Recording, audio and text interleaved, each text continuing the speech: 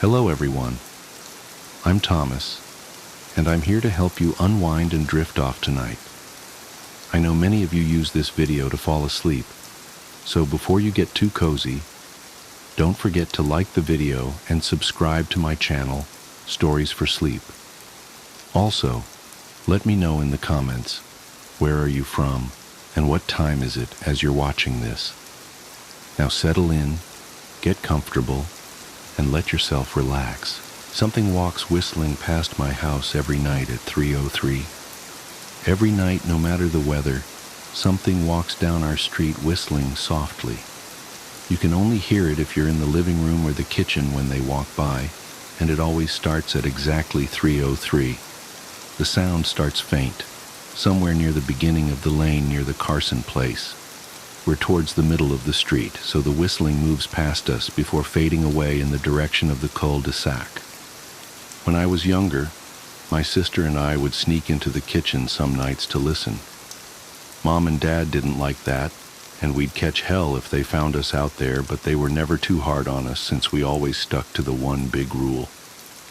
Don't try to look at whatever was whistling. My neighborhood is a funny place. I've lived here since I was 6 and I love it. The houses are small but well kept, good-sized yards, plenty of places to roam. There are a lot of other kids here my age. I turned 13 back in October. We grew up together and would always play foursquare in the cul-de-sac or roam around from back porch to back porch in the summer. This was a good place to grow up. I'm old enough to see it. And there's only the two strange things here, the night whistling and the good luck. The whistling never bothered me much. Like I said, I couldn't even hear it from my bedroom. But Mom and Dad don't like talking about it, so I've stopped asking questions.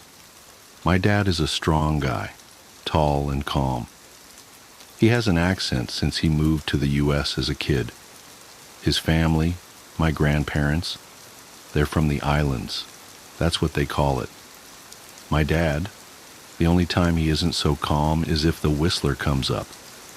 He talks a little quicker then, eyes move faster, and he tells us not to think about it so much, and to always remember the one rule, the big rule. Don't try to look outside when the whistler goes past. Not that we could look even if we wanted. See, there are shutters on the inside of every window, thick pieces of heavy canvas that pull down from the top and latch to the bottom of the window frame. Each latch even has a small lock, about the size of what you'd find on a diary. My dad locks those shutters every night before we all go to bed and keeps the key in his room. My mom, I don't know what she thinks about the whistling. I've seen her out in the living room before at 3:03 when the sound starts. I could see her if I cracked my door open just an inch to peek. She's not out there often. At least I haven't caught her much. But once or twice a month, I think she sits out there on our big red couch, just listening. The whistler has the same tune every night. It's cheerful. Da-da-da-da-da-dum. Da-da-da-da-da-dum.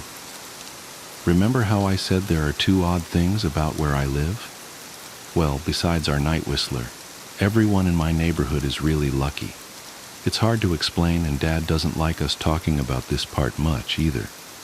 But good things just seem to happen to people around here a lot.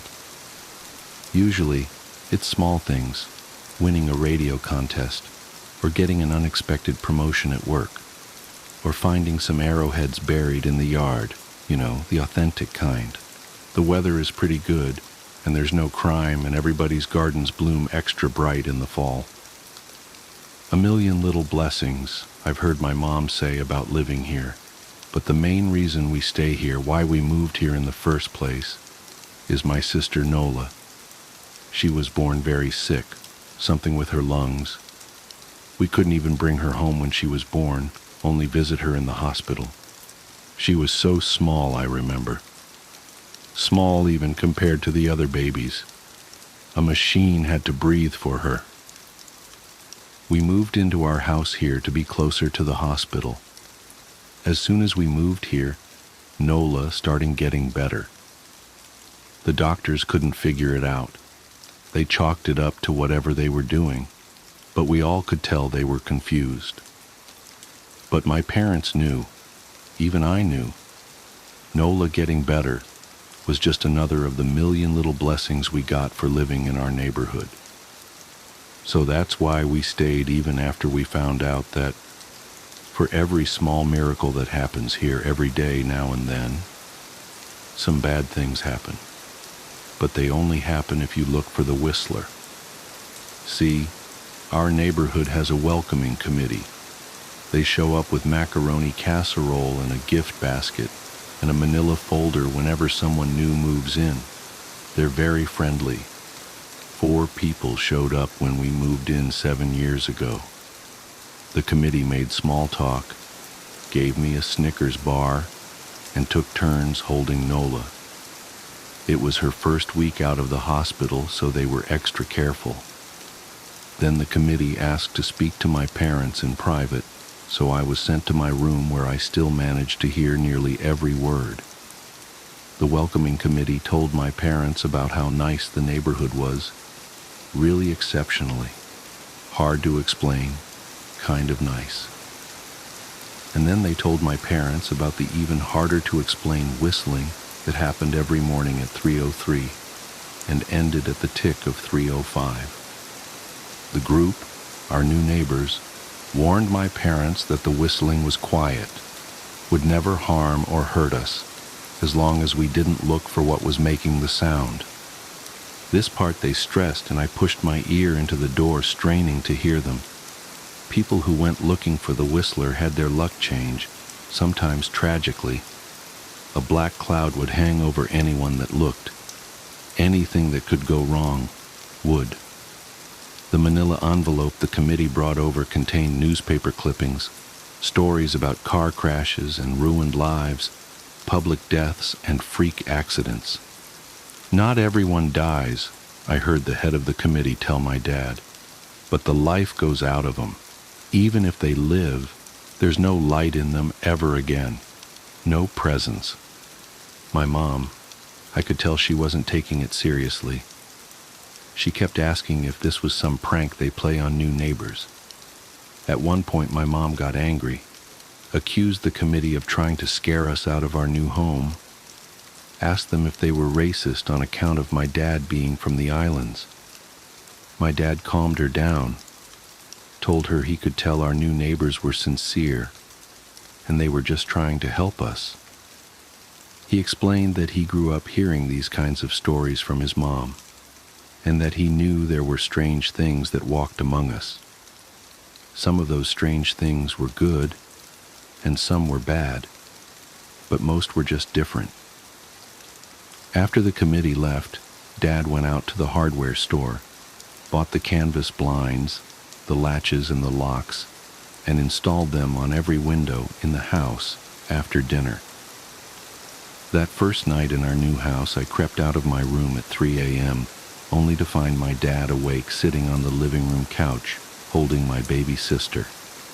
My dad held up his finger in a shh motion but patted the couch next to him. I sat, and we waited.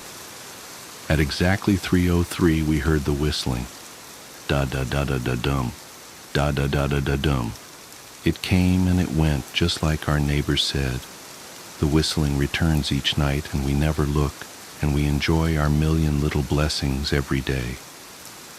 Nola breathes on her own, and she's grown into a strong, clever girl.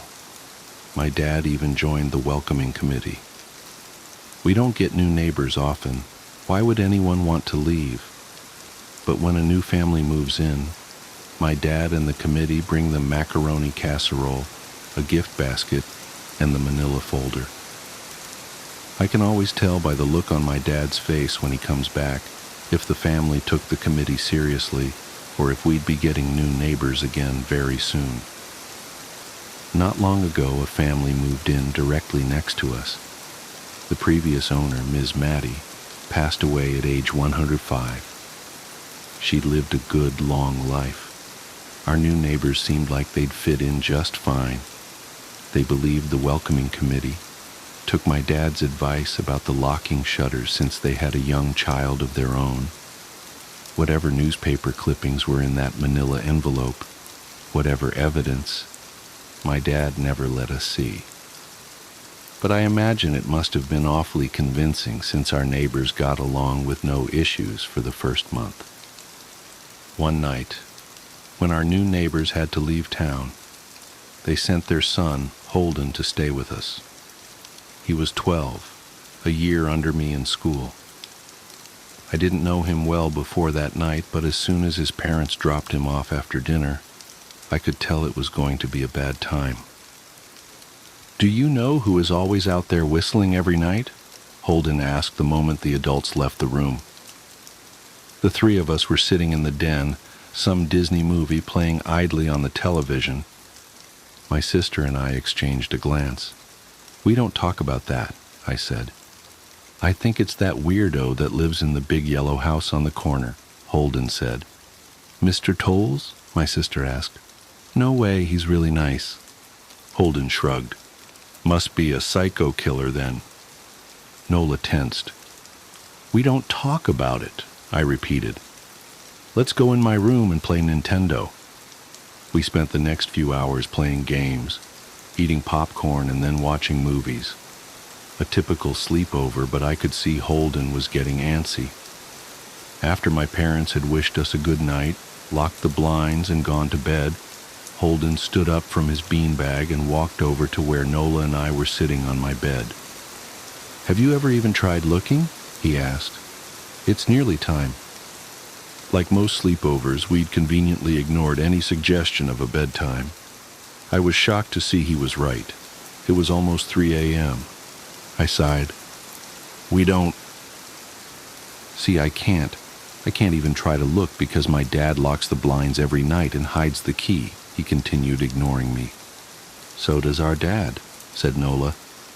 "No," replied Holden. "No, he doesn't." "You saw him do it," I said, a little sharper than I meant to sound. Holden grinned. "Your dad locks the blinds. Yeah, but he doesn't hide the key. He keeps it right on his normal keychain." "So?" I asked, worried I already knew what he would say next, because I had noticed that my dad didn't bother hiding the key anymore after all of these years, because he knew we took it seriously. "So, after your dad locked up, but before your parents went to bed, I went to the bathroom, and on my way, I may have peeked into their room, and I may have seen your dad's keychain on his nightstand, and I maybe went and borrowed the key to blinds." Nola and I stared, and his grin only grew wider. "You're lying," I said. Holden shrugged. "You can check if you want. Just open your parents' door and look. You'll see his keychain right there on the nightstand." "Stay here," I told both of them. "Don't move a muscle." I hurried over to my parents' room but hesitated at the door. If Holden wasn't lying, my dad would be angry, beyond angry. I was scared thinking about it, but more scared of an open window with the whistler right outside. I opened the door, barely an inch, and looked in, but it was too dark to see. Taking a deep breath, I walked into the room.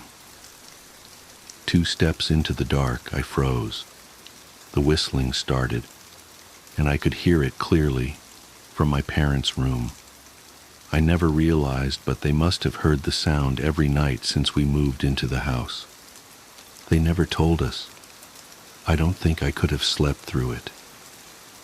I stood there, listening to the whistling come closer, unsure whether I should turn on a light or call out for my dad. Soft sounds from the living room brought me back to reality. "Nola!" I yelled, running out of my parents' room. Holden and Nola were standing near the front door next to a window. Holden wasn't lying. I could see him fumbling with the lock on one of the blinds. I heard a click. He did have the key. Holden let out a quick laugh. Nola stood next to him, hunched up, afraid but maybe curious. The whistling was right outside our house now. I think I made a sound, called out. I can't remember. Time felt frozen, clock hands nailed to the face. But I found myself moving. I'm not fast. I've never been athletic. Somehow, though, I covered the space between myself and Nola in a moment. My eyes were locked on her, but I heard Holden pull the blind all the way down so it could release. I heard the snap of it start to raise, and I heard the whistling just on the other side of the window. But I had my arms around Nola, and I turned us so she was facing away from the window. At the same time, I jammed my eyes shut. The blind whipped open. The whistling stopped. I felt Nola shaking in my arms. "Don't look, okay?" I told her. "Don't turn around." We were positioned so that she was facing back towards the hallway and I was facing the window. My eyes were still closed. I felt her nod into my shoulder. I reached out with the arm not holding Nola and tried to touch Holden. My hand brushed against his arm. He was shaking worse than Nola. "Holden?" I asked. Silence. I reached past him and gingerly felt for the window, eyes still sealed shut. The glass was cold against my fingertips, colder than it should have been for the time of year. I moved my hand up the window, searching for the string to the blind. The glass began to get warmer the further I reached, and there was a gentle hum feeding back into my fingertips. I tried not to think about what might be on the other side of the window. Finally, I touched the string and yanked the blinds shut. I opened my eyes. In the dim light leaking out from the kitchen, I could make out Holden, pale and small, staring at the now closed window. "Holden?" I asked again. He turned towards me and he screamed. Everything became a flurry of motion. Lights sparked to life in the hall, then the living room. My parents' footsteps thudded across the hardwood floor. I didn't turn to look back at them. My eyes were glued to Holden. He was pale, had bit his lips so hard there was a thin red line of blood running down his chin, and he'd wet himself. "What happened?" my dad asked from behind me. I managed to swivel away from Holden and look back. He looked. I'd never seen my dad scared before, but I saw it that night, in that moment. An old, ugly terror stitched on his face. A parent's fear. "Just Holden?" he mouthed to me. I nodded yes. My dad let out a breath. He looked so relieved I nearly expected him to cheer. But then he turned to Holden and my dad's face changed. I wondered if he felt bad for feeling good that Holden was the only one that looked. There was a knock at the door. We all froze. Holden whimpered. "Don't answer it," my mom said. She stood at the threshold of the hall. I'd always thought she was a skeptic and just humored my dad about the windows and the whistler. But that night we were all believers. I noticed that both of my parents held baseball bats they must have taken from their bedroom. The knock came again, a little louder this time. "Please don't open the door," Holden whispered. My dad walked over to him, hugged him close. "We won't," my dad promised, still holding his bat. "Nothing is coming in here tonight." Thud, thud, thud. This time the knocking was loud enough to rattle the door. Holden screamed again and Nola clutched her arms around my neck. My mom came over and knelt down next to us, wrapping my sister and me close. Thud, thud, thud. "Call the police," my mom whispered to my dad. The knocking instantly stopped. My dad looked over his shoulder at us. "Do you think—" He was cut off by frantic knocking that trailed off to a polite tap, tap, tap. "Police," something said from the other side of the door. The voice from outside sounded exactly like my mom. like a parrot repeating the words back to her. Police, call, the police. Tap, tap, tap, police. My mom pulled us closer. Police, police, police, police. Please stop, I heard her whisper. I don't think calling them will help, my dad said. How will we know when they're the ones at the door? The knocking came back harder than before. The door shook. Then it stopped. After a long moment, I heard the knocking again, but it was coming from our back door.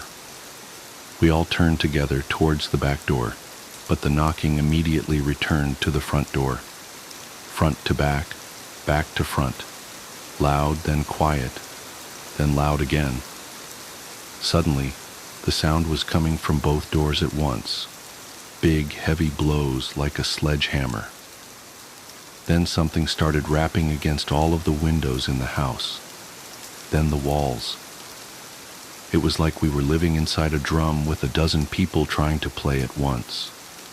Or we were a turtle and something was attempting to claw us out of our shell. Stop! Holden yelled. The knocking died. I won't tell, Holden said, staring at the door. I promise I won't tell anyone what I saw. Just please go away. We waited for nearly a minute. Then we heard it, a soft tap, tap, tap coming from the window Holden had looked through earlier. Holden started to cry, sobbing like a prisoner watching gallows being built outside their cell. My dad held him, brushed his hair, but never lied to him, never told him things would be okay. The tapping at the window went on for the rest of the night. We huddled together in the living room for I don't know how long. Eventually, my mom tried to take us kids into my room while my dad stayed to watch the door. But the second we moved into my bedroom, the knocking came back, so loud it was possible to ignore. I was afraid the door couldn't take it. We went back to the living room, and the knocking stopped. Only the tap, tap, tap on the window remained. None of us slept that night. The tapping stopped around 7 a.m. That's about the time the sun comes up here. We waited another 2 hours before my dad opened the blinds from one window. He made us all go back to my parents' bedroom first. I heard him open the door, then come back in. Okay, he told us. It's done. Holden's parents came back around lunchtime. My mom and dad walked Holden over to his house and they all went inside for quite a while. Nola and I watched from the window. She stuck to me the whole day, right at my side, sometimes holding my hand. When my parents came back, they looked grim, but wouldn't tell us what they said to Holden's family. It was a Sunday, so we all spent the day together, ordered pizza and watched movies. That night, everyone slept in my room, Nola and my mom in the bed with me, my dad in a chair he'd pulled over.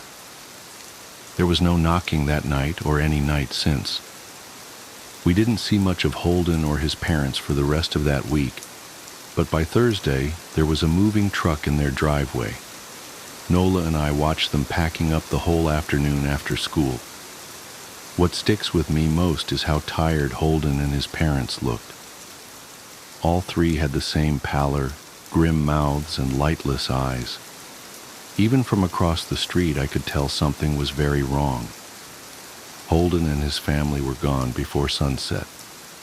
I remember what the original welcoming committee said to my parents when we moved in. Not everyone who looks at the Whistler dies, but even those that live have the light go out of them, and the rest of their lives are full of misfortune, a million little tragedies. I think Holden's parents must have looked, either to comfort him if they didn't believe or share the burden if they did. I watch Nola some days, happy and young and alive, and I wonder if I'd been slower. If she'd looked out the window that night, would I have looked too? To comfort her? To share that burden? I'm glad I don't have to find out. We still live in that house, in that neighborhood. We still hear our whistler walking past every night. The blessings, the luck, the good things here are too good to leave, but we're careful. We don't have friends over to spend the night anymore, and my dad hides the key to the blinds very, very well. Not that I've gone looking. Some things you just don't need to look for.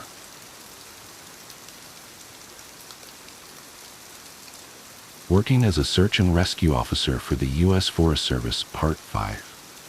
KD is a vet who's been in SAR officer for about 15 years.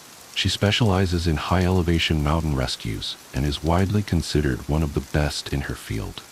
She was one of the more enthusiastic storytellers, and since we were together a fair amount during exercises, she ended up telling me about 4 that really stuck with me.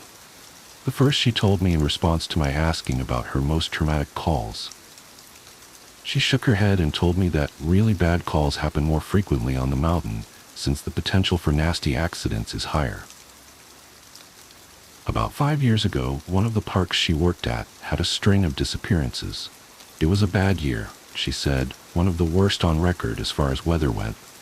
They were getting about a foot of new snow every couple of days, and there were a few avalanches that killed some climbers.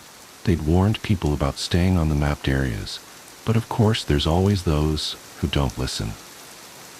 In one particularly nasty case, an entire family got wiped out because the father decided he knew better than the officials, and he took them out into an area that wasn't safe. They were snowshoeing, and as best KD could figure, they'd walked onto a shelf of snow that looked solid, but actually wasn't. It gave way, and this family went ass over tea kettle almost 300 feet down a slope. They landed on the rocks at the bottom, and the parents died instantly. One of the kids did as well, but the other 2 survived. One had a broken leg and fractured ribs.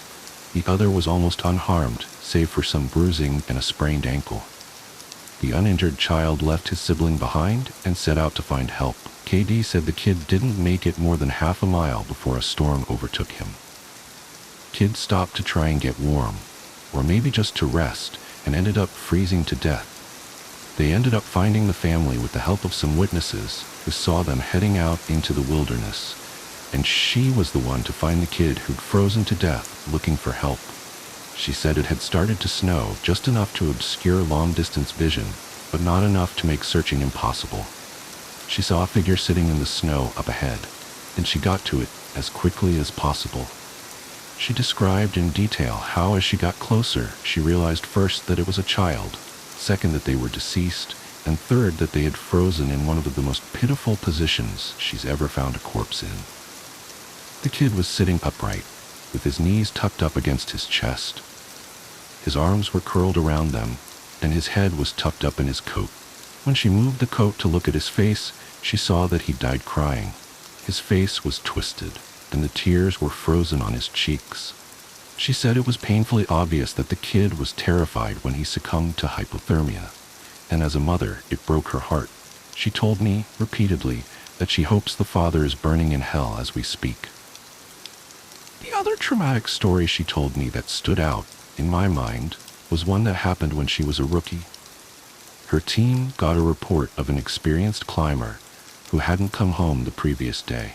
His wife was convinced that something bad had happened because he'd never failed to come home on time. They went out looking for him and had to climb what sounded like some very technically challenging parts of the mountain. They got to a relatively flat area, and KD started seeing blood in the snow. She followed the trail, and as she went, she started seeing little bits of tissue. She wasn't sure exactly what body part it had come from, but the farther she followed it, the more there was. She follows this blood and tissue trail to a sheltered area under a cliff face, and she finds the climber. She said there was so much blood, more than she'd ever seen before. He was lying face down, one arm stretched in front of him, as if he'd died crawling. She looks closer and sees that he's been partially disemboweled, which is where the tissue she'd seen had come from. The guy has an ice pick tucked into a hip holster, and it's covered in blood. Of course, they'll never be sure exactly what happened, but, she said as best she can figure, This is what went down. The guy had been attempting to climb up to the next area and had been using his ice axe to ascend. He'd probably hit a loose patch and had fallen. On the way down, or possibly when he landed, he'd gotten impaled by the axe and it had disemboweled him. He drug himself along, tearing pieces of himself out as he went, and had died under the cliff face. She isn't terribly bothered by gore, but I guess a few of the guys who came to help her remove the body threw up when they turned him over, and a good portion of his intestines spilled out. I mentioned to her that I was interested in hearing about any experiences she had with people completely disappearing. Her eyes light up, and she leans in close to me. "Want to hear a real doozy?" she asks. She tells me about how, when she first started, there was a case that got a lot of attention in the media. A family had been out berry picking in an area of the forest very close to the entrance of the park. They had 2 little boys, both under the age of 5, and at some point during the day, one of them vanishes. There's an absolutely massive search, and they find absolutely nothing. It's another of those cases where it's like the kid was never there in the first place. The dogs just sit down and don't pick up on anything. No trace of the kid is found. The search goes on for about 2 months, but is eventually called off. Fast forward to 6 months later. The family comes back to place flowers at a memorial that's been set up there for the kid. They bring their other son. While they're placing the flowers, they lose sight of the kid for about 3 seconds, and in that span of time, he vanishes into thin air. Now, obviously, the parents are beyond devastated. It's awful enough to lose 1 child, but to lose 2 is beyond imagining. The search is huge, one of the largest in state history. There are about 300 volunteers combing every inch of this park, looking for the kid. But again, there's no trace of him. The search goes on for about a week, with people looking miles from the part of the park he vanished from. And then, almost 2 weeks later, a volunteer almost 15 miles from the designated search area radios in that he's found the kid. They assume that the kid was dead, but the volunteer says he's not only alive, he's in good shape. KD and her team go out to recover the kid, and when they get there, she can't believe that this is the kid that's been missing. His clothes are clean, there's no dirt on him anywhere, and he doesn't appear traumatized. The volunteer says he found the kid sitting on a log, playing with a little twig bundle that's bound together with some old rope. KD asks him where he's been, who he was with for those 2 weeks, and the kid tells her that he's been with the Fuzzy Man. Now, KD firmly believes in Bigfoot, so she gets all excited and asks what he means by fuzzy. Was he hairy? But the kid says no, he wasn't hairy. He was a fuzzy man, and he describes a man that's blurry, like when you close your eyes but not all the way closed. He says the man came out of the trees and took the kid with him deep into the woods. The kid says he slept in a hollow tree and the fuzzy man gave him berries to eat. KD asks if the man was mean, if he scared the kid, and the kid says no, he wasn't scary, but I didn't like how he didn't have eyes. KD says they get it back to headquarters, and a cop takes him into town to talk to him more about what happened. She's friends with the cop that talked to him, and she said the kid described being kept in this tree by the fuzzy man and given berries whenever he was hungry. He was allowed to wander around a very specific clearing, but when he tried to go further, the fuzzy man would get mad and yell real loud, even though he didn't have a mouth. When the kid got scared at night, the fuzzy man made it go brighter and gave him the twig bundle. He said the fuzzy man was going to keep him, but he had to let him go because the kid wasn't the right kind. He either can't or won't elaborate more on that. The cops are just sort of left scratching their heads, and the search for his brother is renewed with no results. The kid has no idea where his brother might be, and they never find him. The last story that Katie told me was of something that happened to her when she got separated from her training group when she was a rookie. They were learning the basics of high-elevation belaying on a well-mapped side of the mountain, and she had to use the bathroom. She went off about 50 yards from the group during a meal break and did her business. I'll tell the rest exactly as she told it to me. So I go to take a piss, and once I'm done, I start going back to the group. but I've only gotten about 5 feet when I realize that I have no idea where I am. And this wasn't I got turned around lost. I mean, I had literally no fucking clue where I was. If you'd asked me, I don't even think I'd have been able to tell you what state we were in. It was sort of how I imagine people with amnesia feel. You know, you're completely lost, and you have no idea what to do. So I stood there for a while, just trying to figure out where the fuck I was and what I was supposed to do. But the longer I stand there, the more confused and turned around I get. So I started walking. As I recall, I just picked a random direction and went for it. And as I'm walking, it's just getting worse and worse to the point where I have no concept of why I'm on the mountain in the first place.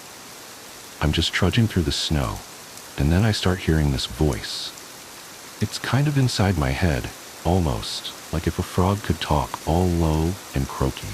And it's telling me over and over, it's okay, you just need to find something to eat. Find something to eat and you'll be okay. Just keep walking and find something to eat. Eat. So I start looking around for anything that I can eat, and I swear to God I've never felt that hungry in my whole life. It was bottomless, and I think I'd have eaten just about anything you put in front of me right then. I had no concept of time, so I had no idea how long I'd been out when I hear an actual voice coming toward me. I go toward it and see one of the other SARs, and he looks fucking terrified. He's running toward me, asking if I'm okay and what the hell I'm doing out here. And the scary thing was, as he's running toward me, I kind of see myself reaching into my belt for my hunting knife. I'm not even really thinking about what I'm doing, but what I am thinking is that I have to eat. If I don't eat, I'll never be okay again, so I just have to eat. He sees me doing that, and he backs off right away. He yells at me to put my knife away, that he's not going to hurt me, and that kind of snaps me back. All of a sudden, I know exactly where I am, and I put the knife away. I run to him and ask him how long I've been gone, thinking he'll tell me I've been gone for half an hour or so. But he tells me I've been gone for 2 fucking days. I've gone over 2 peaks and ended up almost on the other side of the mountain, and if I'd kept going, I would have ended up wandering into about 300 miles of wilderness. They'd never have found me. He can't believe I'm not dead, and of course I don't know what the fuck to think. To me, no time has passed at all. I don't say anything. I just go back with him to a rendezvous point, and I'm taken back to HQ to be airlifted to the hospital. When I get there, they do all kinds of tests and try to figure out what happened. As best they can guess, I had some kind of weird fugue state, which is kind of like amnesia, or a weird seizure that knocked my brain out of whack. But the truth is that we really don't know. It's never happened again, but I'll tell you, ever since then, I never go out there alone. People rag on me for making them come with me when I have to leave the group, but I just tell them that listening to me piss in the snow is better than losing me for 2 fucking days on a freezing mountain. Working as a search and rescue officer for the U.S. Forest Service, Part 7. I honestly don't know how I'd forgotten this story, but it is, by far, the scariest thing that's happened to me. I guess maybe I've tried so long to forget about it that it just didn't come to mind right away. As someone who spends literally all of their time in the woods, you don't ever want to let yourself get scared of being alone or out in the middle of nowhere. That's why when you have experiences like this, you tend to just forget about them and move on. This is, to date, the only thing that's ever made me really seriously consider if this job is the right one for me. I don't really like talking about it much, but I'll do the best I can to remember it all. As I recall, this took place right at the end of spring. It was a typical lost child call. A 4-year-old girl had wandered away from her family's campsite and had been missing for about 2 hours. Her parents were completely despondent and told us what most parents do. My kid would never wander away. She's so good about staying close. She's never done anything like this before. We assure the parents that we'll do everything we can to find her, and we spread out in a standard search formation. I was partnered with one of my good buddies, and we were sort of casually holding conversation while we hiked. I know it sounds callous, but you do sort of become desensitized when you've done this long enough. It becomes the norm, and I think to a certain extent, You have to learn to desensitize yourself in order to work this job. We search for a good 2 hours, going well beyond where we think she'd be. And we come out of a small valley when something makes us both stop in unison. We freeze and look at each other, and there's almost a sensation like a plane depressurizing. My ears pop, and I have this odd sensation of having dropped about 10 feet. I start to ask my buddy if he felt that, but before I can, we hear the loudest sound I've ever heard in my life. It's almost like a freight train passing directly by us, but it's coming from every direction at once, including above and below us. He screams something to me, but I can't hear him over this deafening roar. Understandably freaked out, we look all around us, trying to find the source of the sound, but neither of us sees anything. Of course, my first thought is a landslide, but we're not near any cliffs, and even if we were, it would have hit us by now. The sound goes on, and we're trying to yell to each other, but even standing close together, we can't hear anything but this sound. Then, as suddenly as it starts, it stops, like someone threw a switch and cut it off. We stand there for a second, perfectly still, and slowly the normal sounds of the woods come back. He asks me what the fuck just happened, but I just kind of shrug, and we stand there looking at each other for a minute. I get on the radio and ask if anyone else just heard the end of the fucking world, but no one else hears it, even though we're all within shouting distance of each other. My buddy and I just sort of shrug it off and keep going. About an hour later, we all check up on the radios, and no one's found the little girl. Most of the time, we won't search when it gets dark, but because we don't have any kind of lead on her, a few of us decide to keep going, including me and my buddy. We keep close together, and we're calling out for her every couple of minutes. At this point, I'm hoping beyond hope that we find her, because while I may not like kids, the idea of them being out all alone in the dark is awful. The woods can be intimidating to kids in the daylight. At night, well, it's a whole different beast. But we're not seeing any signs of her or getting any responses, and around midnight, we decide to turn around and head back to the rendezvous point. We're about halfway back when my buddy stops and shines his light to the right of us, into a really thick deadfall, or group of dead trees. I ask him if he's heard a response, but he just tells me to be quiet a second and listen. I do, and in the distance, I can hear what sounds like a kid crying. We both call the girl's name and listen for any kind of response, but it's just this really faint crying. We head in the direction of this deadfall and go around it, calling her name over and over.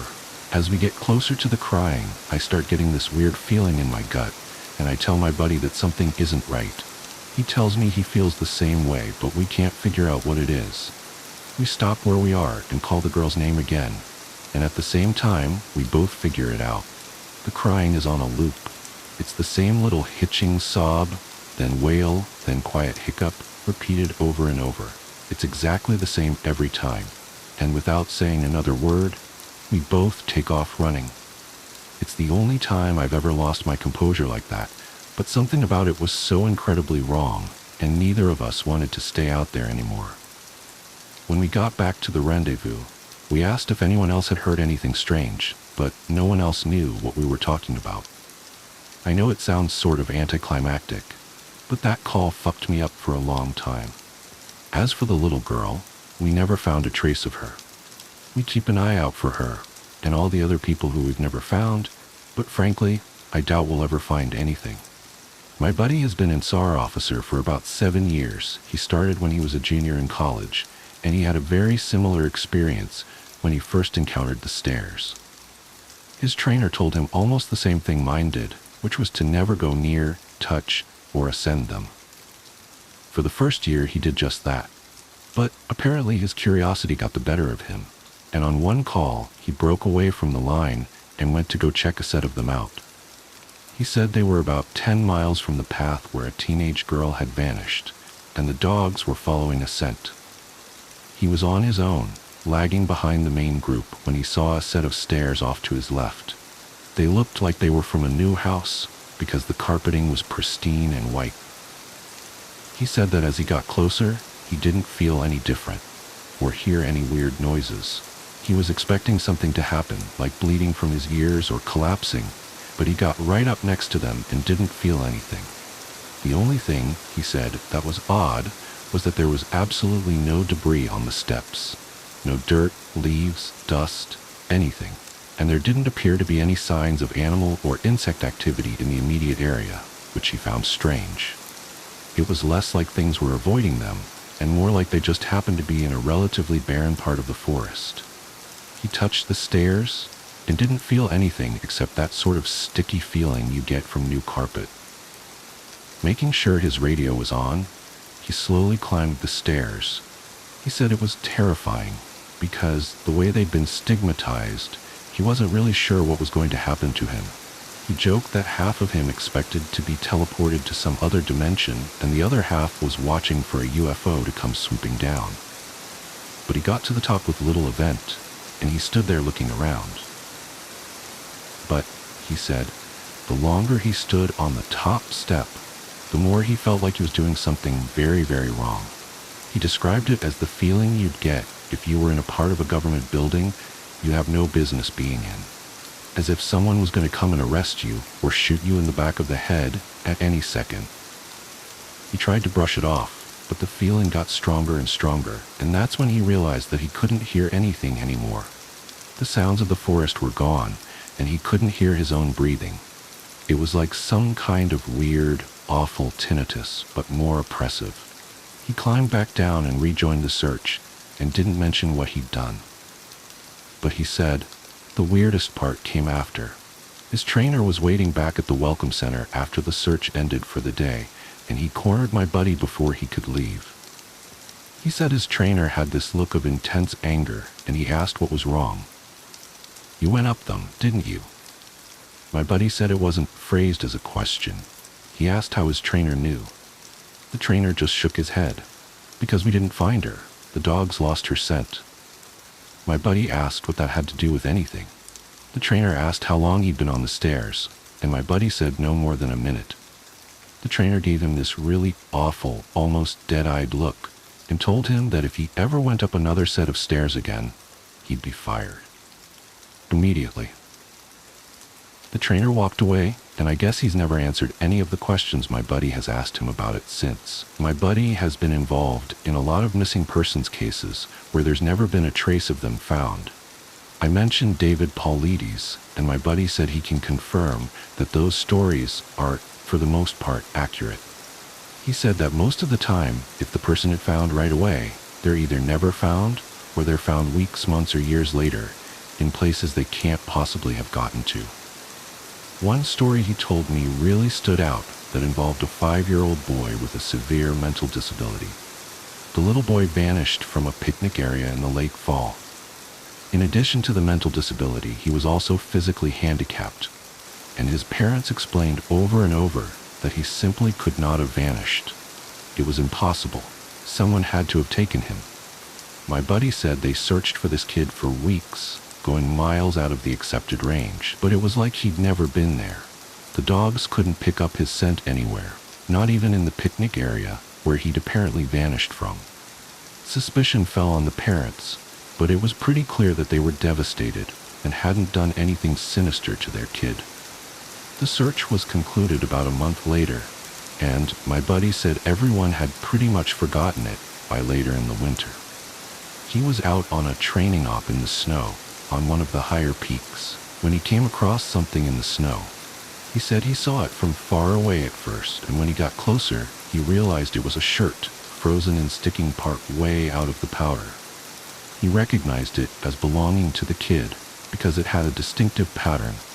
About 20 yards away, he found the kid's body, laying partially buried in the snow. My buddy said there was no way the kid had been dead for any more than a few days, even though he'd been missing for almost 3 months. The kid was curled around something, and when my buddy brushed off the snow to see what it was, he said he almost couldn't believe what he was seeing. It was a big chunk of ice that had been carved crudely to look sort of like a person. The kid was holding it so tight that it had frostbitten his chest and hands, which my buddy could tell even with the decay that had taken place.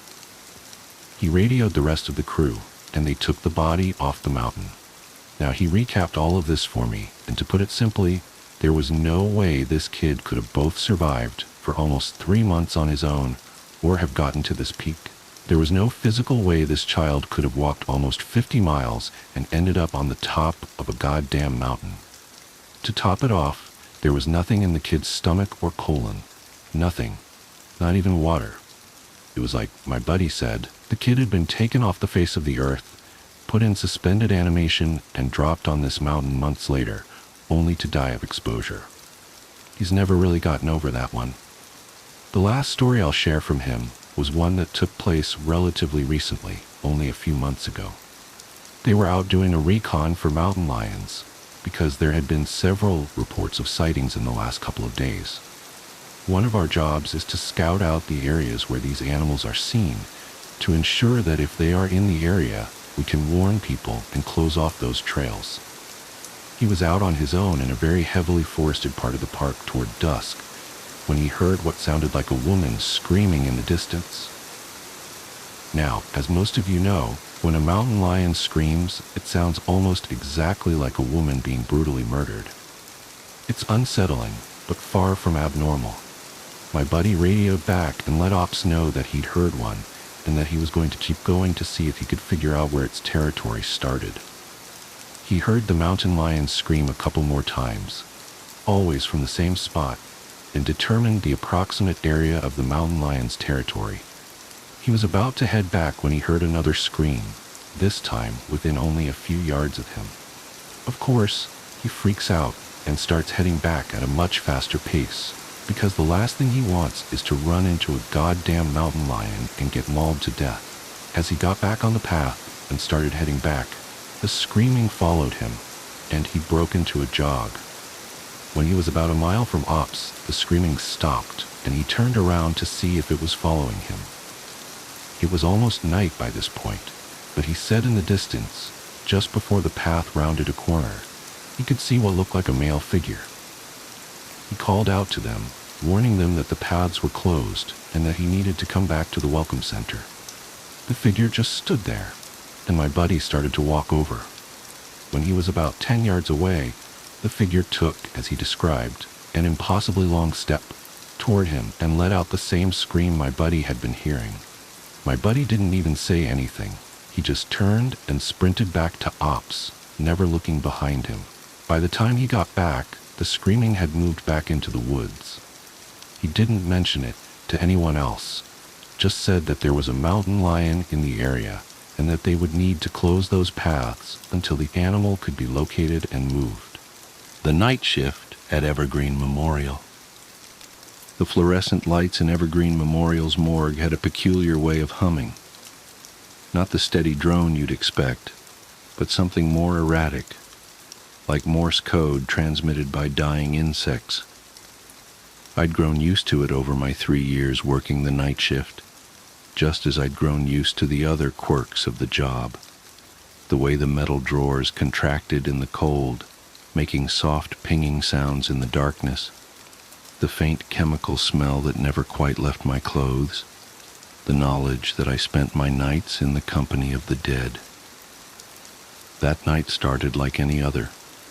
I arrived at 11:45 p.m., 15 minutes early as always, to get my handover from Mike, the evening shift supervisor.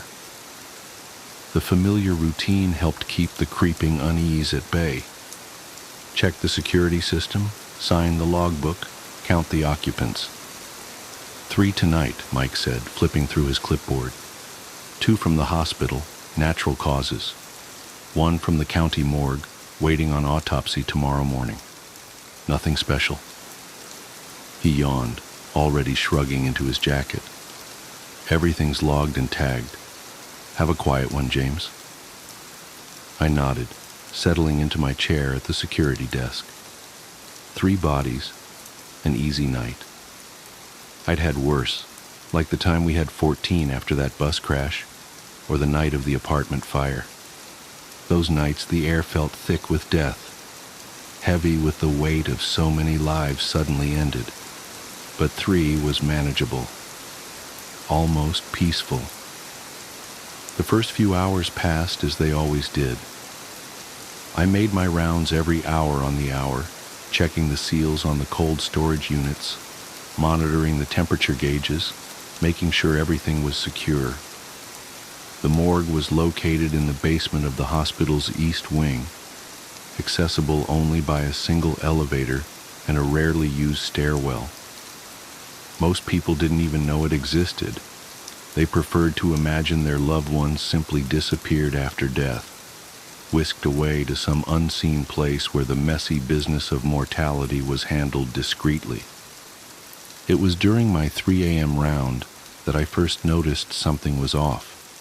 The temperature in cold storage unit 4 was slightly higher than it should have been, 38 degrees Fahrenheit instead of the standard 35. Not enough to cause any problems, but unusual enough to note in the log. I made a mental note to have maintenance check the unit in the morning. That's when I heard it. A sound so faint I might have imagined it, the soft scrape of metal on metal, like someone slowly opening one of the storage drawers. I froze, flashlight beam fixed on the temperature gauge. The sound didn't repeat. After 30 seconds of straining to hear anything beyond the usual ambient noise of the morgue, I convinced myself it had been nothing, just another of the building's many nocturnal voices. But when I turned to continue my rounds, the beam of my flashlight caught something that made my blood run cold. A single droplet of water on the floor, directly beneath storage unit 6. As I watched, another drop fell, joining the first. Condensation wasn't unusual in the morgue. The temperature difference between the storage units and the main room often caused it. But Unit 6 was empty, had been empty all week, according to the logs. I approached slowly, my footsteps echoing in the silence. The handle of Unit 6 was cold under my fingers as I pulled it open, dreading what I might find. Empty, just as it should be. The stainless steel interior gleamed in my flashlight beam, completely dry. I shut the drawer, shaking my head at my own paranoia. 12 years working in morgues, and I was still jumping at shadows. I turned to head back to my desk, and that's when I saw it. A wet footprint on the floor. A single bare footprint, as if someone had stepped out of a shower, and it hadn't been there a moment ago. I swept my flashlight beam across the floor, following a trail of similar prints that led toward the main storage area. They were spaced oddly, too far apart for a normal stride, as if whatever had made them had been hopping, skipping. The logical part of my brain kicked in, trying to make sense of it. A leak in the ceiling, maybe, or someone playing a prank, though who would be sick enough to break into a morgue in the middle of the night just to leave wet footprints was beyond me. I followed the trail, my heart pounding so hard I could feel it in my throat. The footprints led to storage unit 12, one of our 3 occupied units for the night. According to the log, it contained John Doe, 247, a drowning victim found in the lake 2 days ago, awaiting identification. The handle of Unit 12 was wet. I should have called security.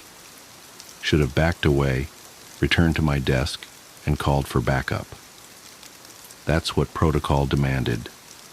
That's what any sane person would have done. Instead, I pulled open the drawer. The body bag was unzipped, empty. A drop of water fell on my hand, and I looked up. He was on the ceiling. John Doe, number 247, naked and dripping, his waterlogged flesh pale as milk in the beam of my flashlight.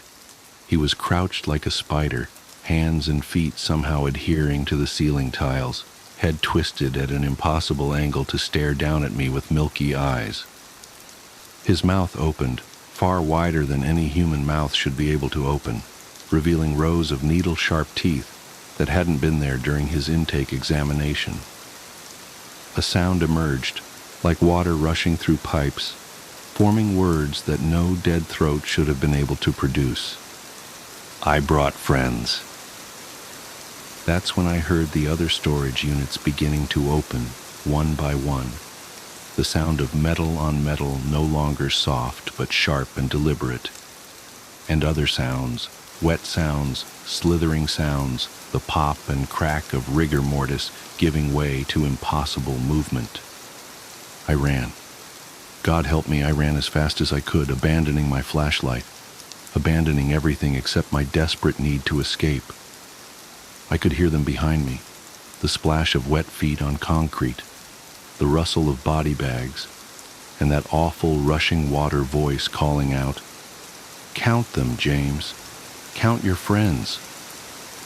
I reached the security desk and slammed my hand down on the emergency alarm. Nothing happened. The power was out. How had I not noticed the power was out? Even the emergency lights were dark, leaving only the pale square of the basement window to illuminate the room. My phone, I needed to call for help, but when I pulled it from my pocket, the screen showed nothing but static, which seemed to move and shift as I watched, forming patterns that looked disturbingly like faces. The sounds were closer now. Something wet dragged itself across the floor behind my desk. Something else skittered across the ceiling, leaving damp trails in its wake. And from the darkness came that voice again. "Count them, James, one by one. But you might want to include yourself in the final tally." I felt something cold and wet wrap around my ankle. I woke up screaming in my chair at the security desk, morning sunlight streaming through the basement window. Mike was shaking my shoulder, looking concerned. "Bad dream?" he asked. "You were out cold when I came in. Must have been some night." I looked around wildly. Everything was normal. The power was on, the fluorescent lights humming their usual drone. No wet footprints, no open storage units, no dripping creatures from the lake. Yeah, I managed. Must have dozed off. Sorry. Mike shrugged. "No worries. Want to do the morning count before you head out?" I nodded, still shaky but determined to prove to myself it had all been a dream. We walked to the storage area together, Mike clipboard in hand. "Let's see," he said, checking his notes. "Should be 3 bodies, right? 2 natural causes, 1 drowning victim." I nodded again, not trusting myself to speak. We counted the occupied units. 1, 2, 3, 4. Mike frowned. "That can't be right. Log shows 3. With trembling hands, I opened Unit 13, a unit that should have been empty. Should have been clean and dry and empty. Inside was a body bag, unzipped. Inside the bag was me, my skin pale and waterlogged, my mouth frozen in a scream that showed rows of needle-sharp teeth. And clutched in my dead hand was a note, written in my own handwriting. Final count. 4 bodies. The extra one is still warm. I passed out. When I woke up in the hospital 2 days later, they told me Mike had found me unconscious at my desk, soaking wet, with no memory of how I got that way. The security cameras had malfunctioned, showing nothing but static for my entire shift. The motion sensors recorded no movement except my regular rounds. And John Doe, number 247, never existed according to the records. No drowning victim had been brought in that week. In fact, there hadn't been a drowning in the county lake in over 20 years. I quit my job at Evergreen Memorial that day. Found work at a convenience store, where the only things that go bump in the night are teenagers trying to steal beer. But sometimes, when I'm alone in the store at 3 a.m., I catch myself counting things: inventory, customers, footprints, and sometimes, just sometimes, I could swear there's one more than there should be. The real horror started 3 days ago, when I received a letter from Evergreen Memorial. They're renovating the morgue, and during the demolition of the old cold storage units, they found something in Unit 13. Something that, according to the laws of physics and biology, couldn't possibly exist. They found a body bag containing a perfect preserved corpse, despite the unit being powered down for months. A corpse with my face, my clothes, my ID badge. And in its hand was a note, written in handwriting identical to mine. Time for the morning count. Don't forget to include yourself, all of yourselves. We've been so looking forward to this reunion. I'm writing this now because I need someone to know what happened, what's still happening, because when I look in the mirror, I see teeth that seem a little sharper each day. And this morning, when I stepped out of the shower, my footprints on the bathroom floor seemed to stay wet for hours.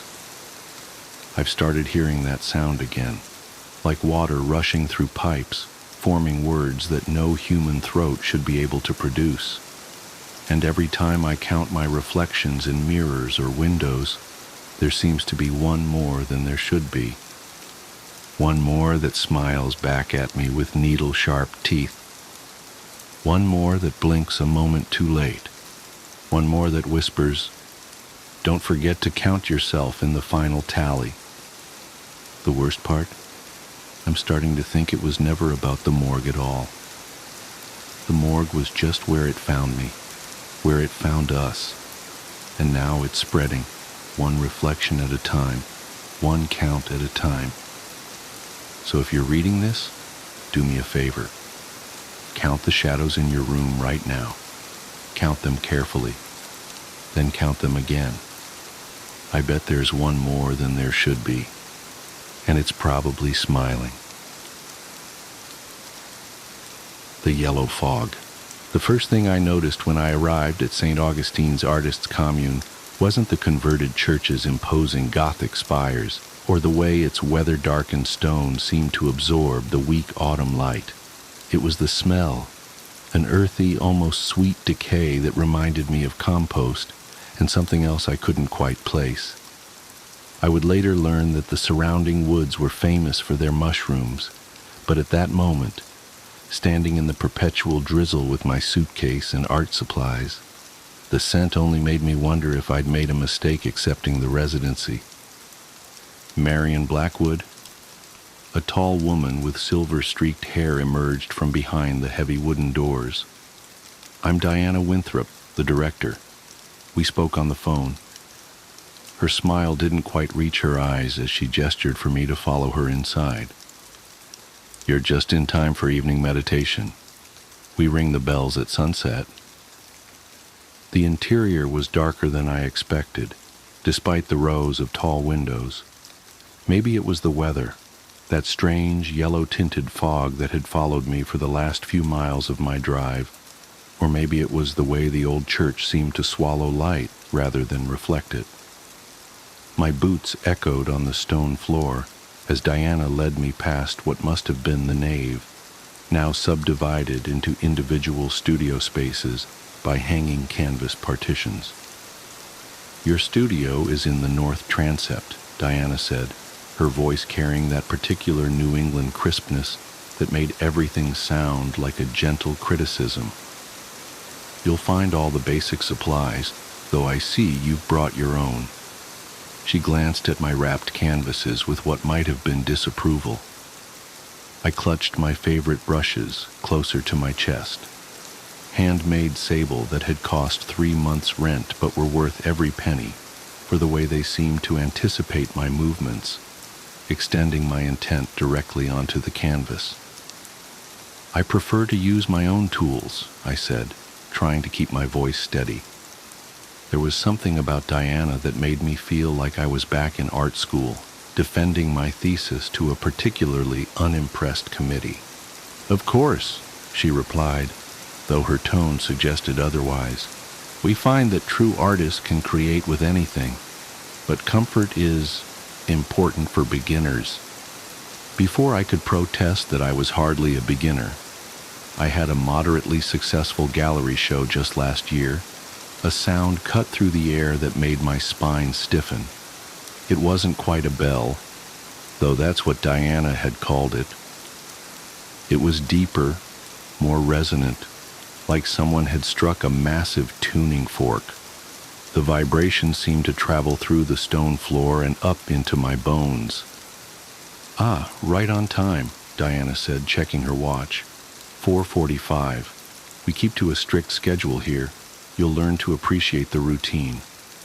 She turned to me with that same not-quite smile. "Would you like to settle in first, or join us for meditation?" My head was starting to ache, either from the drive or that strange bell tone that seemed to linger in the air. "I think I'll unpack," I said. "It was a long trip." "As you wish." Was that disappointment in her voice? "The others will be eager to meet you at dinner. We've heard so much about your unique perspective on sacred geometry." I watched her walk away, her footsteps impossibly quiet on the stone floor, and tried to remember if I'd mentioned sacred geometry in my application. I didn't think I had. My work dealt primarily with organic forms, particularly mushrooms and their mycelial networks. I'd been fascinated by their hidden connections ever since I'd found that fairy ring in my parents' backyard as a child. My assigned studio space was smaller than I'd expected, but the north-facing windows would provide good light, assuming the sun ever broke through the fog. Someone had already set up an easel and a basic set of supplies: student-grade acrylics, synthetic brushes, the kind of materials I hadn't used since undergraduate studies. But it was the canvas that drew my attention. A large square piece, already primed and stretched, positioned precisely in the center of the easel. I stepped closer, frowning. The surface wasn't completely white. In the dim light, I could make out faint lines, geometric patterns that seemed to shift when I tried to focus on them. They reminded me of the growth patterns of certain fungi, the way they spread underground in perfect mathematics. "Oh, don't mind that." The voice behind me made me jump. A young man stood in the doorway, pale and thin with dark circles under his eyes that looked almost like bruises. "Sometimes the old works bleed through. I'm James, by the way. Studio next door." "Marion," I said, trying to calm my racing heart. "What do you mean, bleed through?" James shrugged, a jerky movement that reminded me of a puppet on strings. "This place has history. Art has memory. You'll see." He glanced over his shoulder, then leaned in closer. His breath smelled of earth and copper. "Just don't try to paint over them. It doesn't work. Trust me." Before I could ask what he meant, another bell tone filled the air, different from the first, higher, almost piercing. James straightened up as if pulled by invisible wires. "That's the second call. You should come to meditation. It helps with the dreams." "What dreams?" But he was already gone, his footsteps silent despite the stone floor. I turned back to the canvas, but in the fading light I couldn't make out the patterns anymore. Just white space, waiting to be filled. I spent the next hour unpacking, trying to arrange my space into something that felt like mine. The studio had a small attached bedroom, more of a cell really, with just enough room for a narrow bed and a dresser. The bathroom was shared down the hall. As I hung my clothes in the tiny closet, I noticed a faint discoloration on the wall behind it, spreading up from the baseboard like watercolor blooming on wet paper. In the yellow light filtering through the windows, it almost looked like it was moving. The third bell came just as I was setting up my paints. This one was different again, deeper than the first, but with harmonics that made my teeth ache. I had to grip the edge of the table until it passed, leaving behind a ringing in my ears and a metallic taste in my mouth. Dinner, it turned out, was served in what must have been the church's refectory, a long, narrow room with a vaulted ceiling that made every clink of cutlery echo. There were 12 other residents, I learned, though only 8 were at dinner that night. The others are deep in their work, Diana explained from her place at the head of the table. We don't disturb the process once it really takes hold. The food was simple but strange, mushroom soup that tasted both familiar and wrong somehow, and bread that had an odd yellow tinge to it. I found myself eating more than I meant to, though I wasn't particularly hungry. There was something compelling about the flavor, something that made me want to analyze it, break it down to its components. "It's the local fungi," said the woman next to me. Sarah, I thought her name was, though everyone had been introduced too quickly for me to keep track. "They have unique properties, perfect for artistic inspiration." She smiled, and I noticed a faint yellow stain at the corner of her mouth. "Diana forages them herself." I looked down at my bowl, suddenly less hungry. I didn't know mushrooms could be that color naturally. "Oh, nothing about them is natural," James said from across the table. "That's what makes them." He cut off abruptly as Diana cleared her throat. "Perhaps we should discuss your work, Marion," Diana said smoothly. "We're all very interested in your process." The way she said process made it sound like an accusation. I took a sip of water, trying to wash away the lingering taste of the soup. "I work primarily with organic forms," I began, falling into my usual artist statement. "I'm interested in the hidden connections between things, the networks that exist just below the surface." Yes, Diana interrupted. "But what are you really looking for?" The question caught me off guard. "I'm not sure what you mean." "Nobody comes to St. Augustine's by accident," Sarah said, her voice soft but intense. "We're all searching for something, the truth beneath the truth, the pattern behind the pattern." "I'm just here to work," I said. But even as I said it, I knew it wasn't entirely true. There was something else, something that had drawn me to this place when I saw the residency listing. Something about the way the application had seemed to read my thoughts before I had them. "Of course you are," Diana said, that not quite smile again. "And work you shall, starting tomorrow. The morning bell rings at sunrise." That night I dreamed of mushrooms. They pushed up through the floorboards of my small room, pale and pulsing with their own inner light. In the dream, I watched them grow, fascinated by their geometric perfection. They formed patterns, circles, spirals, complex fractals that seemed to contain infinite depth. I wanted to paint them, to capture their impossible mathematics, but when I reached for my brushes, they squirmed in my hand like living things. I woke to the first bell of morning, my sheets damp with sweat despite the chill in the room. The dream clung to me like cobwebs, and for a moment I could have sworn I saw faint circles on the floor, glowing in the pre-dawn light. But when I blinked, they were gone. The fog was thicker than ever, pressing against the windows like something alive. Its yellow tint seemed stronger in the morning light, giving everything a jaundiced, sickly cast. I dressed quickly, shivering.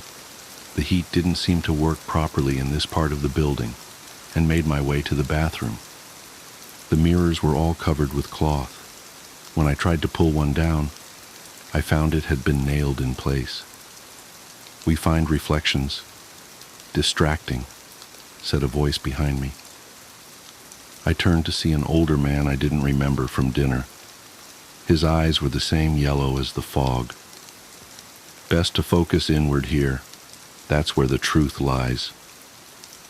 I nodded as if this made perfect sense and hurried back to my studio. The canvas was waiting for me, those faint geometric patterns more visible in the morning light.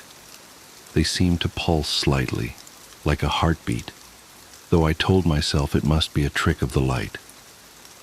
I set up my paints, laying out my brushes with careful precision. They were my touchstone, my connection to the real world of galleries and critics and normal artistic concerns. I picked up my favorite, the finest sable for detail work, and turned to the canvas. The patterns were gone. The surface was pristine white, as if newly primed. But when I moved my head slightly, I could see them again, just at the edge of my vision, like after images from staring at the sun. "They do that," James said from the doorway. I hadn't heard him approach. "They hide themselves until they're ready to be seen, like mushrooms before they fruit." "There's nothing there," I said firmly, more to convince myself than him. "It's just a blank canvas." He made that puppet jerk shrug again. "If you say so. But you might want to try working with them instead of fighting them. It's easier that way. Less painful." Before I could ask what he meant, the second bell rang. This time the sound seemed to have color, a deep, pulsing yellow that matched the fog. I closed my eyes, but I could still see it behind my eyelids, forming those same geometric patterns I'd seen on the canvas. "Time for morning meditation," James said. His voice sounded distant, as if coming through water. "You should come. It helps with the adjustment."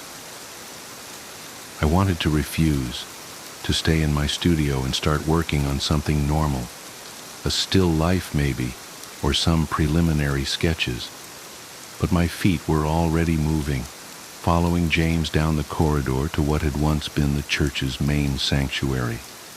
The other residents were already there, sitting in a circle on cushions. Diana stood in the center, holding something that looked like a bell, but wasn't quite. In the yellow light filtering through the windows, its surface seemed to ripple and flow. "Ah, Marian," she said, "I'm glad you decided to join us. Please sit. We were just about to begin today's visualization." I sat between James and Sarah, trying to ignore the way the floor seemed to pulse beneath me. Diana struck the not-quite bell, and the sound filled the space like liquid light. I felt it in my bones, in my teeth, behind my eyes. "Close your eyes," Diana instructed, "and look for the patterns. They're always there, just beneath the surface, waiting to be found." I closed my eyes, but I could still see geometric forms spinning and multiplying, mushrooms growing in perfect Fibonacci spirals, mycelial networks spreading like neural pathways. They were beautiful, terrifying. True. When I opened my eyes again, the room was empty except for Diana. The quality of light suggested hours had passed, though it couldn't have been more than minutes. Could it? "How do you feel?" Diana asked, helping me to my feet. My legs were stiff, as if I'd been sitting for much longer than a morning meditation.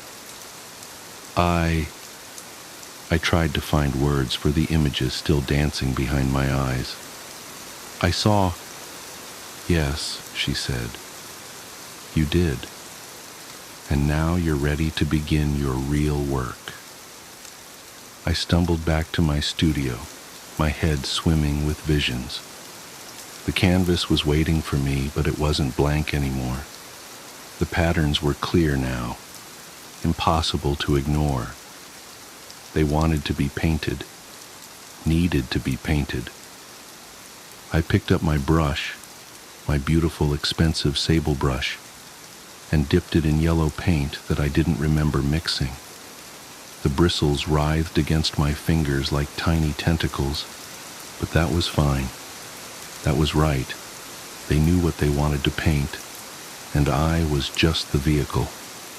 The work poured out of me like fever dreams. I painted mushrooms that grew in impossible geometries, their gills reflecting infinite recursions of themselves. I painted networks of mycelia that spelled out truths in mathematical languages I shouldn't have been able to understand. I painted the yellow fog as it really was, not weather at all, but the visible manifestation of something vast and patient and hungry. I painted until my brushes wore down to nubs, their sable bristles falling out like shed skin. I painted until my fingers bled, and then I painted with that too, because the patterns demanded red now, needed that iron-copper brightness to complete their equations. The bells rang, and I painted their sound. Diana brought me soup that tasted of secrets, and I painted its flavor. Sarah sat with me sometimes, whispering about the truth beneath the truth, and I painted her words in spirals that ate themselves. I don't know how long it's been. Time moves strangely here, measured only by the bells and the growth of mushrooms through the floorboards. Real ones now, not dreams. They glow with their own light just as I knew they would, and their patterns match exactly what I've painted. My newest brush is made from James's hair.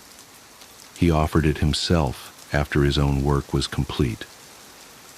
I saw his final piece yesterday, or maybe last week, a masterwork of sacred geometry that had somehow captured the sound of all three bells combined. He won't need his hair anymore, he said. Where he's going, he won't need anything at all. I understand now why the mirrors are covered. We don't need to see our reflections to know how we've changed.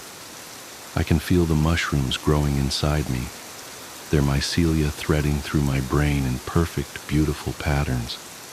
Soon, my work will be complete too. I'm writing this because I found my old phone while looking for more red paint. It still works, though the screen keeps showing me geometric patterns that I need to paint right now. But I wanted to record this first, to explain to whoever finds it why I had to accept the residency, why I had to paint the truth, why we all did. The third bell is ringing. The yellow fog is very thick now, and the mushrooms are so beautiful, geometry made flesh, mathematics made real. Diana says I'm almost ready. One last painting, she says. One final pattern to complete the sequence. I can see it now, growing behind my eyes. It's so perfect, so true. I just need a little more red paint. The Midnight Visitor. I never told anyone why I really left my job as a night shift nurse at Pine Grove Nursing Home. They all assumed it was the stress, the long hours, the emotional toll of watching patients decline. I let them think that. It's easier than explaining what really happened during my last night there. Easier than trying to convince them that what I saw was real. But now I have to tell someone, because last night, at exactly 3:17 a.m., my phone rang. The caller ID showed Pine Grove Nursing Home, and when I answered, I heard the soft, steady beep of a cardiac monitor, followed by the voice I've been trying to forget for the past 6 months. Nurse Anderson, I'm ready for my medicine now. Mrs. Eleanor Webb. Room 217. Deceased as of April 15th, 2024, at 3:17 a.m. I should start at the beginning. It was supposed to be a normal night shift. They're all normal until they're not. I'd been working at Pine Grove for 3 years, long enough to know every creaky floorboard, every flickering fluorescent light, every patient's particular habits and needs. Night shifts in a nursing home have their own rhythm. Medication rounds, hourly checks, the quiet moments in between when the building seems to breathe with the collective inhales and exhales of its sleeping residents. Mrs. Webb had been with us for nearly a decade, a sweet woman, always lucid despite her advanced age, with a sharp wit and sharper memory. She loved to tell stories about her years as a high school English teacher, about the thousands of students whose lives she'd touched. She never had children of her own, she'd tell me during our late-night talks. But she had all those students, all those young minds she'd shaped. That night, her last night, started like any other. I made my rounds at midnight, checking vitals, administering medications. Mrs. Webb was awake when I entered her room, sitting up in bed with her reading glasses perched on her nose, a weathered copy of The Turn of the Screw open on her lap. "Just getting to the good part," she said, smiling up at me. "Have you ever read it, dear?" I told her I hadn't. "Oh, you should. It's all about the things we see when we're alone in the dark. The things that might be real or might be in our minds. Sometimes there's not much difference between the two, is there?" I nodded politely, checked her vitals, all normal, and gave her her evening medications. Before I left, she called me back. "Nurse Anderson, would you mind bringing me my red cardigan? The one in the closet? It gets so cold in here sometimes." I opened her closet door. There was no red cardigan. "Mrs. Webb, I don't see..." But she was already asleep, the book fallen closed on her chest, her glasses slightly askew. I did my 1 a.m. rounds, my 2 a.m. rounds, everything normal. The building settled into its nighttime quiet, broken only by the occasional cough or creak of an adjusting bed. At 3:15 a.m., Mrs. Webb's call button lit up. I wasn't worried at first. She often woke in the night needing water or help to the bathroom. But when I entered her room, something felt wrong. The air was dense, heavy with an electrical charge like just before a storm. And it was cold. So cold, I could see my breath clouding in front of me. Mrs. Webb was sitting up in bed again, but something was different. Her posture was too straight, too rigid. Her hands were folded neatly in her lap, but her fingers were moving, not fidgeting, but writing invisible words on her thighs, over and over. "Mrs. Webb, did you need something?" She turned her head toward me, but her eyes weren't right. They were completely black, like empty holes in her face. "I need my cardigan," she said, but her voice wasn't right either. It echoed, as if multiple voices were speaking in almost perfect unison. "The red one. They're all waiting." "Who's waiting, Mrs. Webb?" Her fingers kept writing, faster now. I could hear her nails scratching against the fabric of her nightgown. "My students," she said. "All my students. The ones who never left." She smiled then, and her teeth were wrong too. Too many of them. Too sharp. "Would you like to meet them, Nurse Anderson? They're just there, in the closet, with my red cardigan." I looked at the closet door. It was open now, though I hadn't opened it. Inside was absolute darkness, a darkness that seemed to pulse and breathe. And something was coming out of that darkness. Many somethings. Young faces, twisted and wrong. Hands reaching, grasping. Mouths opening to reveal too many teeth, just like Mrs. Webb's. "My students," Mrs. Webb said, her voice now a chorus of dozens, hundreds of voices. "The ones who never left, the ones I kept, the ones I taught my final lesson." The shadows were taking shape now, forming into figures in old-fashioned school uniforms, their faces a horrible mixture of youth and ancient evil. They moved like smoke but left wet footprints on the floor. "You see, Nurse Anderson, some lessons can only be taught in the dark. Some knowledge can only be passed on in death. And now..." Her head turned toward me, rotating too far, until she was looking at me over her own shoulder. "Now it's time for your lesson." The cardiac monitor started to beep frantically. The shadows surged forward. I ran. I don't remember much after that. The official report says I was found in the parking lot at 3:45 a.m., incoherent and hyperventilating. They told me Mrs. Webb had passed peacefully in her sleep. Natural causes, nothing unusual, but I know what I saw. And now, 6 months later, my phone is ringing again. 3:17 a.m., Pine Grove Nursing Home. This time there's a text message too. "Found my red cardigan, dear. Won't you come see? The students miss you.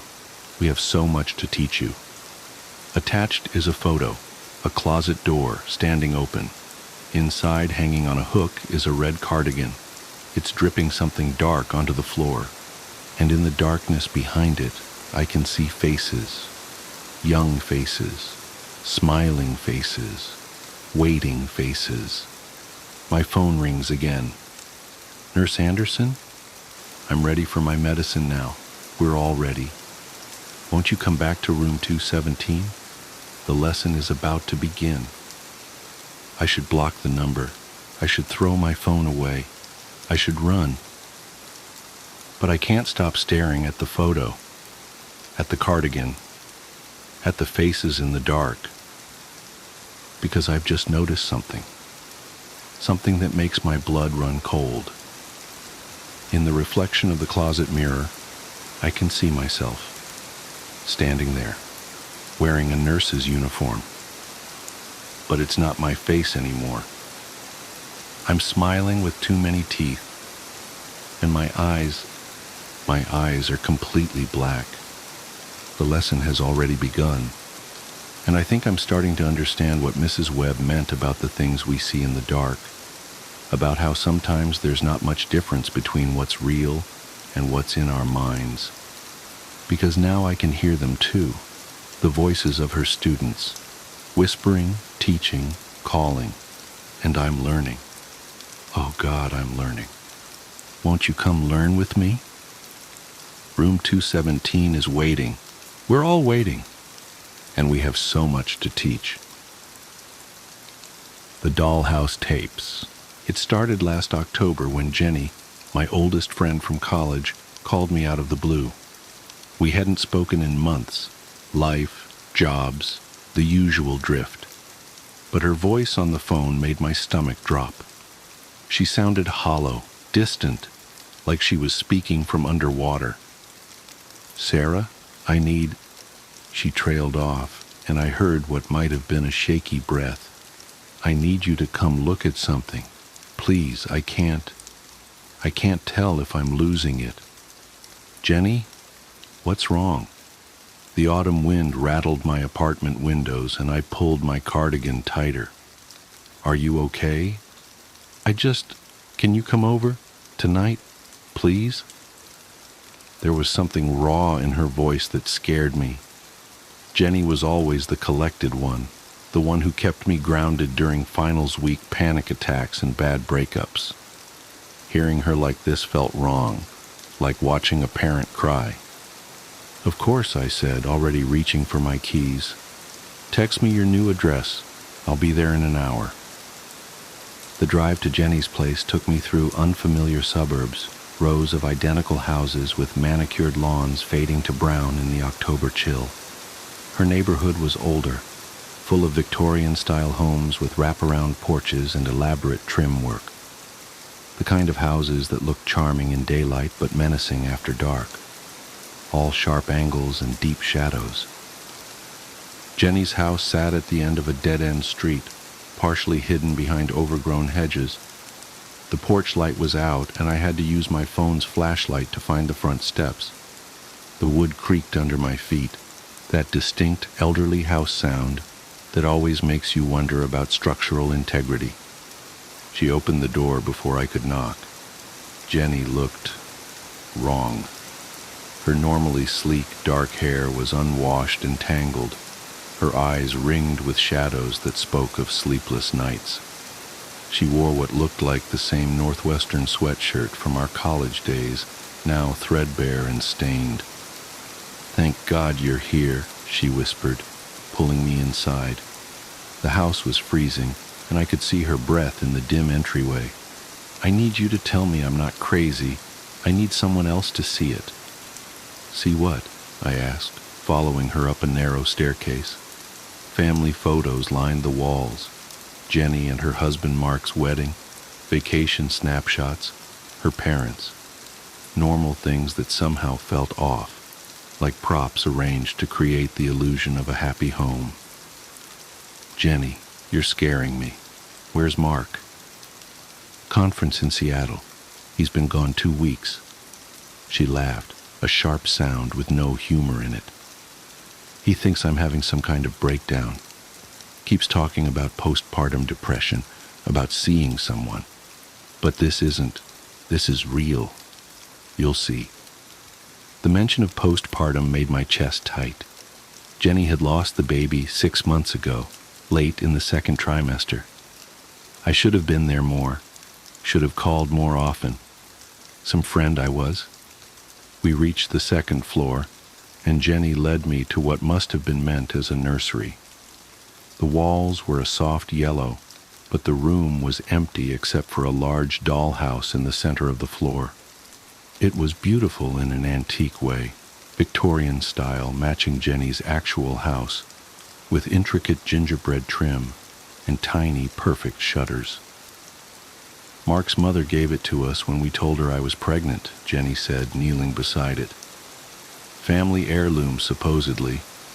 Been passed down for generations." She reached out with trembling fingers, but stopped just short of touching it. "Watch." I knelt beside her, knees cracking against the hardwood floor. Up close, the dollhouse was even more impressive.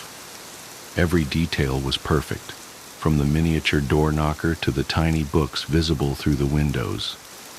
But something felt off. The proportions were slightly wrong, the windows a bit too tall, the doors at slightly odd angles. Looking at it too long made my eyes hurt. "Jenny, what a Shh," she hissed, eyes fixed on the dollhouse. "Listen." At first I heard nothing but the usual old house sounds, settling foundations, creaking wood, the whisper of wind through old windows. Then, something else. A soft scratching, like mice in the walls, but rhythmic, deliberate. It seemed to be coming from inside the dollhouse, but that was impossible, wasn't it? "There's more," Jenny whispered. Her hand found mine in the dark, ice cold and shaking. "Watch the nursery window. Top floor." I leaned closer, squinting at the tiny window she indicated. The room beyond was dark, but as my eyes adjusted, I could make out what looked like a miniature nursery. A crib, a rocking chair, tiny stuffed animals arranged with obsessive care. The scratching got louder. Then I saw it. Movement. Just a flicker, but unmistakable. Something inside that tiny room was moving. "Jesus!" I jerked back, heart pounding. There must be a mechanism or something, like those animated Christmas displays." Jenny shook her head slowly. "I thought that too. I took it apart looking for motors, batteries, anything. There's nothing, just wood and paint and..." She swallowed hard. "And sometimes, late at night, I hear crying, baby crying." A chill ran down my spine that had nothing to do with the room's temperature. "Jenny, maybe Mark is right about talking to someone. After everything you've been through..." "I knew you wouldn't believe me," she said flatly. "Nobody does. But I can prove it." She stood suddenly, moving to a shelf I hadn't noticed before. "Look at this." She handed me what looked like an old VHS tape, the label worn away with age. "I set up a camera last week, one of those old camcorders Mark's dad gave us. Digital ones won't work. They just show static. But this? She grabbed my arm, fingers digging in painfully. You have to watch it with me. Please. I wanted to say no. Everything in me was screaming to get out of that house, to get Jenny help, to call Mark or her parents or anyone. But the desperation in her voice stopped me. Okay, I said. Okay, do you have a VCR? She led me back downstairs to what must have been meant as a living room, though it held only a TV on a stand and a single rocking chair. The chair was moving slightly, though there was no breeze. Must be the uneven floorboards, I told myself firmly. Jenny hooked up an ancient VCR with shaking hands and inserted the tape. Static filled the screen, then resolved into a grainy image of the dollhouse at night, lit only by moonlight through the nursery windows. For several minutes, nothing happened. Then, there, Jenny pointed. On screen, a shadow moved past the tiny windows, too large to be a doll, too small to be human. The image distorted, tracking lines rolling across the screen, but I could make out something rocking in that miniature chair, back and forth, back and forth. The static grew louder, took on an almost rhythmic quality, like breathing or crying. The tape jumped, skipped. When the image stabilized, the camera was closer to the dollhouse, close enough to see inside that tiny room, close enough to see. I'm not going to describe what I saw in that window. I can't. My mind shies away from it like a hand from a hot stove. But I remember the sound I made, a thin, animal whimper of pure terror. Jenny just nodded. You see? You see it too? Her voice was eager, almost triumphant. I'm not crazy. It's real. The tape continued, but I couldn't watch anymore. I stumbled to the bathroom and threw up, my whole body shaking. When I came back, Jenny was rewinding the tape with methodical care. Jenny, I said carefully, we need to get rid of that dollhouse. Burn it, break it up, whatever. This isn't right. Don't you think I've tried? She laughed that horrible laugh again. Nothing works. Fire won't catch, tools break. And when I tried to throw it out, she pulled up her sleeve, revealing angry red scratches down her arm. It came back. It always comes back. Then we'll try harder. We'll figure something out. I pulled out my phone. I'm calling Mark. He needs to come home. No, Jenny knocked the phone from my hand with surprising strength. He'll just try to have me committed again, like after the baby. She wrapped her arms around herself, rocking slightly. I have to figure this out. There has to be a reason. A connection. What do you mean, a connection? She took a deep breath. I found something. In Mark's mother's attic when we were cleaning out her house last month. Look. She retrieved a manila envelope from a drawer and spread its contents on the floor. Newspaper clippings mostly, yellowed with age. They told fragments of a story, missing children, spanning decades. All from this area, all from families who had owned the dollhouse. It's not just a coincidence, Jenny whispered. It can't be. And look at this one. She pointed to the oldest clipping from 1947. The photo showed a young woman being led away by police, her face twisted in anguish. Behind her, barely visible, was the dollhouse. The woman could have been Jenny's twin. I dream about her sometimes, Jenny said softly. She lost a baby too, late term. But she found a way to get it back, through the dollhouse somehow. Only it wasn't really her baby that came back. Jenny, stop! My voice was shaking.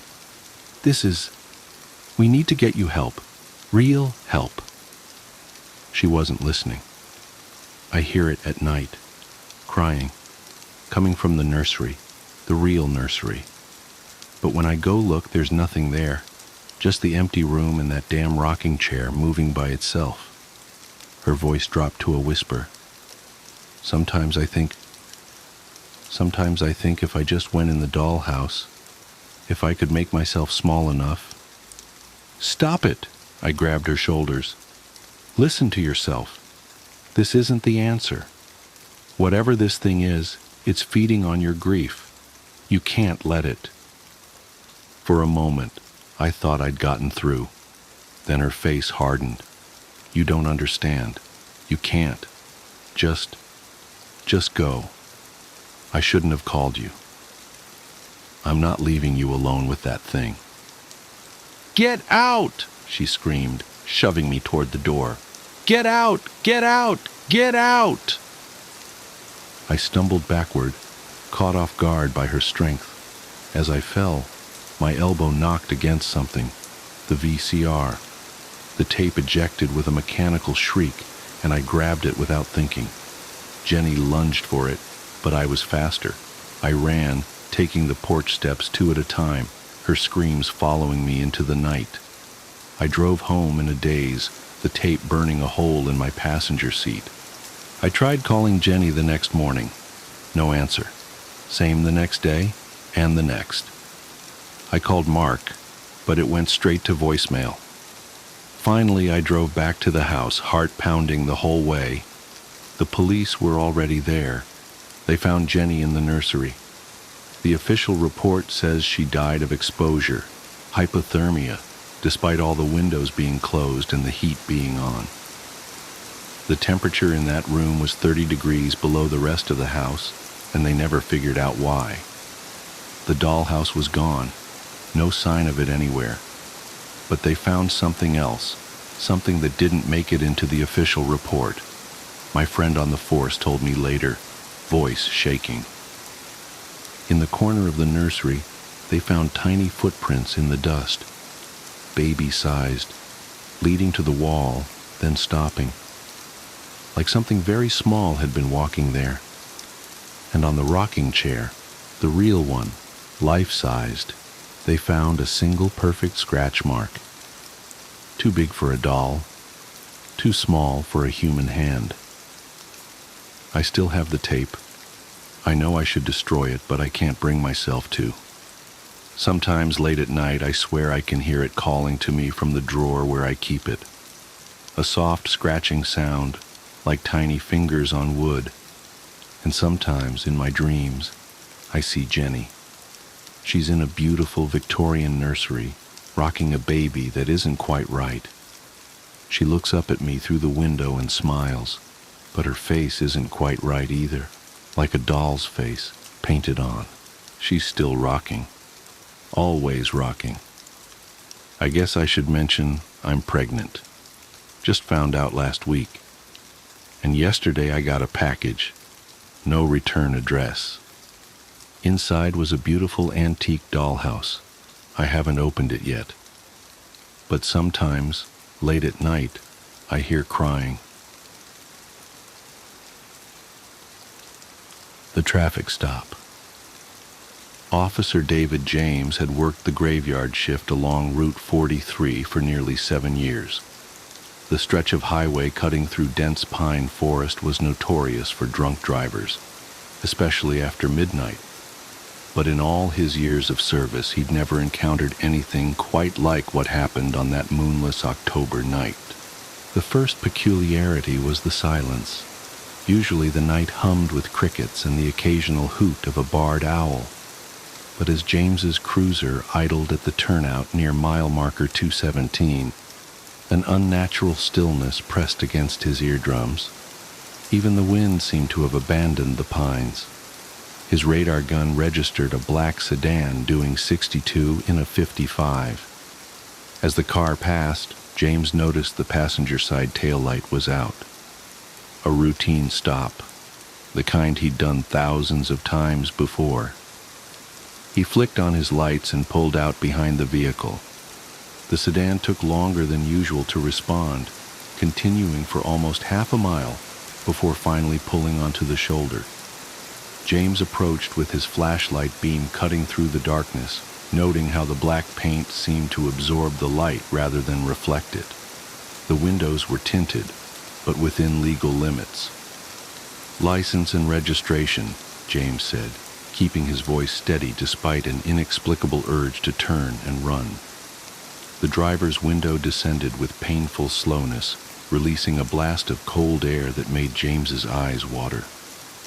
The interior smelled of wet earth and something else, something chemical and medicinal that reminded him of his father's last days in the hospital. The driver was a middle-aged man in a charcoal suit. His skin had an odd, waxy quality under the flashlight beam, but his license photo was a perfect match. James Sullivan, 47, organ donor. Everything appeared to be in order, yet James's patrol-honed instincts screamed that something was terribly wrong. "Do you know why I pulled you over tonight, Mr. Sullivan?" The man's head turned with mechanical precision. His smile revealed too many teeth. "No, officer. Is there a problem?" James's flashlight beam wavered. "Your passenger side taillight is out. I'll need to write you a fix-it ticket." "That's impossible," Sullivan replied, his smile unchanging. "I just had them checked last week." The conversation continued with the same surreal quality, everything technically correct but fundamentally wrong, like a photo negative of reality. James wrote the ticket with trembling hands, his pen leaving dark grooves in the paper. As he handed over the citation, Sullivan's fingers brushed against his. They were ice cold and slightly tacky, like leather left out in the rain. "Have a good night, Officer James," Sullivan said, though James hadn't given his name. James hurried back to his cruiser, fighting the urge to wipe his hand on his uniform. As he watched the sedan pull away, its functioning taillights blazed an impossible crimson in the darkness. Wait. Both taillights were working perfectly. James's radio crackled to life, making him jump. Dispatch wanted him to run the plates. Standard procedure. He called them in, his mouth dry. The response came back garbled at first, forcing the dispatcher to repeat herself. "Unit 417, be advised. That vehicle was reported totaled in 2014, impounded and scrapped following a fatal accident. The registered owner, James Sullivan, was declared dead at the scene." James's blood turned to ice water in his veins. He immediately hit his lights and sirens, accelerating after the sedan. But the highway ahead was empty in both directions. The black car had vanished. Back at the station, James's supervisor called him into his office. "We need to talk about what happened tonight." "I know how it sounds," James began, but the sergeant held up a hand. "We pulled your dash cam footage."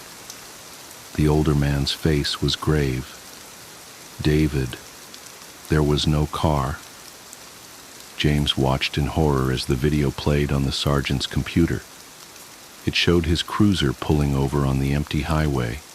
The camera captured him walking out into the darkness, standing still for 12 minutes while apparently speaking to thin air. His flashlight beam illuminated nothing but swirling mist and empty asphalt. That was 3 weeks ago. James hasn't returned to work since that night. He requested indefinite leave, citing personal reasons. But the truth is, he can't bring himself to drive that stretch of Route 43 again. Not after what he discovered during his obsessive research into the accident that claimed James Sullivan's life. The papers called it a tragic drunk driving incident. Sullivan had been heading home from a late meeting when his sedan veered off the road near mile marker 217. The car flipped several times before coming to rest against a stand of pines. Sullivan was partially ejected through the windshield. He remained conscious long enough to give a statement to the first officer on scene. The responding officer that night? A rookie named David James, working his very first graveyard shift. In his incident report, James wrote that Sullivan kept apologizing, saying he should have noticed his taillight was out. The report also noted that James had tried to comfort the dying man, promising to stay with him until the ambulance arrived. But James has no memory of that night. None at all. The first year of his service is a complete blank in his mind, as if something reached in and carefully excised those memories, leaving behind nothing but shadows and the lingering scent of wet earth. Last week, James finally worked up the courage to visit the accident site. The old skid marks have long since faded, and new saplings have begun to reclaim the small clearing where Sullivan's car came to rest. But as James stood there in the weak autumn sunlight, something caught his eye, a glint of metal half buried in the soil. He dug it up with trembling hands, a police badge, caked with dried mud and what might have been blood. The number was still legible despite years of exposure to the elements. It was his badge, the one he'd lost during his first year on the force, the one he'd had to replace but could never remember losing. James sits in his dark apartment now, staring at the badge and trying to piece together the truth. Every night, he dreams of standing on that empty highway, watching headlights approach through the mist.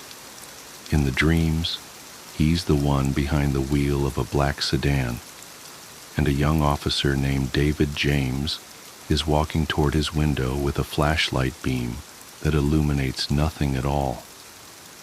He knows he should tell someone what he's discovered, should warn them about what happens on that stretch of Route 43 when the night grows too quiet and the darkness seems to pulse with its own heartbeat. But who would believe him?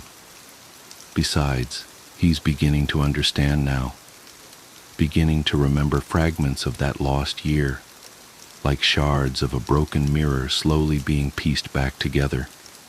He remembers the sound of tearing metal and breaking glass, remembers the taste of copper in his mouth and the feeling of cold asphalt against his cheek, remembers a kind young officer who held his hand and promised to stay, even as the ambulance sirens wailed in the distance and the world grew dim around the edges. Most of all, he remembers the guilt, the soul-crushing weight of it, because there was something else in his original incident report, something that's been eating away at his subconscious for 10 years, like a cancer. When Sullivan apologized for his tail light, James had assured him it was working fine, had even walked around to check, just to give the dying man some peace of mind. Both tail lights were functioning perfectly that night, just like they were 3 weeks ago, when James pulled over a black sedan driven by a man with too many teeth and cold, tacky hands. James's phone buzzes, making him flinch. It's a text from an unknown number. "Time to collect, rookie." The message is time-stamped 10:17 p.m., exactly when he'd first spotted the black sedan 3 weeks ago, exactly when Sullivan's accident occurred 10 years ago. As he stares at his phone's screen, another text appears. "Your tail light's out." James's hands shake as he dials dispatch. The phone only emits a low, wet, gurgling sound, like someone drowning in mud. The smell of wet earth and antiseptic suddenly fills his apartment, and the temperature plummets. "No," James whispers, backing away from the window. Through the gap in his curtains, he can see the street below. A black sedan idles there, both taillights blazing an impossible crimson in the darkness. Its engine growls like something from the depths of hell. James runs for his bedroom, but his legs won't work right. Each step feels like moving through tar. He reaches for his service weapon, but his fingers pass right through it as if it's made of smoke. "You promised?" Sullivan's voice whispers from every corner of the room. "You promised you wouldn't let me drive alone." I was trying to comfort a dying man," James shouts into the darkness. "I didn't mean—" "But you promised," the voice interrupts, closer now. The smell of rot in hospital corridors grows overwhelming, and now it's time to pay. James tries to scream as invisible hands grasp his shoulders, their touch cold and tacky like old leather left in the rain. But no sound comes out. His body moves against his will, walking puppet-like toward the door. His old badge, still caked with mud from that fatal night, slides across the coffee table on its own and into his pocket. It feels impossibly heavy, like it's made of black holes and broken promises. "Please," James begs as his feet carry him down the stairs. "I have a family, a life. You can't." "I had those too," Sullivan's voice hisses in his ear. "Before the crash, before you made your promise." The black sedan's passenger door swings open by itself. The interior smells of grave dirt and formaldehyde, and the man behind the wheel smiles with too many teeth, far too many, row upon rotting row disappearing down his throat like a shark's maw. "No, please," James struggles, but his body moves inexorably forward. His muscles respond only to Sullivan's will now. "Someone help me." "Nobody can hear you," Sullivan says, his leather-textured fingers drumming on the steering wheel. "Nobody could hear me that night either. Just you. Just the rookie who promised to stay." James's body slides into the passenger seat against his will, his old mud-stained badge burning cold in his pocket like a chunk of ice. "How long?" he manages to whisper. Sullivan's impossible smile widens. "Forever, partner. We have so many more traffic stops to make." The sedan pulls away from the curb, its taillights cutting bloody swaths through the darkness. Tomorrow, someone will find James's apartment empty, his service weapon and current badge still on the coffee table next to his phone. The screen will show a final, unsent text: "Help me." But tonight belongs to Route 43. Tonight belongs to the endless dark and the promises we make without understanding their cost, to the debts that come due when the crickets fall silent and the shadows grow teeth. Somewhere ahead, another young officer is starting their first graveyard shift. They're parked at mile marker 217, watching the empty highway and wondering why the night feels so strange, so hungry. Their radar gun will soon register a black sedan doing 62 in a 55, and they'll see two men in the front seat, one with too many teeth, and one whose eyes silently scream for help that will never come. Because some promises bind us whether we want them to or not. Some nights never really end. They just keep repeating, like an endless loop of dashcam footage showing nothing but mist and darkness and the price we pay for the words we can never take back. Have a good night, officer. And remember, never make promises to the dying. They have nothing left to lose and eternity to collect. I wish I had never eaten at this diner. I was driving down a desolate road in the middle of nowhere, coming home from a 2-day business trip. I was starving. It was 1 p.m., and I'd been on the road since 6 a.m. I figured I wouldn't find anything to eat for the next 50 miles or so, but to my shock, something appeared in front of me. It seemed like a hallucination when first seen, but as I was walking closer, I found that it was an old-fashioned diner, and the sign hanging outside read Haven's Diner, with very faint neon glow in a dense fog that was swallowing the endless road. Inside it was quiet, but for the very faint hum of a jukebox playing some tune I almost recognized. The smell of burnt coffee and grease hit my nostrils, but I sensed something else, a metallic tang that I couldn't place. The place was deserted save for a waitress stationed by the counter with a smile a little too wide and eyes nailed to me like she had been waiting for me. I slipped into a booth by the window, and just as I hadn't yet bothered to request the menu, a waitress came by, set down the steaming plate before me, and walked off again. Staring at that food in revulsion made my stomach roll up. It was Mom's meatloaf recipe, overcooked edges, an exact shade of gravy, to the point she hadn't prepared that dish for over 10 years, since her death. "How did you know?" I began to ask, but the words caught in my throat. The waitress merely cocked her head, still smiling, and headed back to the counter without a word. I should have left right then.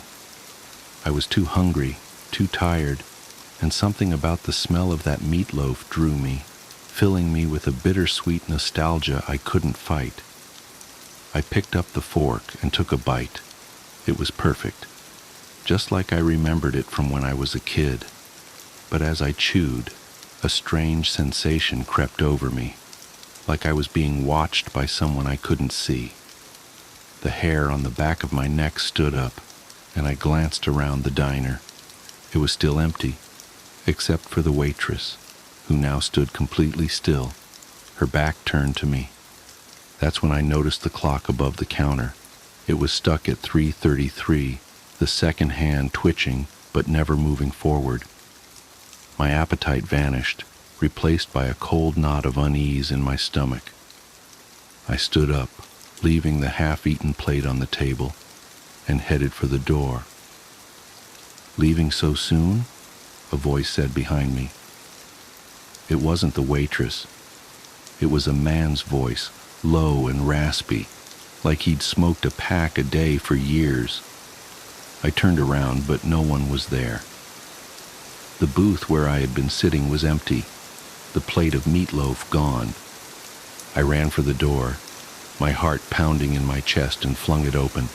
Outside, the fog was thicker than before, pressing against my skin like a damp shroud.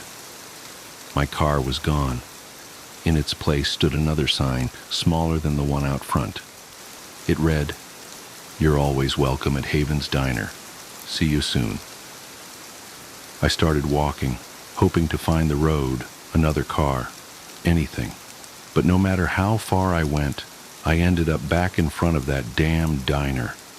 And each time I returned, the same plate of meatloaf was waiting for me, steaming hot and just the way Mom used to make it. I don't know how long I've been here. Days? Weeks? The clock inside still says 3:33. The waitress still smiles that too wide smile, and the jukebox keeps playing that almost familiar song on a loop. I can't leave, and I'm afraid to eat again. But sooner or later, I know I'll give in. The smell of that meatloaf is stronger now, and my hunger is growing. If you ever pass a Haven's Diner along the side of the road, keep going. No matter how hungry you are, no matter how tired, just go. I wasn't alone seeking shelter from the blizzard. There's an unspoken rule up in the mountains that no matter who you are, friend, bitter rival, stranger, anyone, if you're ever in a pinch and come across another hunter's cabin, you're welcome to seek shelter there. Maybe it's unspoken because it's common courtesy and that whole do unto others thing. Or maybe it's unspoken because there's hardly anyone to speak to. In the winter months especially, you'd be hard-pressed to see another soul for weeks, sometimes months. But that's the rule. You need it. You use it. No judgment. No questions asked. Just don't steal anything. Now, I'm not a burly, seasoned mountain man that flosses with tree bark and never shaves, but I do like to hunt. I often leave my small Alaskan village for weeks at a time and take to my hunting lodge up in the mountains. I'm a fairly cautious guy, and I know the mountains can be traitorous, so when I leave prepared. I check the long-term forecast, gather the necessary supplies, bring backups, and make sure I've got enough of everything I need to survive at least a week longer than I plan on staying, just in case. I always believed my precautions would protect me, but like a child's security blanket, they were only a paper-thin illusion of safety. There's no planning when Mother Nature decides she's in a mood. That's why I never expected to get caught in a blizzard that day. It had started out sunny and cold, but as the day progressed, a few clouds formed. By the time they'd amassed into a heavy cloud covering, I was already on my way back to my cabin with a couple hairs hanging over my shoulders. I'd named them dinner and breakfast. I was planning on eating breakfast for dinner and dinner for breakfast, if only to make myself laugh. It's the little things like that that keeps the solitude from turning into loneliness. The snowfall seemed to come out of nowhere, like someone had knocked an awning shut, and all the snow collected on top had fallen all at once.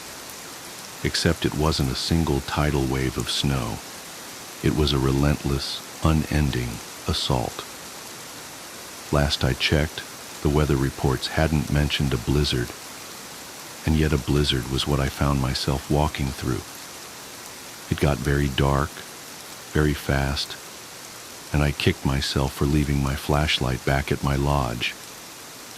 I'd planned on coming home long before nightfall, so I hadn't thought I needed it. I'd been sorely mistaken. Snow prickled painfully as it darted into my eyes. I had squint almost all the way to keep those sub-zero jerks from stabbing me blind. The wind howled as gales cut through my clothes and right to my bones. I could barely see 2 feet in front of me and couldn't see the 2 feet beneath me as they sank in an ever-growing blanket of white. I'm not sure when I realized I was lost. At some point I knew I should have arrived at my cabin, but all I saw was white with a few slivers of gray swaying in the thick breeze. The hairs at the back of my neck became stiff and battered against me with every puff of air and every awkward, crashing footfall. I was running out of energy, running out of ideas and beginning to panic. I could have spun around in a computer chair 100 times and felt less disoriented than I did in that whiteout. And then I walked right into a cabin. Literally. It had become so dark and the snow had become so heavy that I couldn't see the structure until I stumbled face first into it. I held my hands against the wooden facade so I wouldn't lose it in the storm, and circled around until I found a door.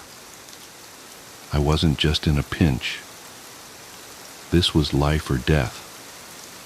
In the unlikely event someone was inside, I knocked on the door and waited for an answer. Through the howling wind, I could have sworn I heard, "Come in." As I swung open the door and stepped inside, a small avalanche of snow tumbled in with me. I didn't bother trying to kick it out as I fought against the wind to close the door behind me. The relief was instantaneous.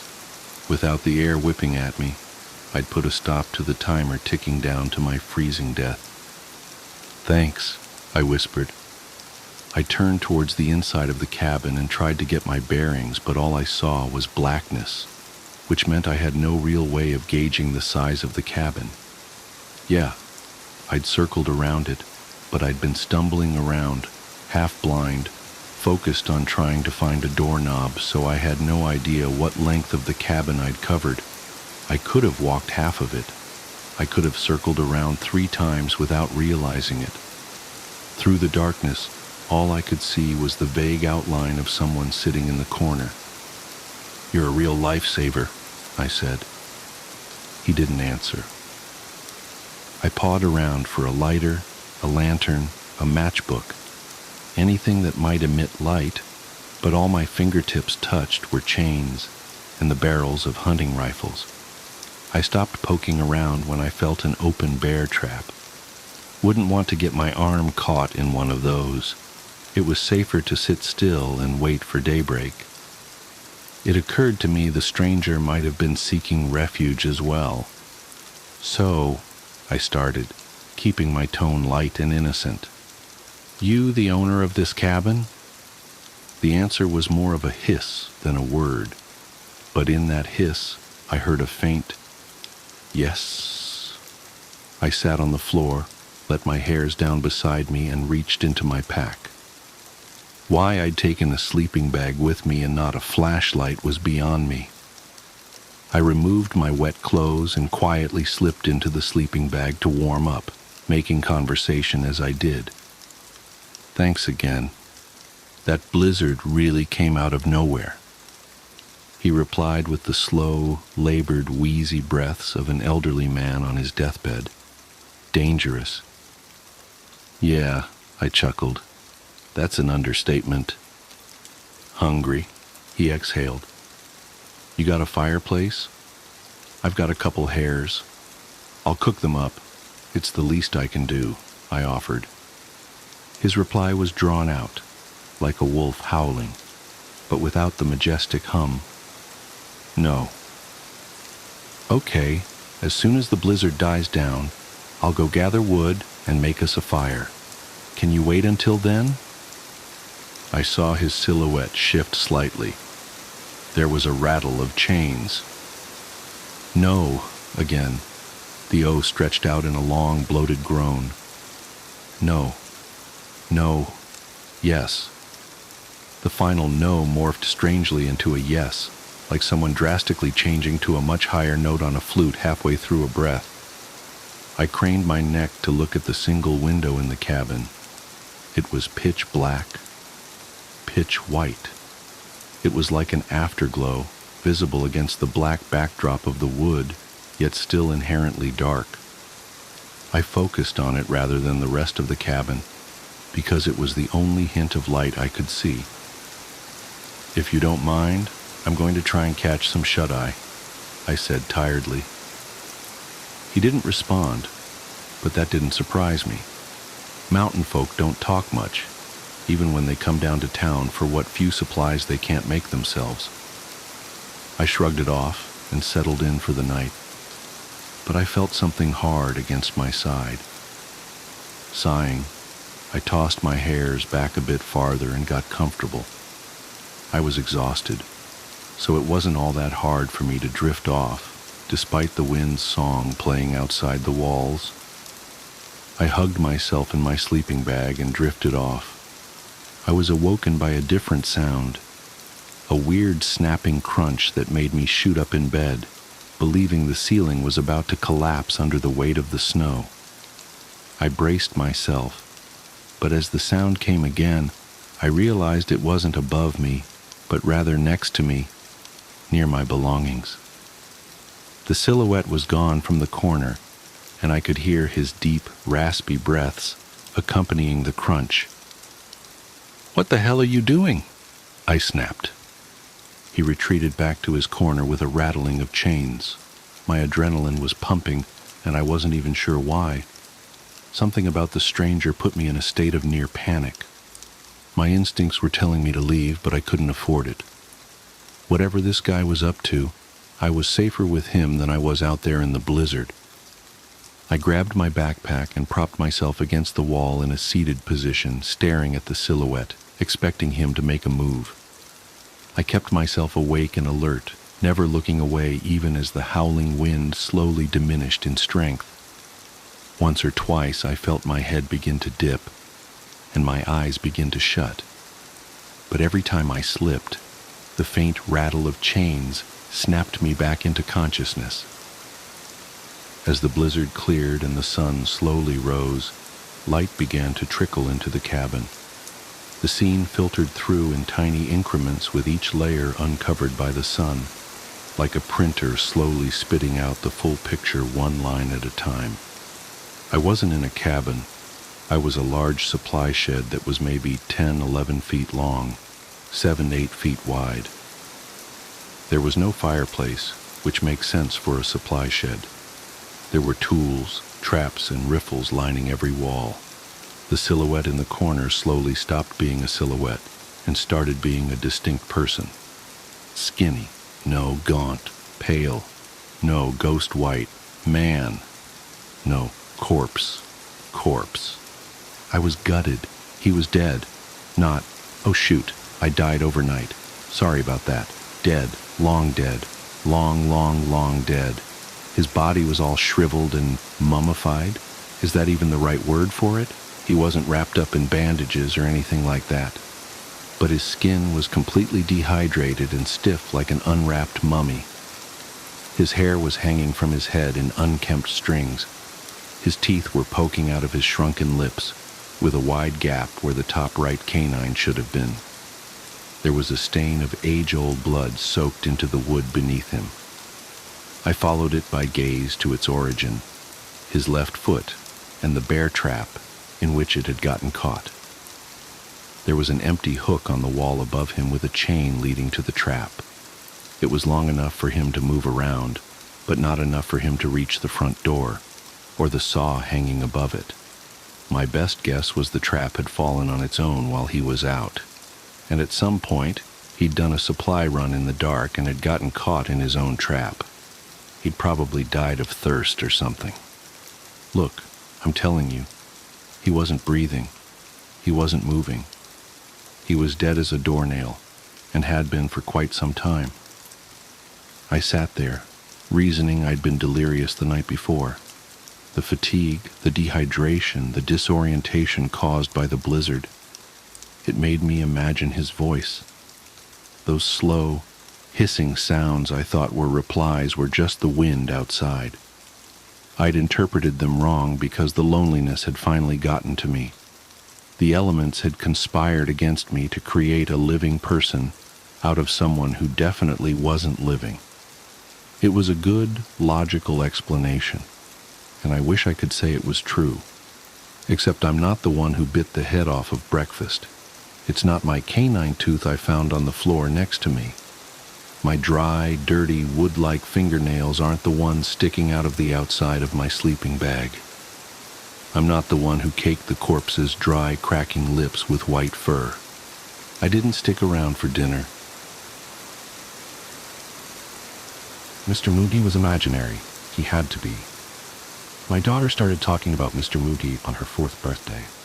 My brother and I lived across the street from one another, and we held the party at his house since he could afford a pool and I couldn't. That day, the shift was indicated by a small tug on the skirt. I turned to see the beautiful hazel eyes of Melissa, my daughter, staring up at me. "Mommy, Mr. Moogie wants to come home with us." I knelt down to get to her level. "Who's that, baby?" She looked around as if searching for someone. "He's my new friend." "I don't see him, though. He must have gone to grab his coat." I realized then that my little baby had her first imaginary friend. I nodded enthusiastically. "Of course he can. Mr. Moogie is more than welcome in our home whenever he wants." I thought nothing of Mr. Moogie, really, although things around the house were strange after that, and a lot of it had to do with Mr. Moogie. She insisted on having her window open every night, and Mr. Moogie never seemed to want to be in the room with me. Every time I'd ask her where he was, she'd say something like, "He went home for the day," or "He decided to go for a walk around the block." I once joking asked if he didn't like me. She looked at me, hurt. "Oh no, Mommy. Mr. Moogie loves you a whole bunch. He just gets shy." This went on for a year. The only problem was, the more time went on, the more immersed she became in Mr. Moogie. She changed a lot of parts of her personality, which she said was something Moogie wanted for her. My emotions were mixed. Worry and frustration. She would spend so much time by herself, opting to shut herself away in her bedroom with him, rather than go spend her time outside. She refused certain things she used to love, and it was difficult to get her to even go to the store with me. I'd try to take her to her dad's on weekends, but if I could even get her there without her throwing an enormous fit, I'd get a call within a few hours from my ex-husband, absolutely insisting that I pick her up. She was out of control at that point. She trashed his house on several occasions before he finally threw his hands up and yelled, "God damn it, Mary, take your kid and get out of my life." She held her head in shame as I explained while trying to contain my sheer anger that what she did was entirely wrong. She just kept saying, "Mr. Moogie said it was the only way I could stay with you." I felt fed up, but I was more worried. I wanted badly to take her to a doctor, but the divorce left us broke and without insurance. Silently, I hoped she would grow out of it. One morning, I woke up to find that Melissa was fully dressed. Most of the time, she would opt for pajamas. "What's the special occasion?" I asked, treading lightly as possible. She had never flipped out and trashed our house, but I still found myself afraid of my own child. "Mr. Moody wants to play outside today." I nodded, relieved that she was going to be outside instead of locked away. I decided that I'd do the dishes, so I could stay inside and still watch her playing in the yard. I couldn't have looked away more than a few minutes, but when I looked back, she was gone.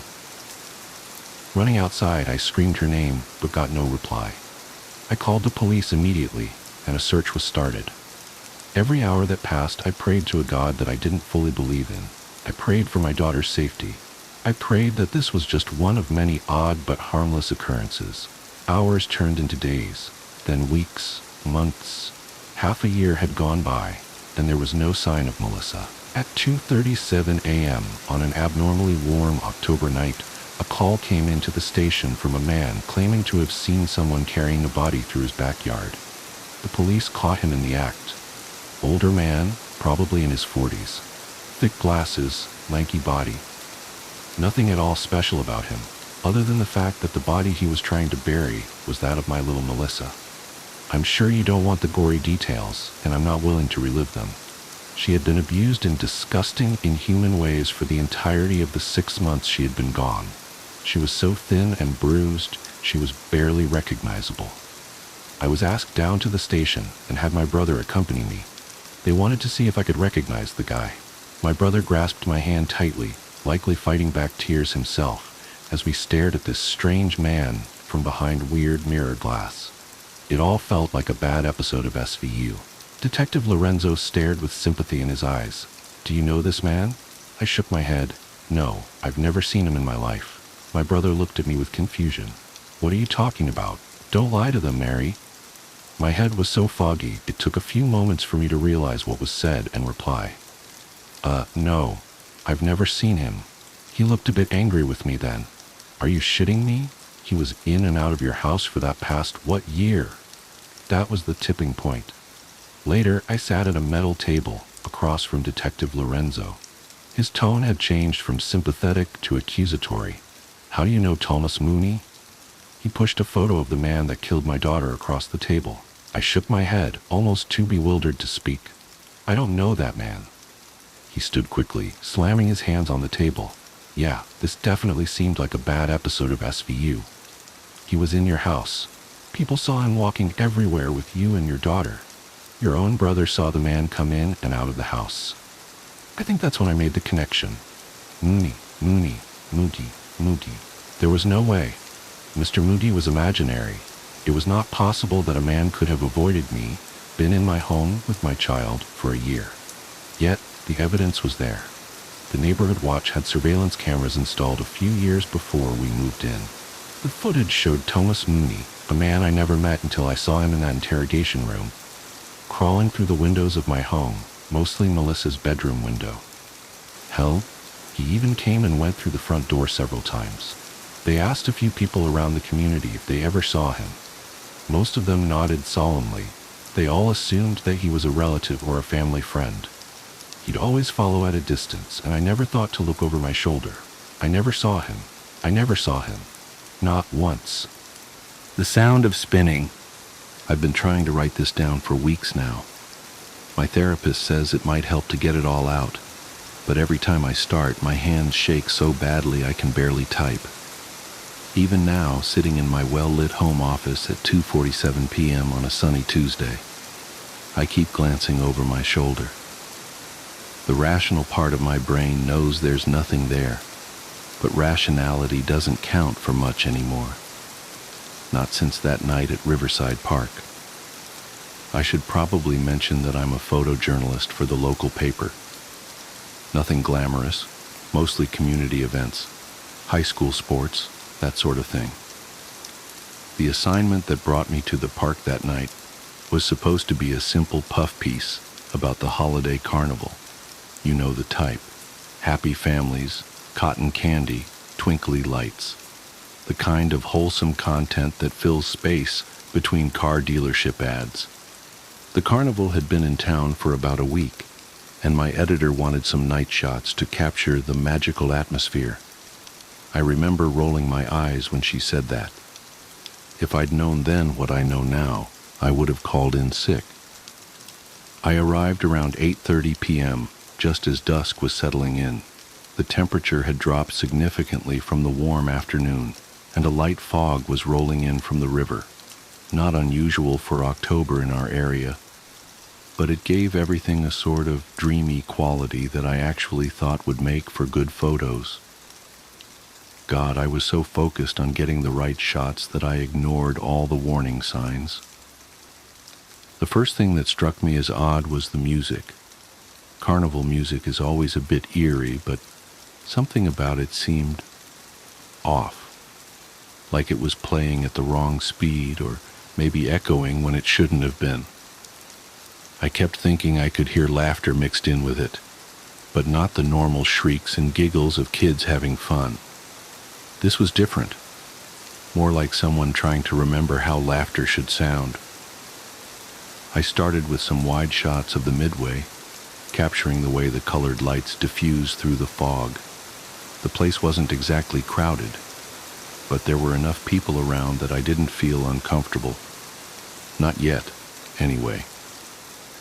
I remember checking my phone, 8:47 p.m., and calculating how many more shots I needed before I could call it a night. That's when I noticed the carousel. It was set back from the other rides, partially obscured by the fog. Standard carnival carousel, or at least that's what I thought at first. Painted horses moving up and down, mirrors and gold trim, all that classic stuff. But something about it made my skin crawl. I tried to tell myself it was just the fog playing tricks with the lights, but beautiful, isn't it? I nearly jumped out of my skin. The voice came from right behind me, but I hadn't heard anyone approach. When I turned around, I found myself face to face with what I assumed was the operator, an older man in a red uniform that seemed somehow both pristine and impossibly old at the same time. Yeah, I managed to say, trying to calm my racing heart. I'm just getting some photos for the paper. He smiled. At least I think it was a smile. Something about his expression made my stomach turn. You should take a ride, he said. Best view for pictures is from up there. He gestured toward the carousel, and I noticed his hand seemed too pale, like something that had never seen sunlight. Thanks, but I think I can get what I need from here, I replied, already taking a step backward. The carousel was still turning, but I realized I couldn't see any riders, just empty horses moving up and down, their painted eyes reflecting the lights in a way that made them look almost alive. I insist, he said, and his voice had changed. It still sounded pleasant, but there was something underneath it, like static on an old radio. Everyone takes a ride, eventually. I turned to leave. I remember that clearly. I turned and started walking away, but somehow I was moving toward the carousel instead. The fog had grown thicker, and I couldn't see the other rides anymore. Just the carousel, spinning in that strange, silent way. No, not silent. There was that laughter again, coming from everywhere and nowhere at once. My camera was still in my hands, and I raised it almost involuntarily. Through the viewfinder, I saw something that made my blood run cold. The mirrors around the carousel's center column weren't reflecting the empty horses anymore. They showed riders, dozens of them. Some looked like they were screaming, but their faces were blurred, like long exposure photographs. And they were all looking directly at me. I tried to lower the camera, but my fingers wouldn't move. The operator was beside me again. How did he move so fast? And his hand was on my shoulder. His touch felt wrong, like pressure through several layers of thick fabric, even though his hand was directly on my jacket. Your turn, he whispered, and his voice seemed to come from inside my own head. Everyone rides. Eventually. What happened next is confused. I remember the cold. God, it was so cold. The kind of cold that burns. The carousel was moving faster now, but also somehow in slow motion. The horses' painted eyes were following me, their frozen expressions twisting into something else, something hungry. That horrible laughter was getting louder, and I could smell something that reminded me of old pennies and burnt sugar. I don't know how I got away. I have a vague memory of running, of my feet slipping on wet grass, of my camera swinging wildly from its strap. I remember reaching for my phone and seeing that it was 11:23 p.m. Impossible. I'd only been there for a few minutes, hadn't I? When I finally made it to my car, I sat there shaking for what felt like hours, watching the fog swirl in my headlights. I could still hear that music, faint but persistent, even with all the windows rolled up. The next morning, I convinced myself I'd imagined it all. Sleep deprivation, maybe, or some kind of weird panic attack. But then I looked at my camera.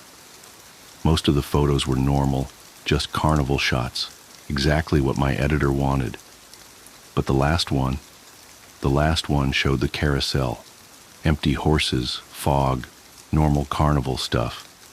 Except in every mirror, in every reflective surface, there were faces, not blurred this time, crystal clear. And in the front row, sitting rigid on a horse with bared teeth and wild eyes, was me. I called in sick and spent the day doing research. The carnival had been setting up in Riverside Park for as long as anyone could remember, always in October, always for exactly 1 week. And every year, like clockwork, people would go missing. Not many, 1 or 2 per season. Usually dismissed as runaways or drifters. The only connection was that they were last seen at the carnival. I tried to talk to the police, but they looked at me like I was crazy. The carnival had already moved on, right on schedule. No one seemed to remember anything unusual about the carousel or its operator. The missing persons reports I found online started throwing up error messages, and within days, I couldn't find them at all. But I know what I saw. I know what's on that last photo, even though I can't look at it anymore. I keep it in a locked drawer in my desk, and sometimes, late at night, I swear I can hear music coming from it. Carnival music, playing just a little too slow, mixed with that terrible laughter. The carnival will be back next October. It always comes back. And sometimes, when the fog rolls in from the river, I catch myself wondering about those faces in the mirrors. Were they all like me? People who got away? Or were they the ones who didn't? I've been trying to convince myself to destroy the photo, but I can't. It's evidence, proof that I'm not crazy. And maybe, just maybe, it might help someone else understand what's happening before it's their turn to ride. Because he was right, you know. Everyone rides. Eventually. 2 weeks after posting this account, the author was reported missing. Their home was found empty except for an open drawer containing a single photograph. The photo, according to police reports, showed only an empty carnival carousel in heavy fog. The orangutans are skeptical of changes in their cages. "Is this a new couch?" I asked. The psychologist looked at the couch. Number, same as always. New chair? No. New glasses? No. Are you the same doctor? The psychologist paused. Yes. He scratched his head and sighed. Father sighed the exact same way often. He opened his desk drawer and pulled out a small rectangular bottle of Jim Beam. He raised the bottle to his lips, avoiding eye contact with me, and took a sip. Then he offered the bottle to me. Take a swig. What? I'm retiring in a week. I'm leaving. Take a swig. I took the bottle of whiskey, unscrewed the cap, and took a sip. This isn't whiskey, I said after swallowing. You're right. It's brandy. You noticed that. You're fine. You overreact. You're a clam. Excuse me? It's all the same to a clam. Shel Silverstein wrote that. Would you call a clam stupid because it doesn't notice when prodded by a fish or stepped on by a human? Maybe. The clam functions well enough. But I'm not a clam. And this wasn't whiskey. I shook my head. I'd guessed that it wasn't whiskey. I had no idea that it was actually brandy. The psychologist must have realized this. I wish he did. You don't think my problem is a problem? I asked. It's not. It's a peculiarity. Nothing more. Your mother's been missing for 6 years and you never noticed. It's unobservant, but not abnormal. Your father has accused you of her murder. I've seen families more dysfunctional. You took the bus here all on your own. You are completely normal. Do not let anyone ever tell you otherwise. The fact that you can't naturally observe is just a peculiarity, and nothing more. I looked around and scratched the cuticles on my thumbs with my pointer fingers. Did you switch my room? Something looks different. It was a bad habit, the cuticle scratching. All of my habits were, I suppose. My cuticles were red and raw with hints of blood. I rested 2 fingers against my lips every once in a while, a habit reminiscent of my time as a smoker. My fingers felt yellow, like the old glow from a night spent binge smoking until 4 in the morning, except my smoking had never been from going out with friends. No, I spent hours at night staring at a certain spot, the coffee shop by the bridge, the park with the lights on the trees, even my own home, wondering what looked different. Nothing felt different. That was the problem. Nothing ever felt different. Not only did we not switch your room, but every room here is exactly the same, said the orderly. So even if we had switched you to a new room, still nothing would look different. The orderly wore white. He had brass skin, and his forearm muscles twitched when he spoke. The hair on his forearms was thick and blonde and looked like a memory of wheat. He had dark eyelashes and a heavy nose that seemed to melt from his face. His baggy white pants looked comfortable. It seemed a shame that wearing them out in a social setting would be abnormal. The orangutans are skeptical of changes in their cages. Did the orderly ever wear different pants? When I was 8 or so, while at school, my parents switched my bed for a bunk bed and moved all my older brother's things into my room, I said. Or maybe I switched into his room. He had a lot of things, clothes and furniture, but also posters like that Captain Marvel poster, the one where he looked like he was about to dive back down to Earth from the clouds. He had a lot of stuffed animals and action figures as well, mostly Captain Marvel stuff. He had a few Wonder Woman toys, but he kept those hidden. I used to tease him and call them Barbies. He would punch me for saying that. I didn't notice when he went off to college. I didn't notice when he came back. I didn't notice that, while he was gone, Father made the empty bedroom his office. I didn't notice Mother was missing. I didn't notice any of those things. Who knows why a butcher needs an office? Either way, I didn't notice. My brother asked where Mother was. I hadn't thought about it until he asked. He and I found out at the same time that she'd been missing for 6 years. My brother and Father had gotten into a fight. He came back all of a sudden, my brother. It all makes me feel stupid. So much happened, and I tell it as it was told to me, not as I experienced it. You're not stupid. That's kind of you to say, orderly. So anyway, My brother insisted I see a psychologist. Father would grimace at me. He would say, "Even the orangutans are skeptical of changes in their cages." He would give me steak every day because I don't like change. That line is from a Simon and Garfunkel song. I tried to be skeptical then. I knew I'd always have steak for dinner. I was always skeptical. Am I the only skeptical orangutan around here? Yes. There has been no change in your cage. Not that a change would be easy to notice. I wiggled my toes.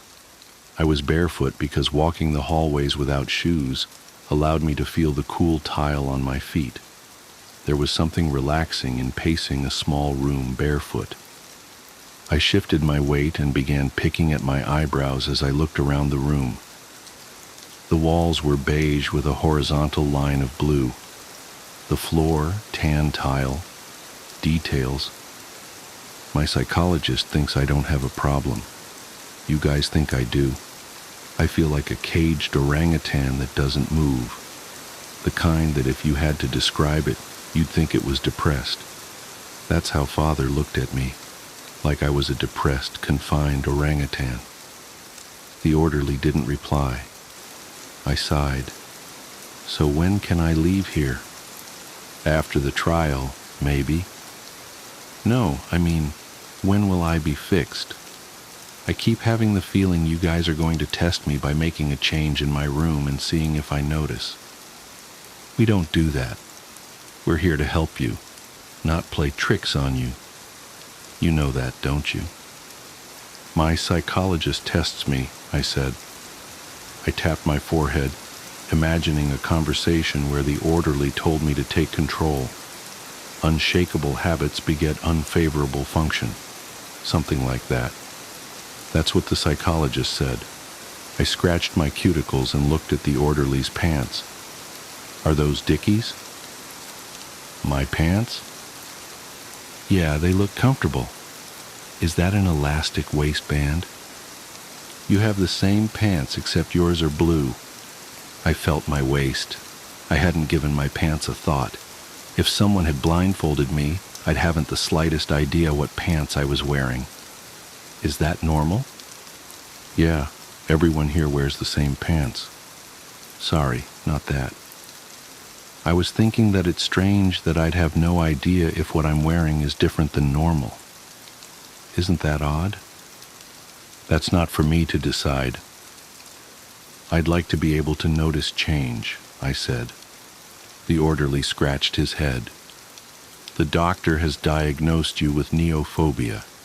Do you know what that is? A fear of change. Exactly. But I'm not afraid of change. I just wish I'd notice it naturally. The orderly shook his head as he left the room. I don't know what to tell you, but I believe you. I don't think you murdered your mother.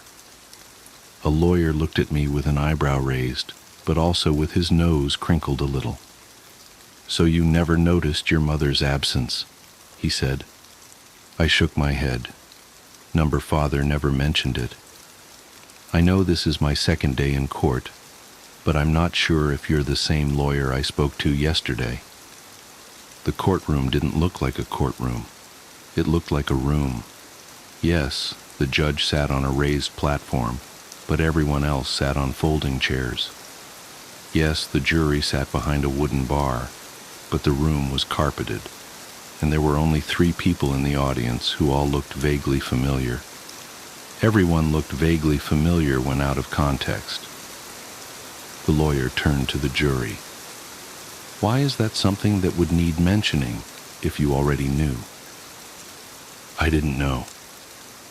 Are you the same lawyer as last time? I asked. The lawyer raised an eyebrow and turned back to me. I'm not your lawyer. I work for the DA. How did you not know? I thought I already answered this to the other lawyer. Isn't that why the judge sent me to the facility? Don't you already understand? I'm not an orangutan. There was a second lawyer. He nodded at me, a reassuring nod.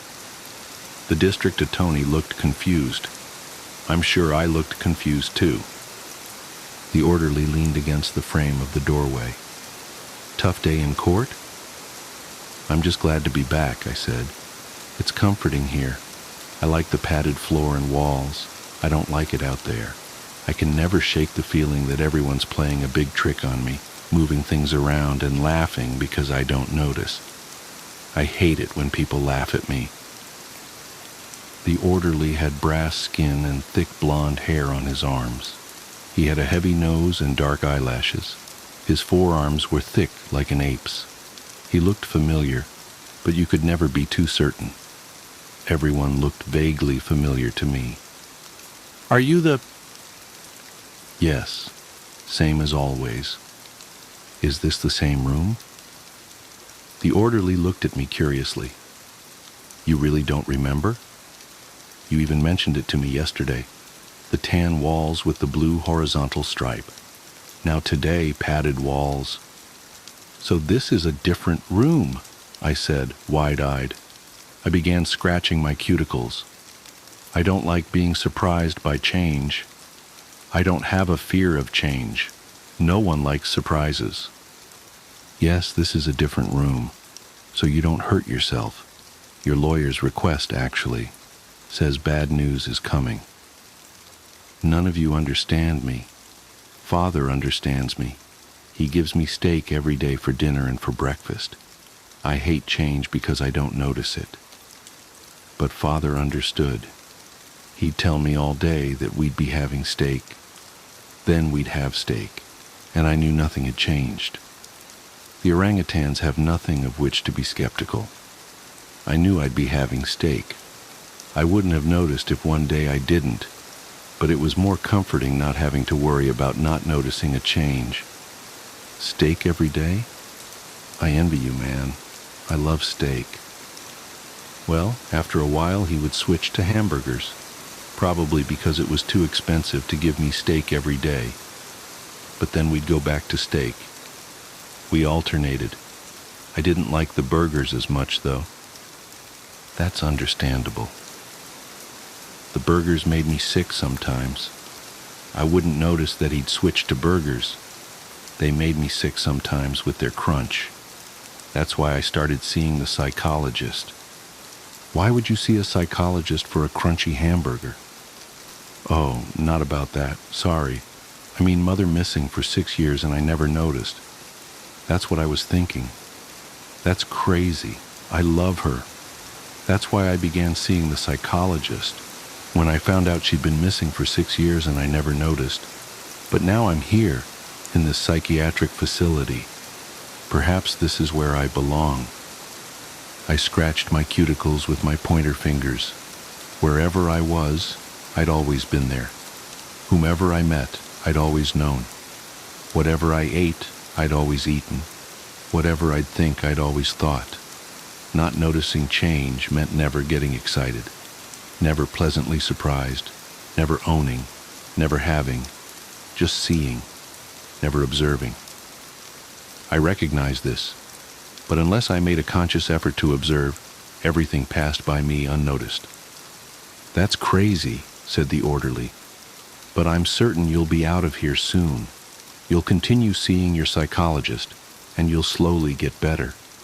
You don't deserve to be here. That much is obvious. Imagine 2 boxes of chocolates, if you will. One is uncovered, one is covered. Both are yours. You would notice immediately if the uncovered had missing chocolate. Missing chocolates from the covered, however, could only be noticed once the cover was removed. This is how the butcher's son lives his life. Every uncovered box in his world is covered. While you or I would notice missing chocolates immediately by just glancing at the box, he wouldn't notice unless he actively wanted a piece of chocolate and it wasn't there. A favorite sofa, even if it were the only piece of furniture in his otherwise empty home, would only be noticed as missing once he intended to sit on it, and not a moment before. The rest of us would notice the second we set foot inside the home. and his father kept feeding him steak. He pointed out the front door of the courtroom, for some reason, instead of at me in the witness stand. I guess father was here too, somewhere. I hadn't seen him since this case began. The DA stood. Objection. Moved to strike. The other lawyer turned to the judge. It's all about the evidence, Your Honor. The judge looked at both clients. Overruled. I want to see where this goes. Same couch? The psychologist looked at me like I'd covered myself in shit. He didn't reply to my question. He really did not like me. It was the exact same look father always gave me. I'd been released from the psychiatric facility. I wasn't guilty. I did not murder mother. Now both father and mother were missing. I just needed to see my psychologist. The orderly looked apologetic as I'd left. I'd taken the bus straight here. The psychologist always made himself available to me. He felt sorry for me too, I think. Yes, this is the same couch, the psychologist said, sighing. He took a swig from his bottle of Jim Beam. Do you understand what happened in court today? Pity was common. People always felt sorry for me because of my debilitating stupidity. The orangutans are skeptical of changes in their cages. They are especially skeptical of the clam. Yes, apparently father is now the alleged murderer of my mother. I only get to see bits and pieces of the trial when I'm on the stand. But I'm not stupid. I could figure that much out. I still can't believe it. The psychologist stood from his chair and walked to the window. He stared at the parking lot down below. I watched him, wondering what I missed. That's why I hated change. I obviously missed something, but I had no idea what. I missed something. The psychologist's complexion became slightly pale, but also a tinge green, as if he suffered from food poisoning. He turned, grabbed his keys from the desk and coat from the hook by the door. Come with me, he said. This will all be over soon. We're going out for lunch. Lunch? The psychologist held the door open for me. Yes, let's go. I wrapped my fingernails on the table. Why were we out to lunch at Outback Steakhouse? The waiter approached. What will we be having today? One steak, said the psychologist. For the young man across from me. You're not eating? I asked. Not right now, no. That's all, thanks. The waiter nodded and left. I looked around the restaurant. A giant boomerang hung from the wall. Do Australians actually use that? The psychologist cleared his throat. Do you understand what happened in court? I nodded. Father is wanted for the alleged murder of mother. They think he did it. I didn't do it. Mother's body was never found, so I'm not sure why they think there's a murder to be solved. Maybe she just left. That's what I've been saying. No, she didn't just leave. She was murdered. Your father is guilty. I grimaced. I don't think so. But either way, he's been missing since the verdict. I'm sure he's off trying to find her now.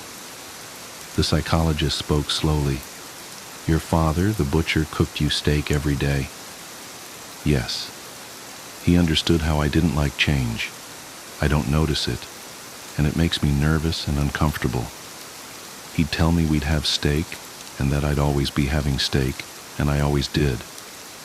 If he never repeated himself, then one day gave me fish or chicken or something, I'd never notice. I know it doesn't sound like a big deal, but I hate not realizing that something is different.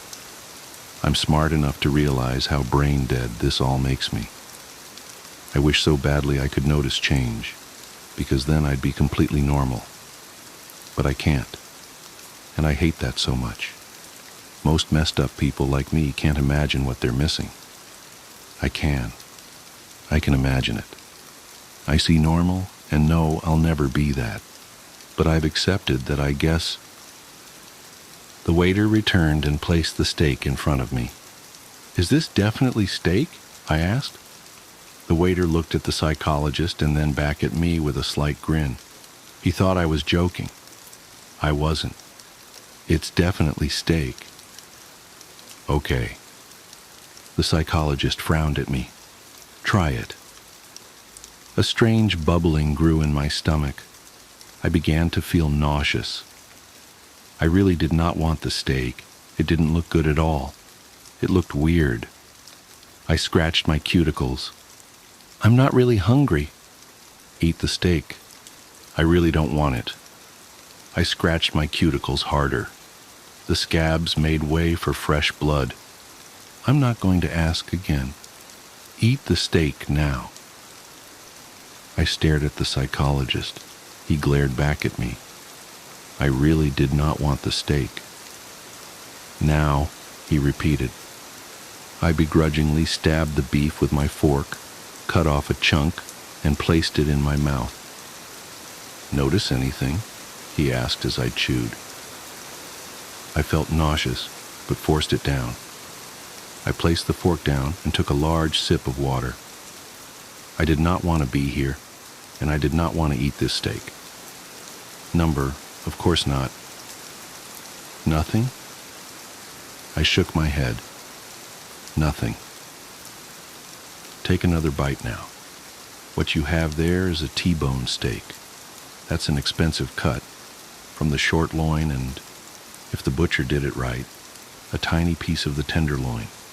That's my favorite part of the T-bone steak. The psychologist pointed again. Take another bite. I forced myself to pick up the fork, cut off another piece, and chew. It doesn't taste different to you? The nausea subsided. I chewed slower. I suppose I'm enjoying this taste more than I remember enjoying the taste of Father's steak. So you notice a difference. I suppose I do. Yeah. So I'll just tell you exactly what someone without your condition would notice. He would have immediately noticed that the steak he's eating now tastes far different from the steak his father fed him. He would have noticed it looked way different, smelled way different, and even felt way different. He would. Immediately. You never liked your father's steak. That's true. But you like this steak? I kept on eating. Yeah, I guess I do. The psychologist pressed on, his hands clenched on the table, a weird grin on his face. Your mother's body was never found. We can't even be sure that she was murdered. I already told you she was murdered. You never had steak for dinner, the psychologist said. He looked excited. He was smiling. Yes, I did. I had steak for dinner and for breakfast. The psychologist shook his head, smirking. You didn't. You had steak before your mother died, but after she died, Father cooked steak every day. No. The psychologist's smile broadened by the second. He looked deranged now. You never had steak for dinner because you wouldn't know the difference. The orangutans are skeptical of changes in their cages. The clams, well, it's all the same to the clam. Your father killed your mother. Your father killed a lot of people. You had meat for breakfast and dinner, but it wasn't beef. No, it was never beef. Your father had a room, your brother's old room. That room became your mother's. Your father prepared your every meal every day, but it was never steak. I dropped my fork. It clanged on the table. I dropped the knife too. It was hard to breathe now. I missed something. The psychologist began laughing hysterically. He grabbed his mustache and pulled. It came right off. He took off his glasses. I missed something big. It was hard to breathe. He was laughing so hard. You still don't recognize me. You're so stupid. This disguise cost $2. He took a handkerchief out of his pocket and dabbed tears from his eyes. The handkerchief was stained heavily with blood. You never had steak. For dinner you had your psychologist, he said, wagging the handkerchief. And for breakfast, you had your mother.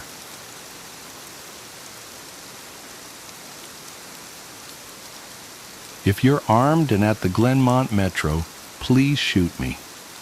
Make it a headshot. Shoot me in the temple, aiming slightly downwards. I need the bullet to travel the shortest possible distance through my brain before it hits my hippocampus. If I'm lucky, the sensation of the gunshot ripping through my skull will only last a few decades. As awful as this sounds, you'll be doing me an enormous favor. Death by a headshot, as soon as possible, is vastly better than the alternative. My ordeal started over 10,000 years ago, at 10:15 this morning. I earn extra money by participating in drug trials. I'm a so-called healthy subject who takes experimental drugs to help assess side effects. Once it was a kidney drug. A few times it's been something for blood pressure or cholesterol. This morning they told me the drug I took was a psychoactive substance intended to accelerate brain function. None of the drugs I had tested so far have ever done anything for me, in the recreational sense. In other words, none of the drugs I've tested have given me a killer buzz, or mellowed me out or anything. Maybe I've always ended up the placebo group, but nothing I've tested had affected me at all. Today's drug was different. This shit worked. They gave me a pill at 10:15 and told me to hang out in the waiting room until they called me back for some tests. Only about 30 minutes, the research assistant told me. I flopped onto the waiting room couch and read a few articles from a copy of Psychology Today that was sitting on the coffee table.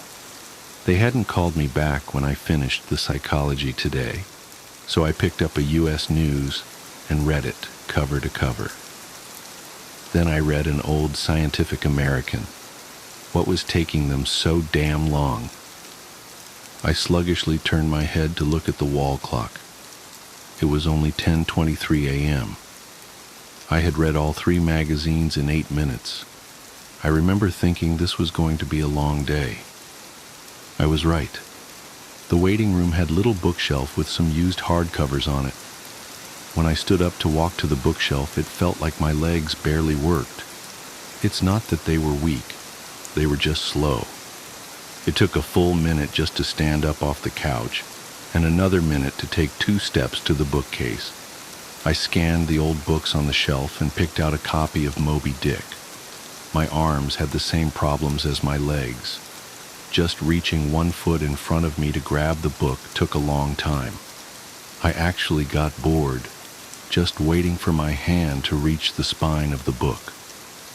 I slogged back to the couch and collapsed onto it in a slow-motion fall that reminded me of the low-gravity hops of astronauts on the moon. I opened Moby Dick, slowly, and began reading. I started with Call Me Ishmael and got as far as Ahab throwing his pipe into the sea, which was all the way to friggin' chapter 30, before they called me back. "How are you feeling?" the research assistant asked me. "I feel slow," I said. "Actually, it's the other way around. Everything seems slow because you're so fast. But my legs, my arms, they're moving in slow motion. Your body seems like it's moving slowly because your brain is fast. Your brain is running 10 or 20 times faster than normal. You are thinking and perceiving reality at an accelerated pace, but your body is still constrained by the laws of biomechanics. Frankly, you're moving much faster than a normal person." She pantomimed a jogging motion. "But your brain is running so much faster right now that even your fast walk seems very slow to you." I thought about my slow motion flop onto the waiting room couch. Even if my muscles had slowed down, my body would still react to gravity the same way. But in the waiting room, I even fell in slow motion. Slow muscles couldn't explain why gravity seemed weaker. My brain was going at warp 10. That's how I managed to read 3 magazines in the first 30 chapters of Moby Dick in 15 minutes. They ran a series of tests on me. The physical tests were fun. They made me juggle 3 balls, then 4, then 6. I had no problem keeping 6 balls in the air because they seemed to be moving so slowly. It was boring, frankly, waiting for each ball to move through its arc so I could catch it with my slow-motion hands and toss it back into the air. They threw Cheerios in the air, and I caught them with chopsticks. They dropped a handful of coins, and I counted the total value before they hit the ground. The cognitive tests were less fun but very illuminating. Finish a 50-word word search, 3 seconds. Solve an intricate maze drawn onto a poster-sized paper, 2 seconds. View a slideshow projected at 10 images per second and answer detailed questions about what I saw, 95% correct. They told me I measured over 250 on the NUP scale. Apparently that's deep into the superhuman range of thinking speeds. Then they sent me home. It'll wear off in a few hours, they said, which will seem like days to you. Try to use the residual effects to get some work done. Catch up on work emails while you're still in high-speed mode. The ride home was horrible. It was only 3 metro stops, and in real-world time it only took about 35 minutes. But in my drug-accelerated hypertime, it felt like days. Days. Just walking out of the medical research suite to the elevator seemed like it took an hour. I sprinted out of the office, willing my legs to push me faster. But the laws of biomechanics held me prisoner.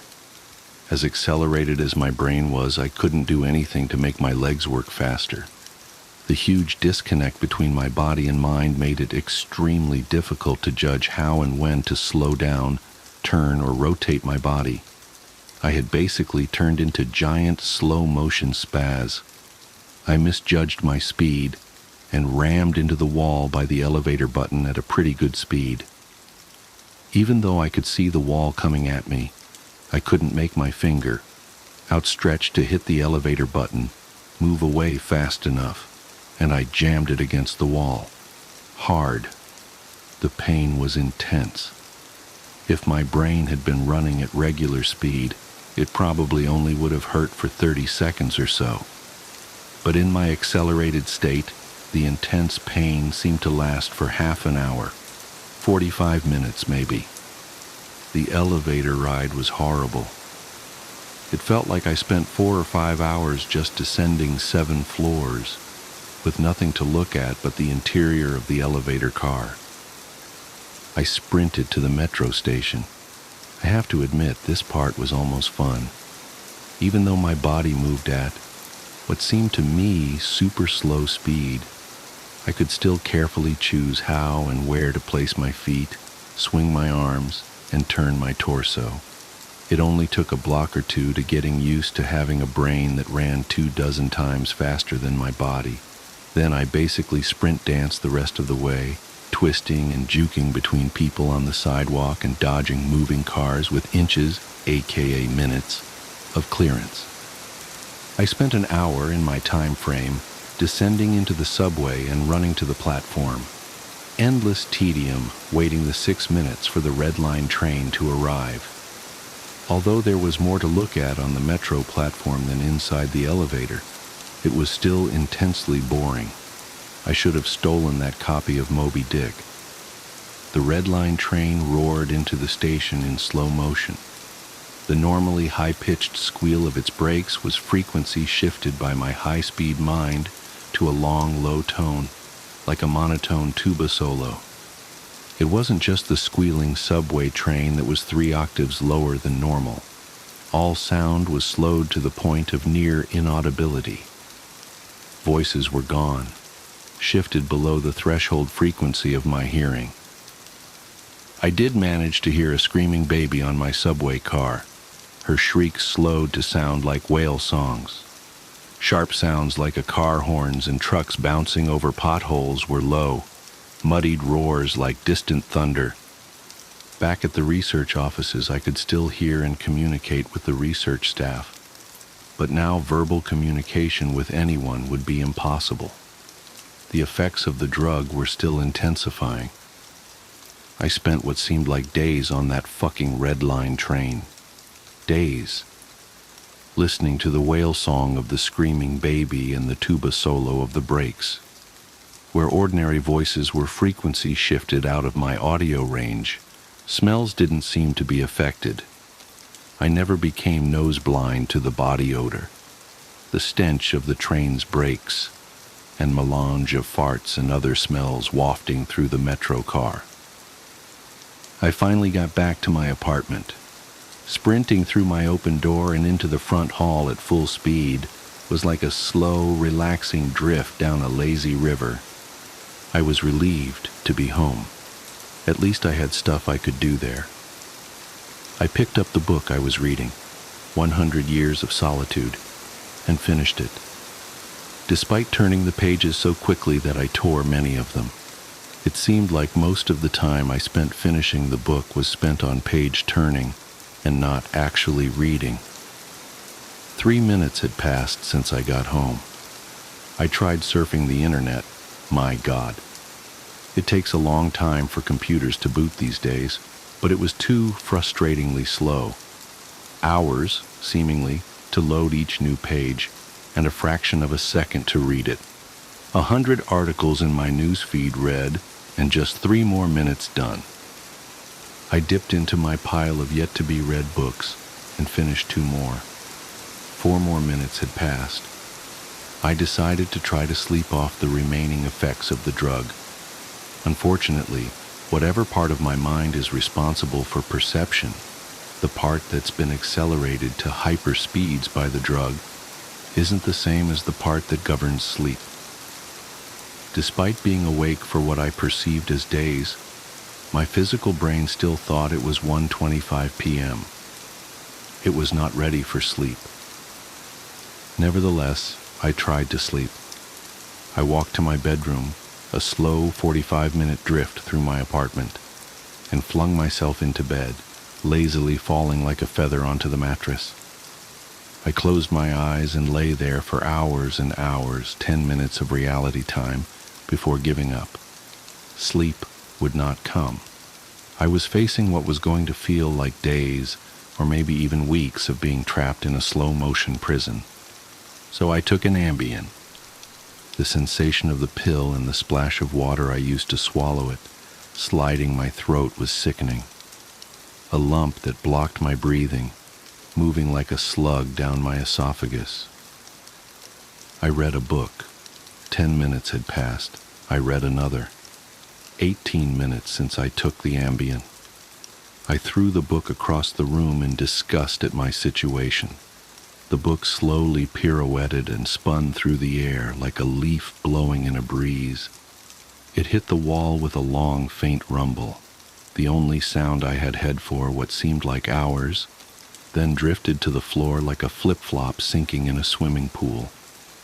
The force of gravity hadn't changed since I took the pill. The laws of physics were the same. It was just my perception of time that had gone wackadoo. This meant I could use the speed things seemed to fall as a way of judging the effects of the drug. Based on how long it took the book to drift to the floor, I estimated the effects of the drug were still intensifying. I read a magazine. I turned on the television. I clearly saw each frame of video like I was watching a slideshow. Frustrated, I turned the television off. I read some more. The first 2 books of Churchill's A History of the English-Speaking Peoples. Not exactly a light read. Frankly, I hated it. But given the hours of tedium it would take to go get another book off my bookshelf, just sitting on the couch and reading Churchill was better, or at least less worse. It had now been 35 minutes since I took the Ambien. I lay down on the couch and closed my eyes. Time passed. I inhaled. An hours-long process. Time passed. I exhaled for more hours. Sleep would not come. I needed a new plan. I decided to go back to the offices where they gave me the drug. Maybe they would have something that could counteract its effects, or at least something to knock me out until it wore off. I exited my apartment as fast as possible, taking hours in my time frame to do so. I didn't even bother locking the door. It would have taken too long. Down the stairs, it's faster than the elevator if you run. Through the lobby, out the front door, and onto the street. These few things felt like a long day at the office. Sprinting down the street, dancing and weaving between pedestrians with what must have looked to them superhuman dexterity. Down the first flight of stairs at the metro, across the landing, another hour, then on to the second flight of stairs. That's when the Ambien hit me. The Ambien didn't make me sleepy. Not at all. Instead, it must have had a severe cross-reaction with the experimental drug I took this morning. I was bounding down the second flight of stairs, moving in slow motion, but still making perceptible progress. Then, wham, everything stopped. The dull roar of the street and metro noise ceased, replaced by the most perfect silence I've ever experienced. My downwards motion seemed to completely freeze. Before the Ambien kicked in, my perception of time was maybe a few hundred times slower than real time. After the Ambien took effect, time moved thousands of times slower. Every second seemed like days to me. Even just moving my eyes to focus on a new point was like an impossibly slow scroll across my visual field. Over the course of the afternoon, I learned how to walk, run, and jump when my mind ran hundreds of times faster than my body. But with another 4 or 5 orders of magnitude of slowdown caused by the Ambien, body control was almost impossible. I fell on the stairs. Even though I was all but frozen in mid-step, controlling my muscles was impossible. I commanded my foot forwards for hours, then backwards for hours more, when it seemed like I would miss the next step. Hours attempting to adjust the angle of my ankle, then readjusting when it felt wrong. Despite these efforts, I rolled my ankle on the next step. The pain wasn't at all mitigated by the slowness. Hours of increasing strain on my bent ankle. The nerve signals that send pain into the brain must work differently than the nerves in my ear. Sonic energy was spread out over time, diluted until it was imperceptible. Pain flowed into my brain undiluted by the change in my perception of time. Hours and hours of increasing weight on my turned ankle turned into hours of increasing pain upon increasing pain. I pitched forwards, my high-speed mind completely unable to control my low-speed body. I drifted downwards for days, managing to rotate my torso enough to keep my head from impacting the ground first. I eventually landed on my right shoulder. At first the impact wasn't even noticeable. Then I felt a slight pressure in my shoulder as it came in contact with the ground. The pressure grew, bringing increasing pain for hour upon hour. My shoulder finally gave out, popping out of its socket with an endless, sickening tug. I came to a stop days later, crumpled onto the ground, staring at the ceiling. The pain in my shoulder still screaming with the intensity of a fresh, violent injury. I had plenty of time to think during that fall. If every second seemed like days to me, then each minute of real-world time would be like years. Even if the drug cleared out of my system in the next 2 or 3 hours, this nightmare would seem to last centuries. By the time I hit the ground, I had a plan. I would somehow get to the platform and throw myself in front of a train. I twisted onto my hands and knees, days of my dislocated shoulder crying for relief.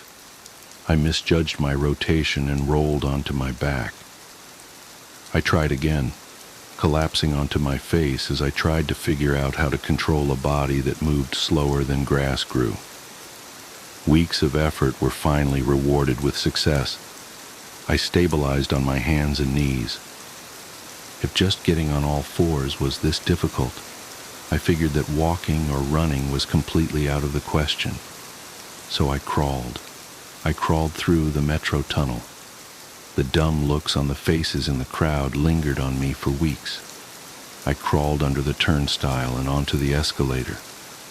The escalator spilled the rush hour crowd onto the platform at the same speed a glacier spills ice into the sea. I looked out over the crowded platform during my interminable downward ride. The train status sign said the next train wouldn't arrive for 20 minutes. 20 minutes was like a year to me. I'd have to spend a year on the metro platform, waiting to die.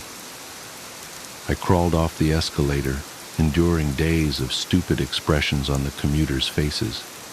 I crawled a few feet to a concrete bench and curled up next to it, trying to find a position to lessen the pain in my shoulder. Then my problem with time got worse, impossibly worse. The massive slowdown on the stairs was just the beginning of the interaction between the experimental drug and the Ambien. It fully hit me while I was curled up by the bench. I blinked. Years of darkness followed. Sound was already gone, and with my blink, sight was gone as well. All that existed was the pain from my fall. My hyper-accelerated mind wasted no time compensating for the lack of sensory input. Voices spoke to me. They sung to me in languages that never existed. Patterns and faces and colors came and went in my mind's eye. I recalled my whole life and imagined living another. I forgot English. I settled into a profound despair. I spoke to God. I became God.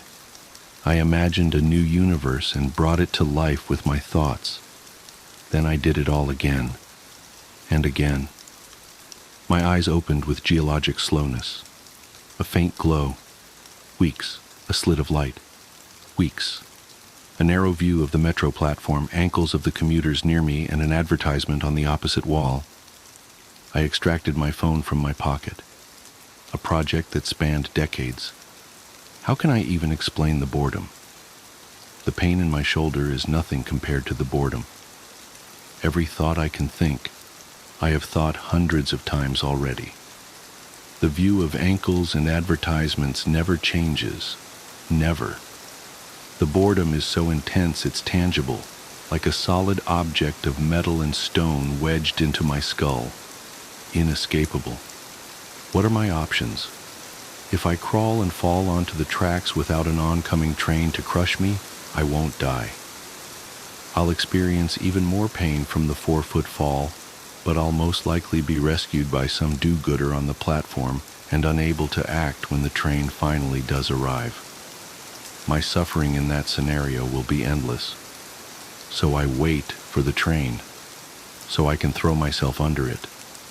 When it finally hits me, I will experience the pain of being ripped to pieces for centuries, until finally, the light of life leaves my brain, and my experience ends.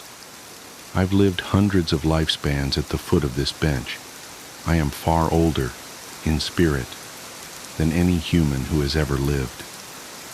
Most of my life experience has been a snapshot of pain huddled on the floor of a subway platform with an unchanging view of ankles and advertisements.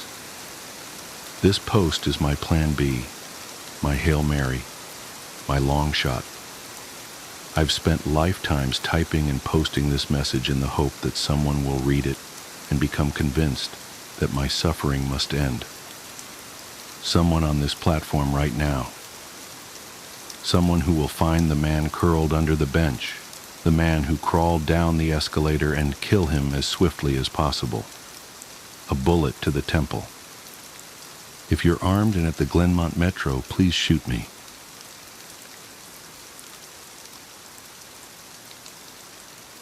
She's in the house. Find her. If you live in Menifee, CA, and there's a knock at your door tonight, don't answer it. More importantly, don't leave anyone in the house by themselves. Get your phone, call the police, and stay together. I'm writing this as I'm sitting in this police station questioning room as a warning, so that what happened to me last night won't happen to you tonight. I live on my own in suburbia. Nice little neighborhood. The kind of place where kids will be playing out in the street with parents doing yard work when you pull into your driveway. That's exactly how last night began. My girlfriend and I pulled in and got out of the car. We waved to the kids and had a friendly chat with Mrs. Roop next door. This was the kind of life I always imagined, and at 20 I couldn't believe it had already happened for me. We went inside and started our evening. We made dinner. We love cooking together. There's a symmetry between us that just works. We ate, watched some TV downstairs, just a normal night. Once it was time we went upstairs, she started doing her nightly routine.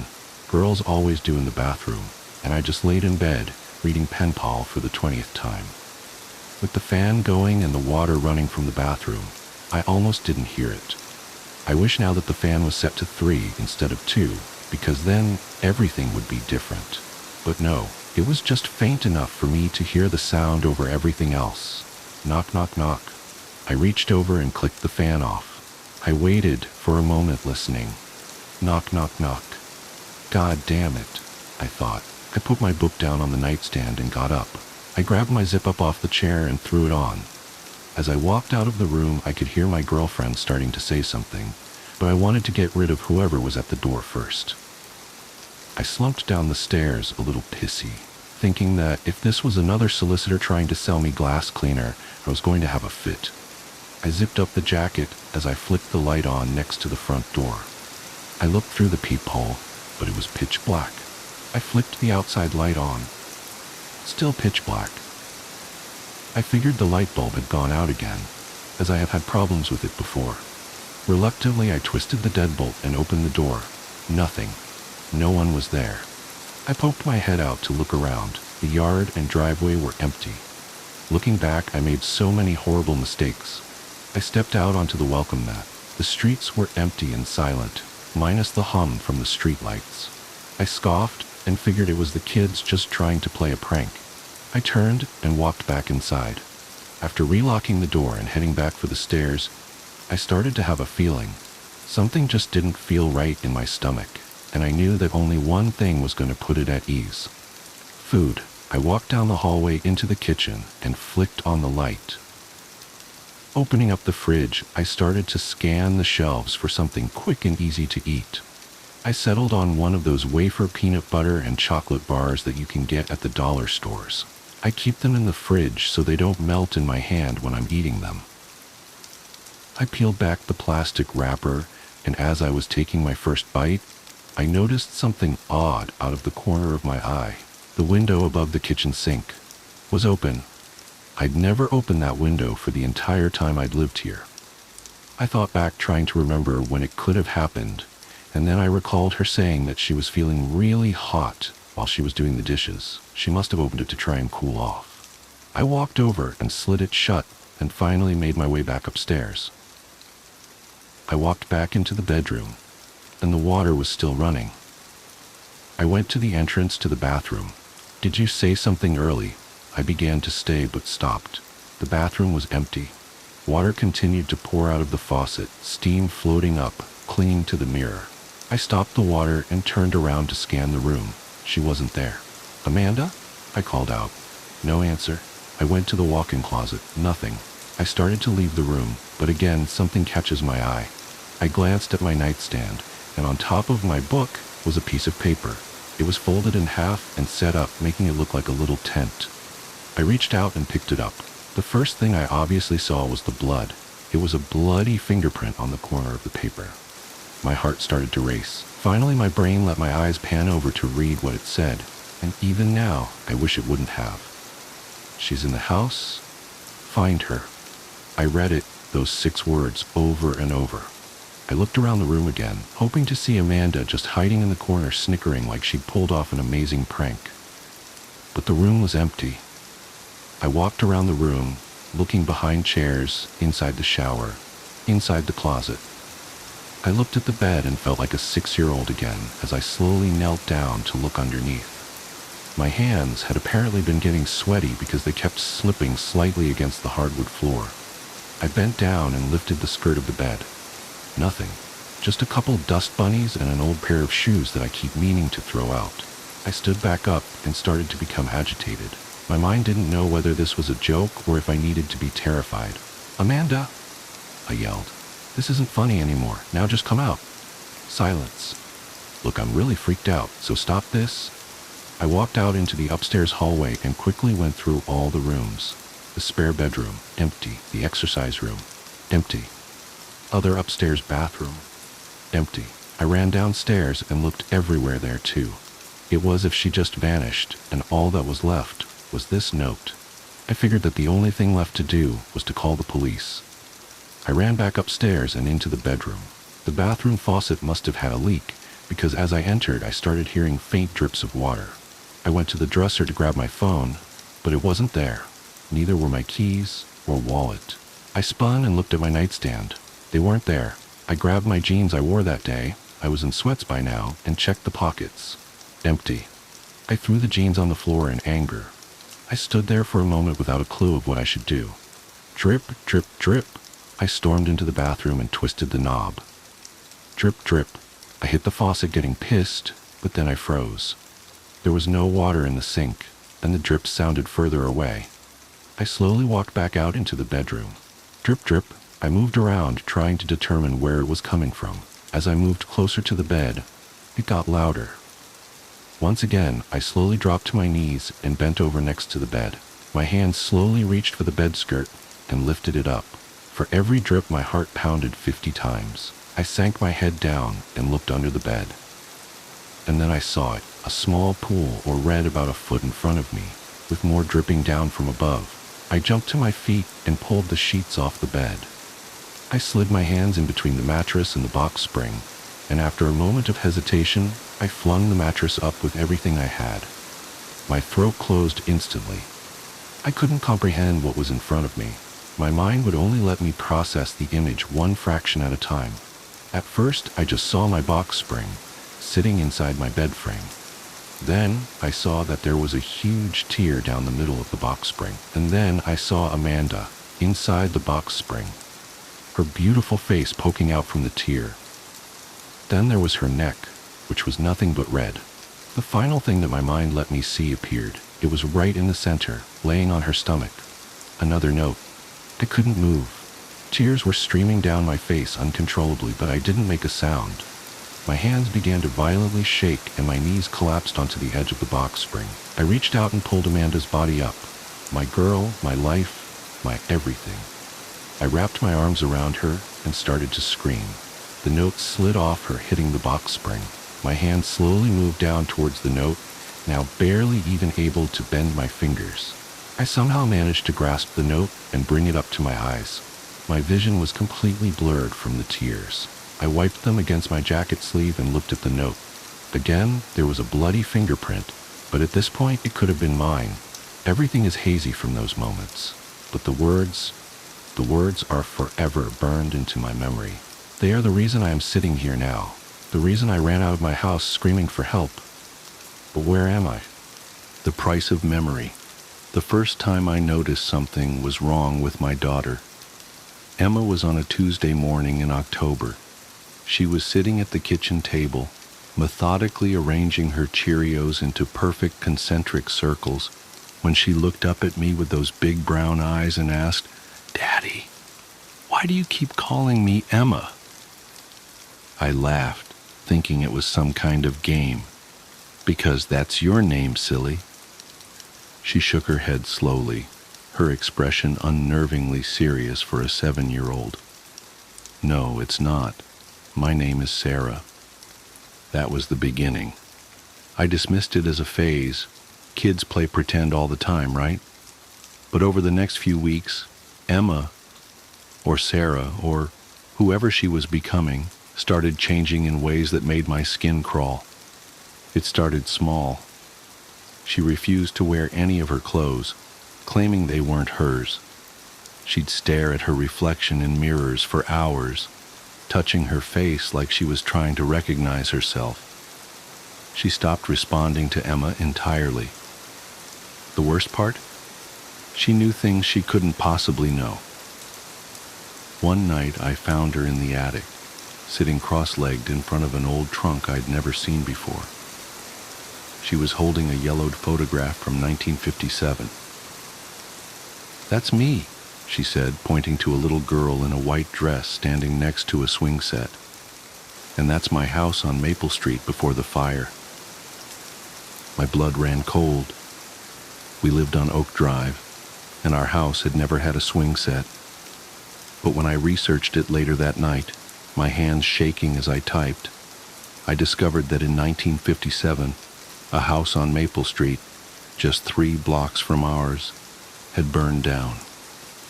A family of 4 had died in the fire. Their youngest daughter was named Sarah. The changes accelerated after that. Emma's handwriting transformed overnight into an elegant cursive that no second grader should know. She hummed songs from the 1950s that I'd never taught her. She spoke about things that happened decades before she was born with the vivid detail of personal memory. I took her to doctors, therapists, specialists. They ran tests, prescribed medications, suggested psychological evaluations. Nothing helped. With each passing day, my daughter seemed to fade away, replaced by something else. Then came the night that changed everything. I woke up at 3:17 a.m. to the sound of piano music drifting up from our living room. We didn't own a piano. Heart pounding, I crept downstairs, following the haunting melody of a song I didn't recognize. Emma sat at an ancient upright piano that definitely hadn't been there when I went to bed. Her small fingers danced across the yellowed keys with the skill of a seasoned musician. She wore a white nightgown I'd never seen before, her long dark hair falling in waves down her back. "Sarah?" I whispered, the name feeling foreign on my tongue. She stopped playing but didn't turn around. "You finally understand, don't you, Mr. Collins?" "My name isn't Collins, it's Martinez." "Where's Emma?" I asked, my voice breaking. "Emma's gone," she said simply. "She let me in and now she's gone. Children are so much more accepting of us than adults. They don't fight the transition like grown-ups do." "Us?" The word felt like ice in my mouth. She turned then, and I staggered backward. Her face was Emma's, but her eyes were ancient, filled with a darkness that no child's eyes should hold. "We're the ones who got interrupted," she said, her voice carrying an accent I couldn't place. "The ones who didn't get to finish. Some of us were taken by disease, others by accident, some by violence. But we all had one thing in common. We weren't done. We had so much left to do, to experience, to be." I wanted to run, to scream, to wake up from this nightmare, but I couldn't move. "Emma was perfect," she continued, running her fingers along the piano keys without pressing them. "So young, so full of potential. All that blank canvas, just waiting to be filled. She was lonely, you see. After her mother died, she felt incomplete. That's when I found her. The mention of Julie, my late wife, snapped me out of my paralysis. "What did you do to my daughter?" I demanded. Emma smiled, and it was the most terrifying thing I'd ever seen. "I didn't do anything she didn't allow. She welcomed me, just like the others welcomed us." "Others?" She gestured toward our front window. Outside, in the pre-dawn darkness, I saw lights on in houses up and down our street. And in every window there were children, dozens of them, all standing perfectly still. all staring toward our house, all wearing white. "You see, Mr. Collins," she said, turning back to the piano, "there are so many of us waiting, and so many lonely children willing to share their space. It's happening everywhere. A great restoration, a second chance for those of us who were interrupted." She began to play again, the same haunting melody. "You should be grateful," she said over the music. "Emma was chosen. She's special. And now she'll never be alone." I ran out of the house that night and never went back. I couldn't bear to see whatever was wearing my daughter's face, using her hands, living her life. The police found nothing wrong, of course. The piano had vanished. The other children denied standing in their windows. Parents insisted everything was normal. But it wasn't normal. Nothing would ever be normal again. That was 5 years ago. I've been tracking similar cases ever since. Children who suddenly change, who know things they shouldn't, who seem to become different people overnight. The pattern is always the same. A lonely child, usually one who's experienced loss or trauma, suddenly transformed. Their parents either accept the change, convince themselves nothing is wrong, or disappear. I've found hundreds of cases now all across the country. Some of the children speak languages they never learned. Others demonstrate skills they couldn't possibly have acquired. All of them insist they're someone else, someone who died long ago. Last week, I received an email from a woman in Seattle. Her 10-year-old son had started calling himself William and speaking with a British accent. He could suddenly play chess at a master level and talked about fighting in World War II. She was terrified. I warned her to run, to get as far away from him as she could, but she didn't listen. No one ever listens. Yesterday, I found her obituary online, apparent heart attack. Her son William has gone to live with relatives. Another interruption, another completion, and the numbers keep growing. I'm writing this now because people need to know. They need to understand what's happening to our children. The invasion isn't coming from above or below. It's coming from the past, from all the unfinished lives seeking completion.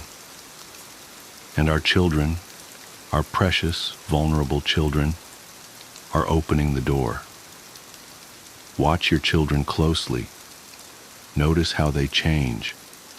Listen to what they say. And if they start talking about who they used to be, run. Run as fast and as far as you can. Because by the time they start calling themselves by a different name, it's already too late. I know this because last night I saw Emma again.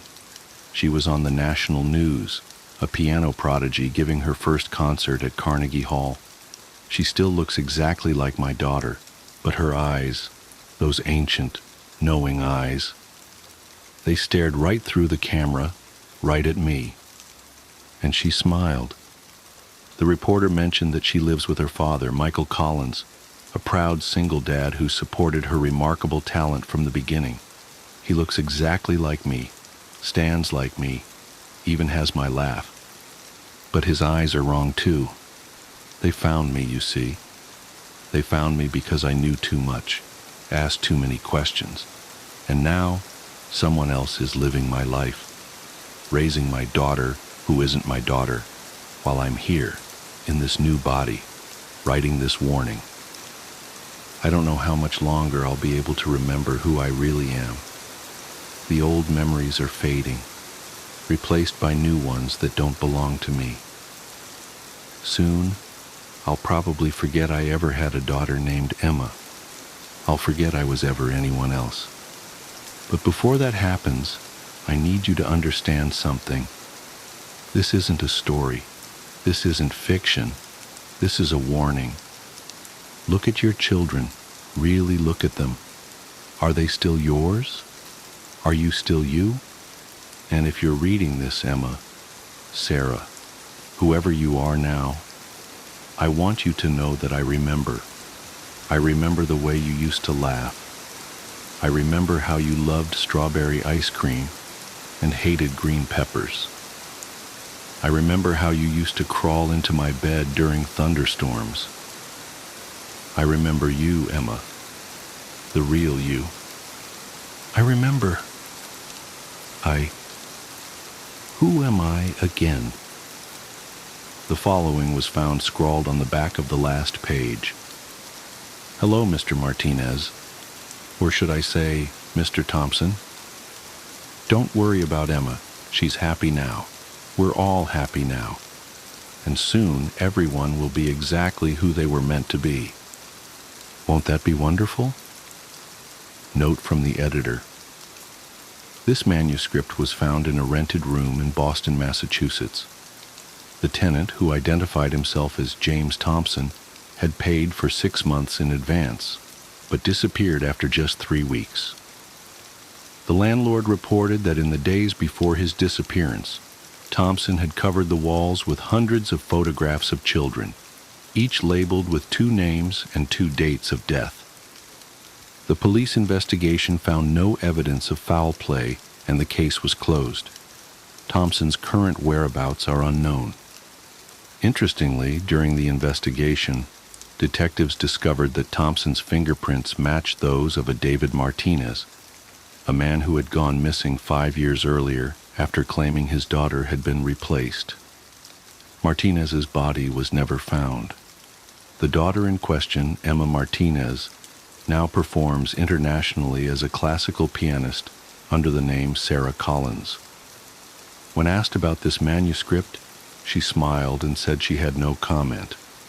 Her eyes, the interviewer noted, seemed much older than her 12 years. Sleep well, dear reader, and remember, children aren't the only ones who can be replaced. Epilogue. 3 days after this story was submitted for publication, the editor who received it resigned unexpectedly. Her replacement, a woman who bears a striking resemblance to her but insists they've never met, approved it for immediate release. The original editor's whereabouts are currently unknown. Her young daughter, however, has recently shown a remarkable aptitude for editorial work. She has her mother's eyes, or does she? The morning commute. I've been trying to write this down for 3 days now. My hands still shake when I think about it, but I need to document what happened while the details are fresh. Maybe someone can make sense of it, because I sure can't. I keep checking news sites and local forums, but there's nothing. Just the usual traffic reports and weather updates. It started last Wednesday. Nothing special about that morning. Just another dreary February commute. I remember being annoyed because my travel mug was leaking slightly, leaving little brown rings on my center console. The heat was blasting to fight off the 28-degree chill, making that plasticky new car smell more noticeable than usual in my recently leased Civic. I always take the back roads to avoid I-95 traffic. There's this stretch of Route 27 that winds through the woods for about 4 miles before connecting to the industrial park where I work. Usually I zone out on autopilot there, just following the gentle curves while my mind wanders to the day ahead. But something felt off that morning, even before anything actually happened. The first thing I noticed was the radio. I always listen to NPR during my morning drive. Helps me feel somewhat informed about the world. But around 7:45 a.m., right as I was entering that wooded stretch, the signal started cutting out. Not unusual for that area, but this was different. Between bursts of static, I could swear I heard what sounded like backward speech. Not garbled nonsense, but actual words being played in reverse. I tried changing stations, but they were all doing it. I switched the radio off, deciding to drive in silence rather than deal with the unsettling noise. That's when I noticed how quiet everything was. No wind in the trees, no birds. Even my engine seemed muffled, like someone had thrown a heavy blanket over the car. The morning fog was thicker than usual, too, clinging to the road in a way that made the yellow lines look like they were floating. I checked my phone. No signal, which wasn't completely unusual for that stretch, but the time display caught my eye. 7:47 a.m. I distinctly remember because I had just checked it 2 minutes earlier when the radio started acting up. Still 7:47 a.m. I watched for another 30 seconds or so. Still 7:47 a.m. The seconds weren't moving. My rational brain kicked in. Obviously, the phone's frozen. Force restart it later. But my skin was starting to prickle. That animal instinct that tells you something's wrong before your conscious mind can process why. I pressed the accelerator a little harder, wanting to get through the woods and back to civilization. That's when I saw the first one. At first I thought it was just a trick of the fog, a darker patch that seemed to be moving wrong. You know how fog usually drifts with the wind? This patch was moving perpendicular to the rest, like it was cutting through it. As I got closer, it resolved into what looked like a person walking alongside the road.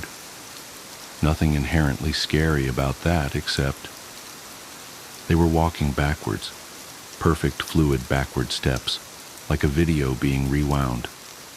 And they were wearing what looked like business casual clothes, slacks, button-up shirt, but the fabric was wrong. It rippled and shifted like static on an old TV, black and white pixels constantly rearranging themselves. I gripped the steering wheel harder, my knuckles going white. Just someone exercising in weird athletic wear, I told myself. One of those recovery suits with the electronic muscle stimulation or whatever. But even as I thought it, I knew that wasn't right. As I passed them, they turned their head to track my car. That's when my heart nearly stopped. Where their face should have been, there was just more static. Not blank skin, not a mask, but a void of shifting black and white pixels, like a TV tuned to a dead channel. I looked straight ahead, pressing the accelerator harder. Don't acknowledge it. You're tired, you're imagining things, just get to work. But in my peripheral vision, I could see more dark shapes emerging from the fog. 3, then 7, then dozens, all walking backwards along both sides of the road, all wearing those business casual clothes that weren't quite clothes, all turning their static-filled faces to watch my car pass. The air in the car felt thick, like trying to breathe underwater. My ears popped like I was changing altitude, and the engine noise became even more distant. The forest beyond the figures was wrong too. The trees looked like cardboard cutouts, flat and artificial. When I blinked, they seemed to shift position slightly, like a glitching video game trying to render a scene. I reached for my phone to try recording what I was seeing, but my hands were shaking so badly I dropped it between the seats. When I glanced down for a split second to grab it, I heard a sound that I still can't properly describe, like a dial-up modem screaming through a meat grinder, but deeper, more organic. I looked up and immediately slammed on the brakes. One of them was standing in the middle of the road facing my car, not walking backwards like the others, just standing perfectly still. It was closer than any of the others had been, close enough to see details I wish I hadn't noticed. Its clothes weren't just shifting patterns, they were flowing upwards, like water running in reverse, and there were gaps in it, places where the static cleared for a fraction of a second, showing something underneath that my brain refuses to properly process. Something geometric but non-Euclidean, folding in on itself in ways that shouldn't be possible. I sat there, engine idling, hands frozen on the wheel, staring at this thing through my windshield. It cocked its head at an angle that went slightly too far, like a bird but wrong. The static of its face started forming patterns, almost like it was trying to mimic my features. That's when I noticed the temperature display on my dashboard, 77.7 degrees. The same numbers kept flickering over and over, even though I could see my breath fogging in the freezing air. The clock read 7:47 a.m. The odometer was stuck on 7,177.7 miles. That's when I did something either very brave or very stupid. I laid on the horn. The sound came out distorted, stretched, and warped, like it was being played at quarter speed. But it had an effect. The figure in the road spasmed, its form glitching violently, and then it moved. Not stepped or walked, but moved, like a video file corrupting. One frame it was in the road, the next it was beside my car, hand pressed against my driver's side window. The static of its face pressed close to the glass, forming and reforming into almost recognizable patterns. Was it trying to communicate? Trying to get in? I didn't wait to find out. I slammed the accelerator and swerved around where it had been standing.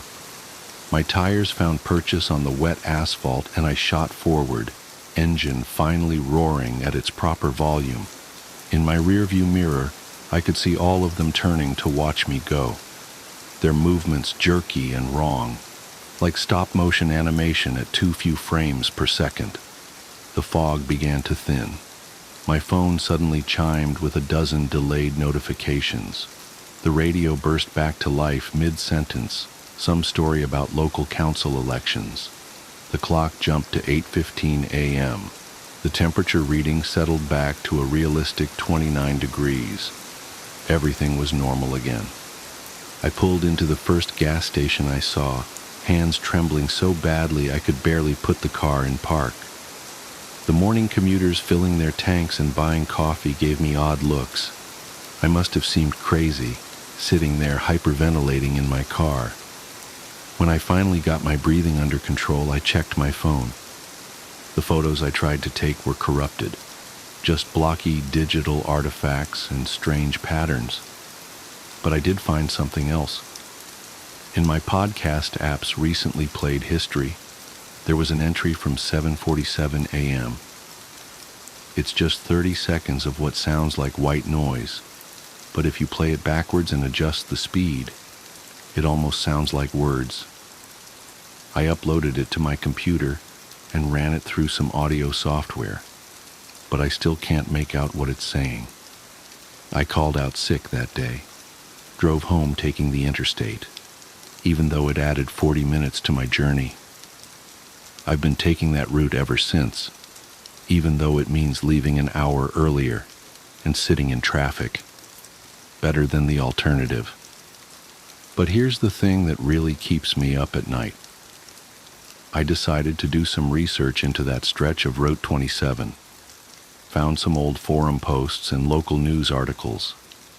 Over the past decade, there have been an unusually high number of single-car accidents there, always between 7:45 and 7:50 a.m.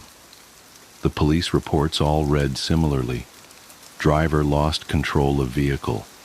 No obvious cause determined. Driver claimed mechanical malfunction, but no evidence found. And the victims? All commuters, all wearing business casual. I keep telling myself there must be a logical explanation. Bad cell reception and a frozen phone, fog playing tricks on my eyes, stress and an overactive imagination. But yesterday, I was reviewing some old work emails and I noticed something that made my blood run cold. Every email I've ever sent between 7:45 and 7:50 a.m. is corrupted. The text is replaced with strings of sevens and static characters. The timestamps are all stuck at 7:47 a.m. I have to drive to my sister's wedding next week. It's a 6-hour trip and I've mapped 3 different routes. They all intersect with Route 27 at some point. I don't know what I'm going to do, but if you're reading this, and you commute through wooded areas in the early morning, do yourself a favor. Check your clock when the fog rolls in, and if it ever gets stuck at 7:47 a.m., don't stop driving. Don't look at the shapes in the mist, and whatever you do, don't honk your horn. They might just honk back. Boxes. I spent the summer before my first year of elementary school learning how to climb trees. There was one particular pine tree right outside my house that seemed almost designed for me. It had branches that were so low I could easily grab them without a boost, and for the first couple days after I first learned how to pull myself up, I would just sit on the lowest branch, dangling my feet. The tree was outside our back fence and was easily visible from the kitchen window, which was just above the sink. Before too long, my mother and I developed a routine where I would go play on the tree when she washed the dishes because she could easily see me while she did other things. As the summer passed, my abilities grew, and before too long I was climbing fairly high. As the tree got taller, its branches not only got thinner, but more widely spaced, and so I eventually reached a point where I couldn't actually climb any higher, and so the game had to change. I began to concentrate on speed, and in the end I could reach my highest branch in 25 seconds. I got too confident, and one afternoon I tried to step from a branch before I had firmly grasped the next one.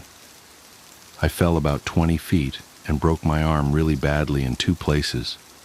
My mom was running toward me yelling, and I remember her sounding like she was underwater.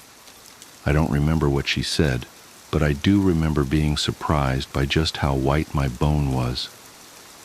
I was going to start kindergarten with a cast and wouldn't even have any friends to sign it. My mom must have felt terrible, because the day before I started school, she brought home a kitten. He was just a baby and was striped with tan and white. As soon as she put him down, he crawled into an empty case of soda that was sitting on the floor. I named him Boxes. Boxes was only an outside cat when he escaped. My mom had him declawed so he wouldn't destroy the furniture. So as a result, we did our best to keep him inside. He'd get out every now and then, and we'd find him somewhere in the backyard chasing some kind of bug or lizard, though he could hardly ever catch one because he had no front claws. He was pretty evasive, but we'd always catch him and carry him back inside. He'd scramble to look back over my shoulder. I told my mom that it was because he was planning his strategy for next time. Once inside, we'd give him some tuna fish, and he came to learn what the sound of the can opener might signal. He'd come running whenever he heard it. This conditioning came in handy later because toward the end of our time in that house, Boxes would get out much more often and would run under the house into the crawl space where neither of us wanted to follow because it was cramped and probably crawling with bugs and rodents. Ingeniously, my mom thought to hook the can opener to an extension cord out back and run it right outside the hole that Boxes had gone through. Eventually he would emerge with his loud meows, looking excited by the sound, and then horrified at how we could run such a cruel ruse on him. A can opener with no tuna made no sense to Boxes. The last time he escaped to under the house was actually our last day in it. My mom had put the house on the market and we had begun packing our things. We didn't have much, and we stretched the packing out a while, though I had already packed up all my clothes at my mom's request. My mom could tell I was really sad about moving and wanted the transition to be smooth for me, and I guess she thought that having my clothes in the box would reinforce the idea that we were moving, but things wouldn't change that much. When Boxes got out as we were loading some things into the moving van, my mom cursed because she had already packed the can opener and wasn't sure where it was.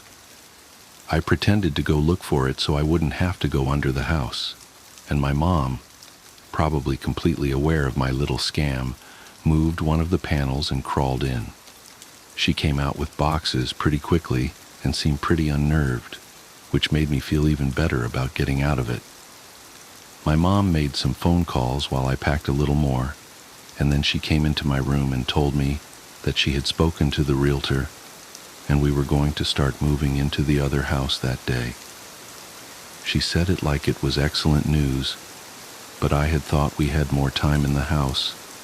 She originally said that we weren't moving until the end of the next week, and it was only Tuesday. What's more, we weren't completely finished packing. But my mom said sometimes it was just easier to replace things than pack them and haul them all over the city. I didn't even get to grab the rest of my boxed clothes. I asked if I could call Josh to say bye, but she said that we could just call him from our new house. We left in the moving van. I managed to stay in touch with Josh for years, which is surprising since we no longer went to the same school. Our parents weren't close friends, but they knew that we were, and so they would accommodate our desire to see one another by driving us back and forth for sleepovers, sometimes every weekend. For Christmas one year, our parents even pooled their money and got us some really nice walkie-talkies that were advertised to work across a range that extended past the distance between our houses. They also had batteries that could last for days if the walkie-talkie was on, but not used. They would only occasionally work well enough that we could talk across the city, but when we stayed over, we'd use them around the house, talking in mock radio speak that we had taken from movies, and they worked great for that. Thanks to our parents, we were still friends when we were 10. One weekend, I was staying over at Josh's, and my mom called me to say goodnight. She was still pretty watchful even when she couldn't actually watch me, but I had gotten so used to it that I didn't even notice it, even if Josh did. She sounded upset. Boxes was missing. This must have been a Saturday night because I had spent the night at Josh's the previous night and was going to go home the next day because we had school on Monday. Boxes had been missing since Friday afternoon. I gathered that she had not seen him since returning home after dropping me off. She must have decided to tell me he was missing, because if he didn't come home before I did, then I would be devastated at not only his absence, but how she could have kept it from me. She told me not to worry. He'll come back. He always does. But Boxes didn't come back. 3 weekends later, I stayed at Josh's again. I was still upset about Boxes, but my mom told me that there had been many times when pets had disappeared from home for weeks or even months, only to return on their own. She said they always knew where home was and would always try to get back. I was explaining this to Josh when a thought hit me so hard that I interrupted my own sentence to say it aloud. What if Boxes thought of the wrong home? Josh was confused. What? He lives with you. He knows where his home is. But he grew up somewhere else, Josh. He was raised in my old house a couple neighborhoods away. Maybe he still thinks of that place as home, like I do. Oh, I get it. Well, that'd be great. We'll tell my dad tomorrow and he'll take us over there so we can look. No, he won't, man. My mom said that we could never go back to that place because the new owners wouldn't want to be bothered. She said that she told your mom and dad the same thing. Josh persisted. Okay, then we'll just go out exploring tomorrow and make our way to your old house. No. If we get spotted, your dad will find out, and then so will my mom. We have to go there ourselves. We have to go there tonight. It didn't take that much convincing to get Josh on board, since he was usually the one to come up with ideas like this. But we had never snuck out of his house before. It actually turned out to be incredibly easy. The window in his room opened to the backyard, and he had a latched wooden fence that wasn't locked. After those 2 minor hurdles, we slipped off into the night, flashlight and walkie-talkies in hand. There were 2 ways to get from Josh's house to my old house. We could walk on the street and make all the turns, or go through the woods, which would take about half the time. It would have taken about 2 hours to walk there, taking the street, but I suggested that we go that way anyway. I told him it was because I didn't want to get lost. Josh refused and said that if we were seen, they might recognize him and tell his dad. He threatened to go home if we didn't just take the shortcut, and I accepted it because I didn't want to go by myself. Josh didn't know about the last time I walked through these woods at night. The woods were much less creepy with a friend and a flashlight, and we were making pretty good time. I wasn't entirely sure where we were, but Josh seemed confident enough, and that bolstered my morale. We passed through a particularly thick patch of tangled trees when the strap on my walkie-talkie got caught on a branch. Josh had the flashlight, and so I was struggling to get the walkie free when I heard Josh say, "Hey man, want to go for a swim?" I looked over to where he was shining the flashlight, though I closed my eyes as I did, because I now knew where we were. He was pointing at the pool float. This was where I had woken up in these woods all those years ago. I felt a lump in my throat and the sting of fresh tears in my eyes as I continued to struggle with the walkie. Frustrated, I yanked on it hard enough to break it free, and I turned and walked to Josh, who had partially laid down on the pool float in a mock sunbathing pose.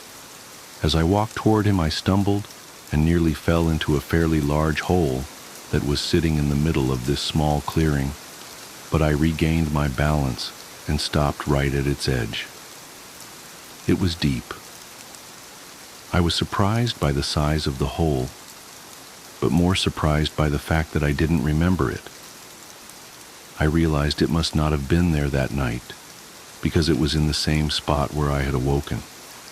I put it out of my mind and turned to Josh. "Quit messing around, man. You saw I was stuck over there, and you were just laying here joking around on this float." I punctuated the sentence with a kick to an exposed part of the float. A screeching rose from it. Josh's smile inverted. He suddenly looked terrified and was struggling to get off the float, but he couldn't in a quick manner due to the awkward way he had been laying on it. Each time he would fall back on the float, the screeching would intensify. I wanted to help Josh, but I couldn't move myself any closer. My legs wouldn't cooperate. I hated these woods. I picked up the flashlight that he had thrown in his thrashing and shined in on the float, not knowing what to expect. Finally, Josh got off the float and rushed next to me, looking at where I was shining the light. Suddenly, there it was. It was a rat. I started laughing nervously, and we both watched the rat run into the woods, taking the screeches with it. Josh lightly punched me in the arm, the smile slowly returning to his face, and we continued walking. We quickened our pace and made it out of the woods faster than we thought we would, and we found ourselves back in my old neighborhood. The last time I had rounded the bend ahead, I had seen my house fully illuminated, and all the memories of what transpired came flooding back. I felt a skipping in my heart as we were finally turning the corner and about to face the full view of my house, remembering last time how incandescent it was. But this time all the lights were off. From a distance I could see my old climbing tree, and as my mind traced the steps of causality backward, I realized that I wouldn't back here this night if that tree hadn't grown, and I was briefly in awe of how all events were like that. As we got closer, I could see that the lawn looked terrible. I couldn't even guess when it had last been mowed. One of the shutters had partially broken loose and was rocking back and forth in the breeze, and overall the house just looked dirty. I was sad to see my old home in such a state of disrepair. Why would my mom care if we bothered the new owners if they cared so little about where they lived? And then I realized there were no new owners. The house was abandoned, though it looked simply forsaken. Why would my mom lie to me about our house having new people in it? But I thought that this was actually a good thing. It would be easier to look around for boxes if we didn't have to worry about being spotted by the new family. This would make it much quicker. Josh interrupted my thoughts as we walked through the gate and up to the house itself. "Your old house sucks, dude," Josh yelled as quietly as he could. "Shut up, Josh. Even like this, it's still nicer than your house." "Hey, man. Okay. I think boxes is probably under the house. One of us has to go under and look, but the other should stay next to the opening in case he comes running out." "Are you serious? There's no way I'm going under there. It's your cat, man. You do it." "Look, I'll game you for it, unless you're too scared," I said, holding my fist over my upturned palm. "Fine, but we go on shoot, not on 3. It's rock, paper, scissors, shoot, not 1, 2, 3. I know how to play the game, Josh. You're the one who always messes up. And it's 2 out of 3. I lost. I wiggled loose the panel that my mom would always move when she had to crawl under here for boxes. She only had to do it a couple of times since the can opener trick usually worked, but when she had to do it, she hated it, especially that last time. And as I looked into the darkness of the crawl space, I had a greater appreciation for why. Before we moved, she said that it was actually better that boxes ran under here, despite how hard it could be to get him out. It was less dangerous than him jumping over the fence and running around the neighborhood. All that was true, but I was still dreading doing this. I grabbed the flashlight and the walkie and began to crawl in. A powerful smell overtook me. It smelled like death.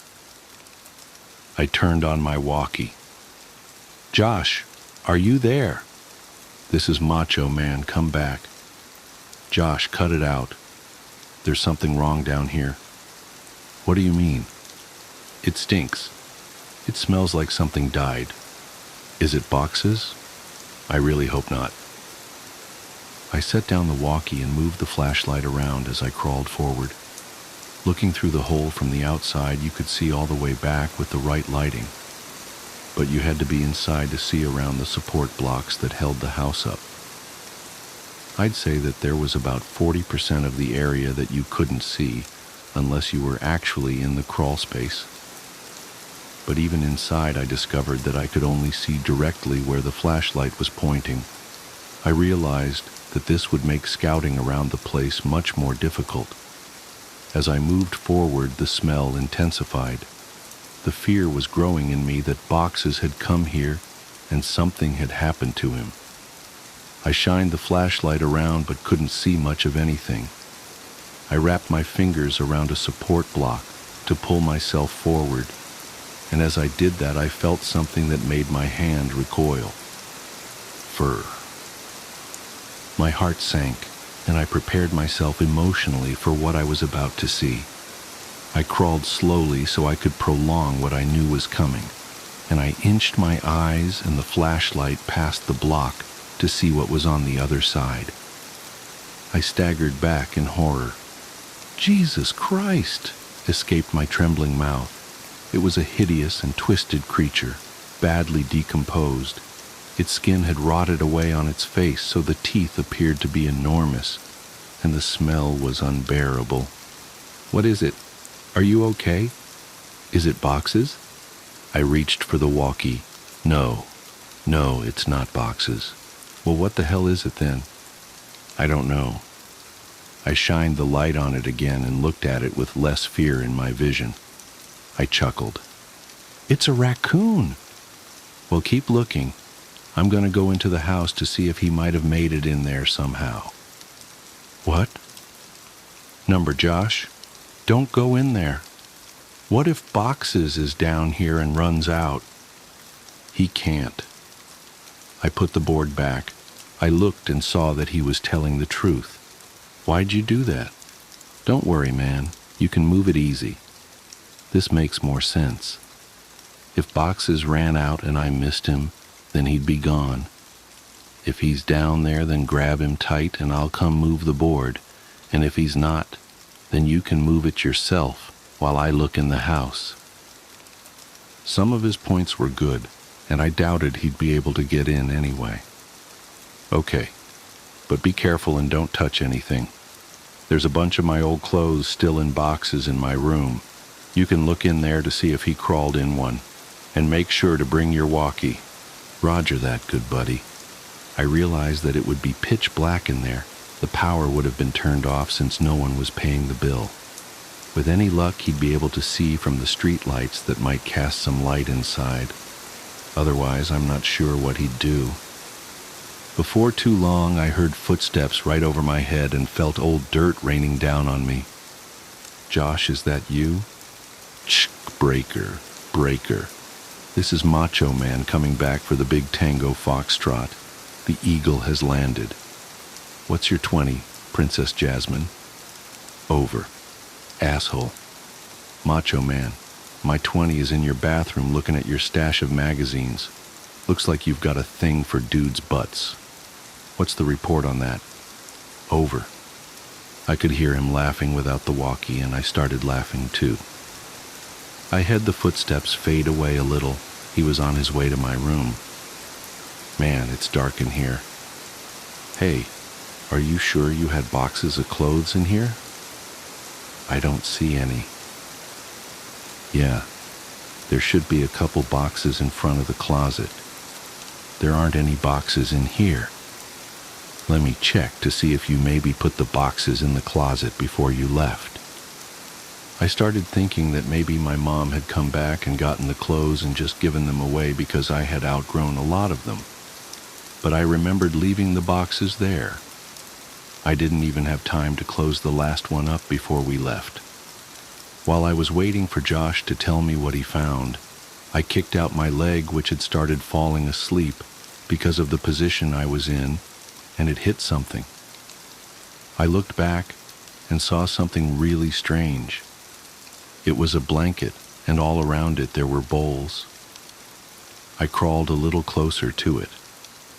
The blanket smelled moldy, and most of the bowls were empty, but one had something that I recognized still in it. Cat food.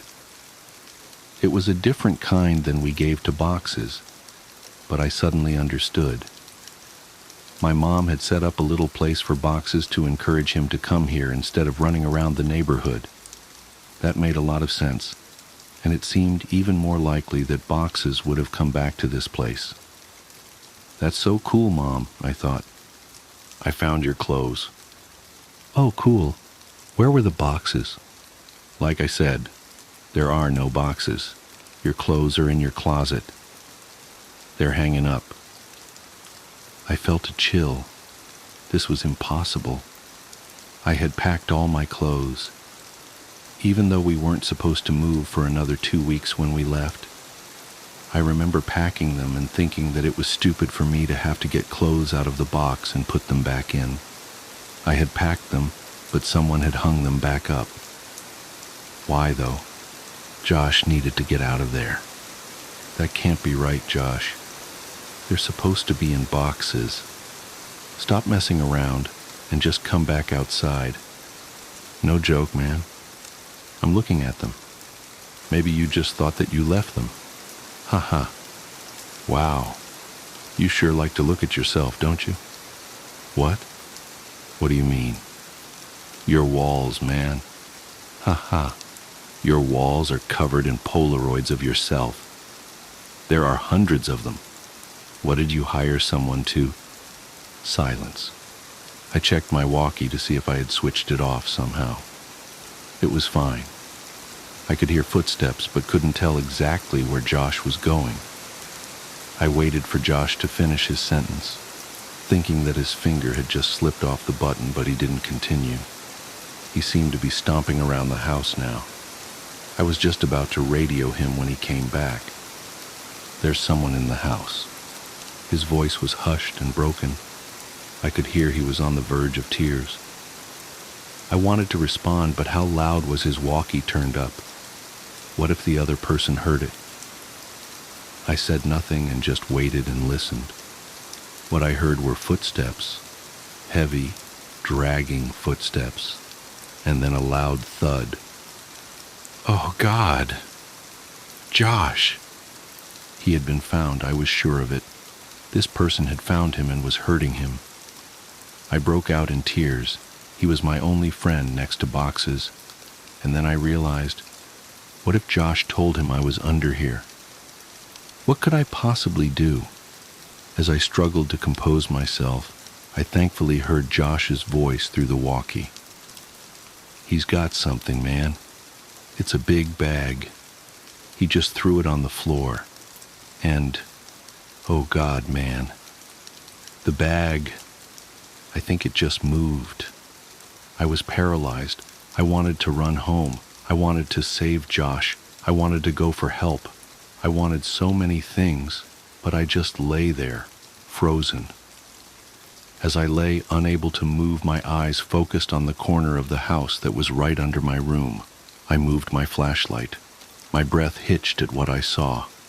Animals, dozens of them, all of them dead. They lay in piles all around the perimeter of the crawl space. Could boxes be among these corpses? Was this what the cat food was for? Seeing this broke my shock, as I knew I had to get out of there, and I scrambled to the board. I pushed on it, but it wouldn't budge. I couldn't move it because it was wedged in there, and I couldn't get my fingers around it since the edges were outside. I was trapped. "God damn you, Josh," I whispered to myself. I could feel thunderous footsteps above me. The house was shaking. I heard Josh scream, and it was matched by another scream that wasn't full of fear. As I continued pushing, I felt the board move, but I knew it wasn't me who was moving it. I could hear footsteps above me and in front of me, and shouting and screaming, filling the brief silences between the footsteps. I moved back and held my walkie ready to try to defend myself, and the board was thrown to the side and an arm shot in and grabbed for me. "Let's go, man. Now." It was Josh. Thank God. I scrambled out of the opening holding the flashlight and the walkie. When we got to the fence, we both jumped it, but Josh's walkie fell. He reached for it, and I told him to forget it. We had to move. Behind us, I could hear yelling, though they weren't words, only sounds. And we, perhaps foolishly, ran for the woods to get back to Josh's quicker and be somewhat harder to follow. The whole way through the woods, Josh kept yelling, "My picture! He took my picture!" But I knew the man already had Josh's picture from all those years ago at the ditch. I suppose Josh still thought those mechanical sounds were from a robot. We made it back to Josh's house and back into his room before his parents woke up. I asked him about the big bag and if it really moved, and he said he couldn't be sure. He kept apologizing about dropping the walkie at the house, but obviously that wasn't a big deal. We didn't go to sleep and sat peering out the window waiting for him. I went home later that day, as it was about 3 a.m. already. I told my mom the basics of this story a couple days ago. She broke down and was furious about the danger I put myself in. I asked her why she made all those things up about bothering the new owners to stop me from going. Why did she think the house was so dangerous? She became irate and hysterical, but she answered my question. She grabbed my hand and squeezed it harder than I thought her capable of, and locked her eyes to mine, whispering as if she was afraid of being overheard. Because I never put any fucking blankets or bowls under the house for boxes, you weren't the only one to find them. I felt dizzy. I understood so much now. I understood why she had looked so uneasy after she brought boxes out from under the house on our last day there. She found more than spiders or a rat's nest that day. I understood why we left almost 2 weeks early. I understood why she tried to stop me from going back. She knew. She knew he made his home under ours, and she kept it from me. I left without saying another word and didn't finish the story for her, but I want to finish it here. For you. I got home from Josh's that day. I threw my stuff on the floor and it scattered everywhere. I didn't care, I just wanted to sleep. I woke up around 9 p.m. to the sound of boxes meowing. My heart leapt. He had finally come home. I was a little sick about the fact that if I had just waited a day, none of the previous night's events would have happened, and I'd have boxes anyway. But that didn't matter. He was back. I got off my bed and called for him, looking around to catch a glint of light off his eyes. The crying continued, and I followed it. It was coming from under the bed. I laughed a little, thinking I had just crawled under a house looking for him, and how this was so much better. His meows were being muffled by a shirt, so I flung it aside and smiled, yelling, "Welcome home, boxes." His cries were coming from my walkie-talkie. Boxes never came home.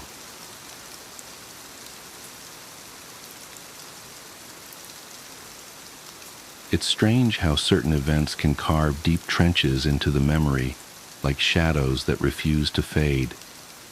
This is one such story, a tale I'd rather not remember but feel compelled to recount.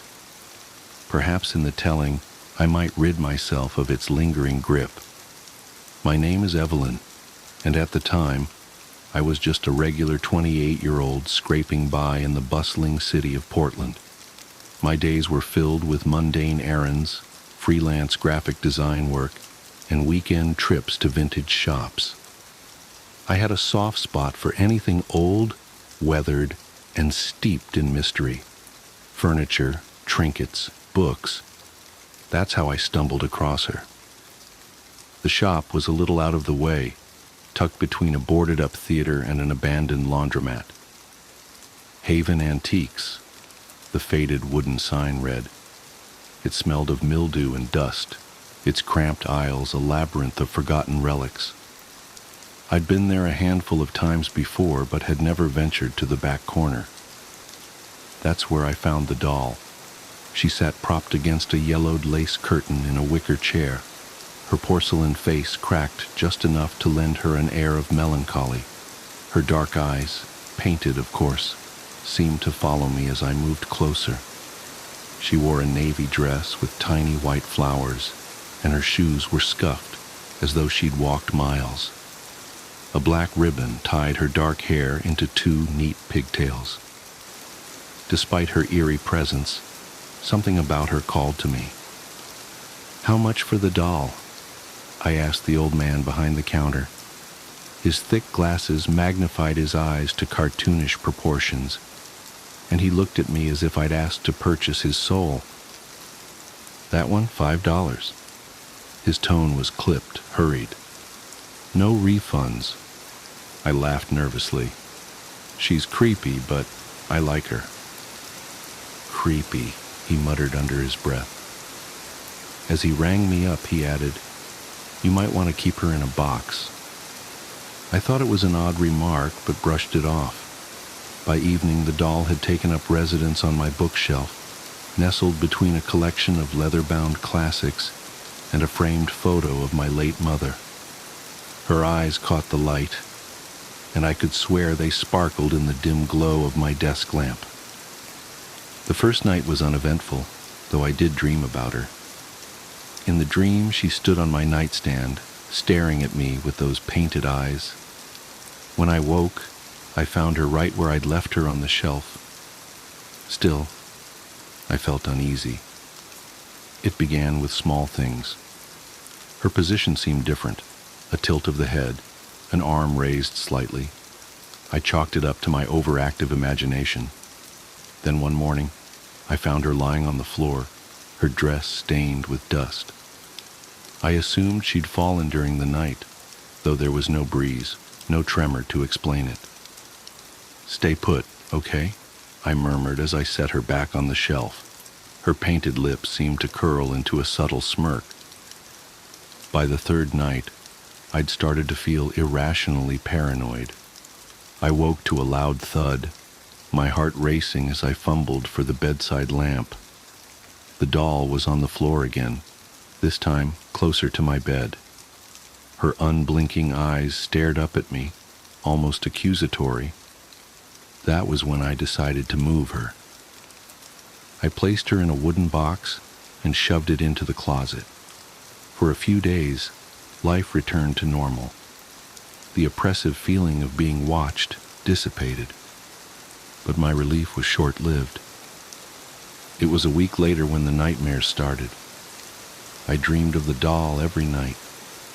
She would crawl out of the box, her porcelain limbs creaking as she climbed onto my bed. Sometimes she'd whisper in a voice like dry leaves, though I could never make out the words. Other times, she'd simply sit at the foot of my bed, her head tilting unnaturally as if observing me. I tried to ignore it, attributing the dreams to stress. But then I began hearing noises at night, the soft scrape of something dragging across the floor, faint giggles that seemed to echo from the closet. One night, I bolted upright to find the box sitting on my dresser, lid ajar. My skin prickled with cold dread. I threw the box into the basement, determined to forget about it. Yet the nightmares persisted, and soon I began finding the doll in unexpected places. Perched on the kitchen counter, nestled in the laundry hamper, even sitting at my desk. Each time her eyes seemed more lifelike, her smirk more pronounced.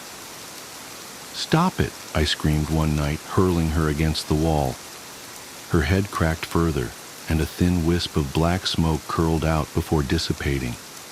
I stared in disbelief, my chest heaving. That night, I slept with the lights on. Desperation drove me to research. I scoured forums, read about haunted objects, and even consulted a psychic. "It's not just a doll," she said, her voice trembling. "It's a vessel." "A vessel for what?" Her eyes darkened. "For something old, something angry." She advised me to burn it, but when I tried, the flames wouldn't catch.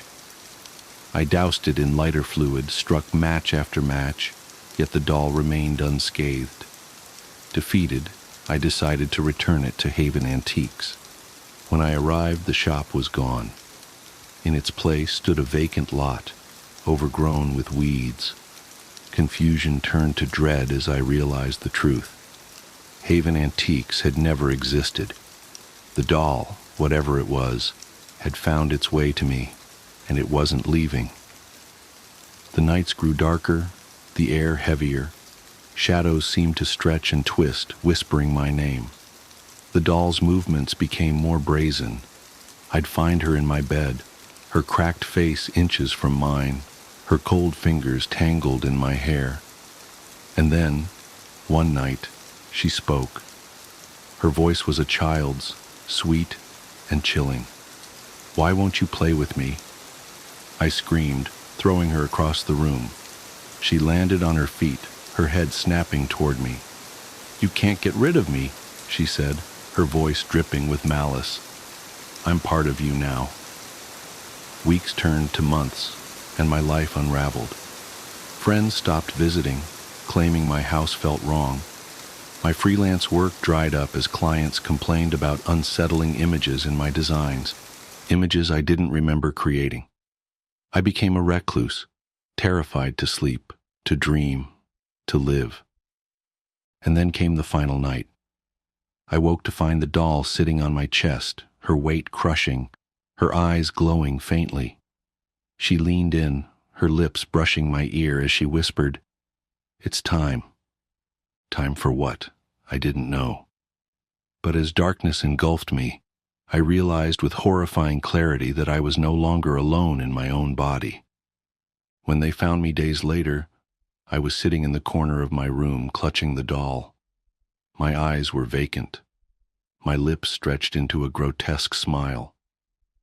They say I mumbled the same phrase over and over. "She's here. She'll always be here." I don't remember much after that, but sometimes, in the dead of night, I feel her stirring inside me, waiting.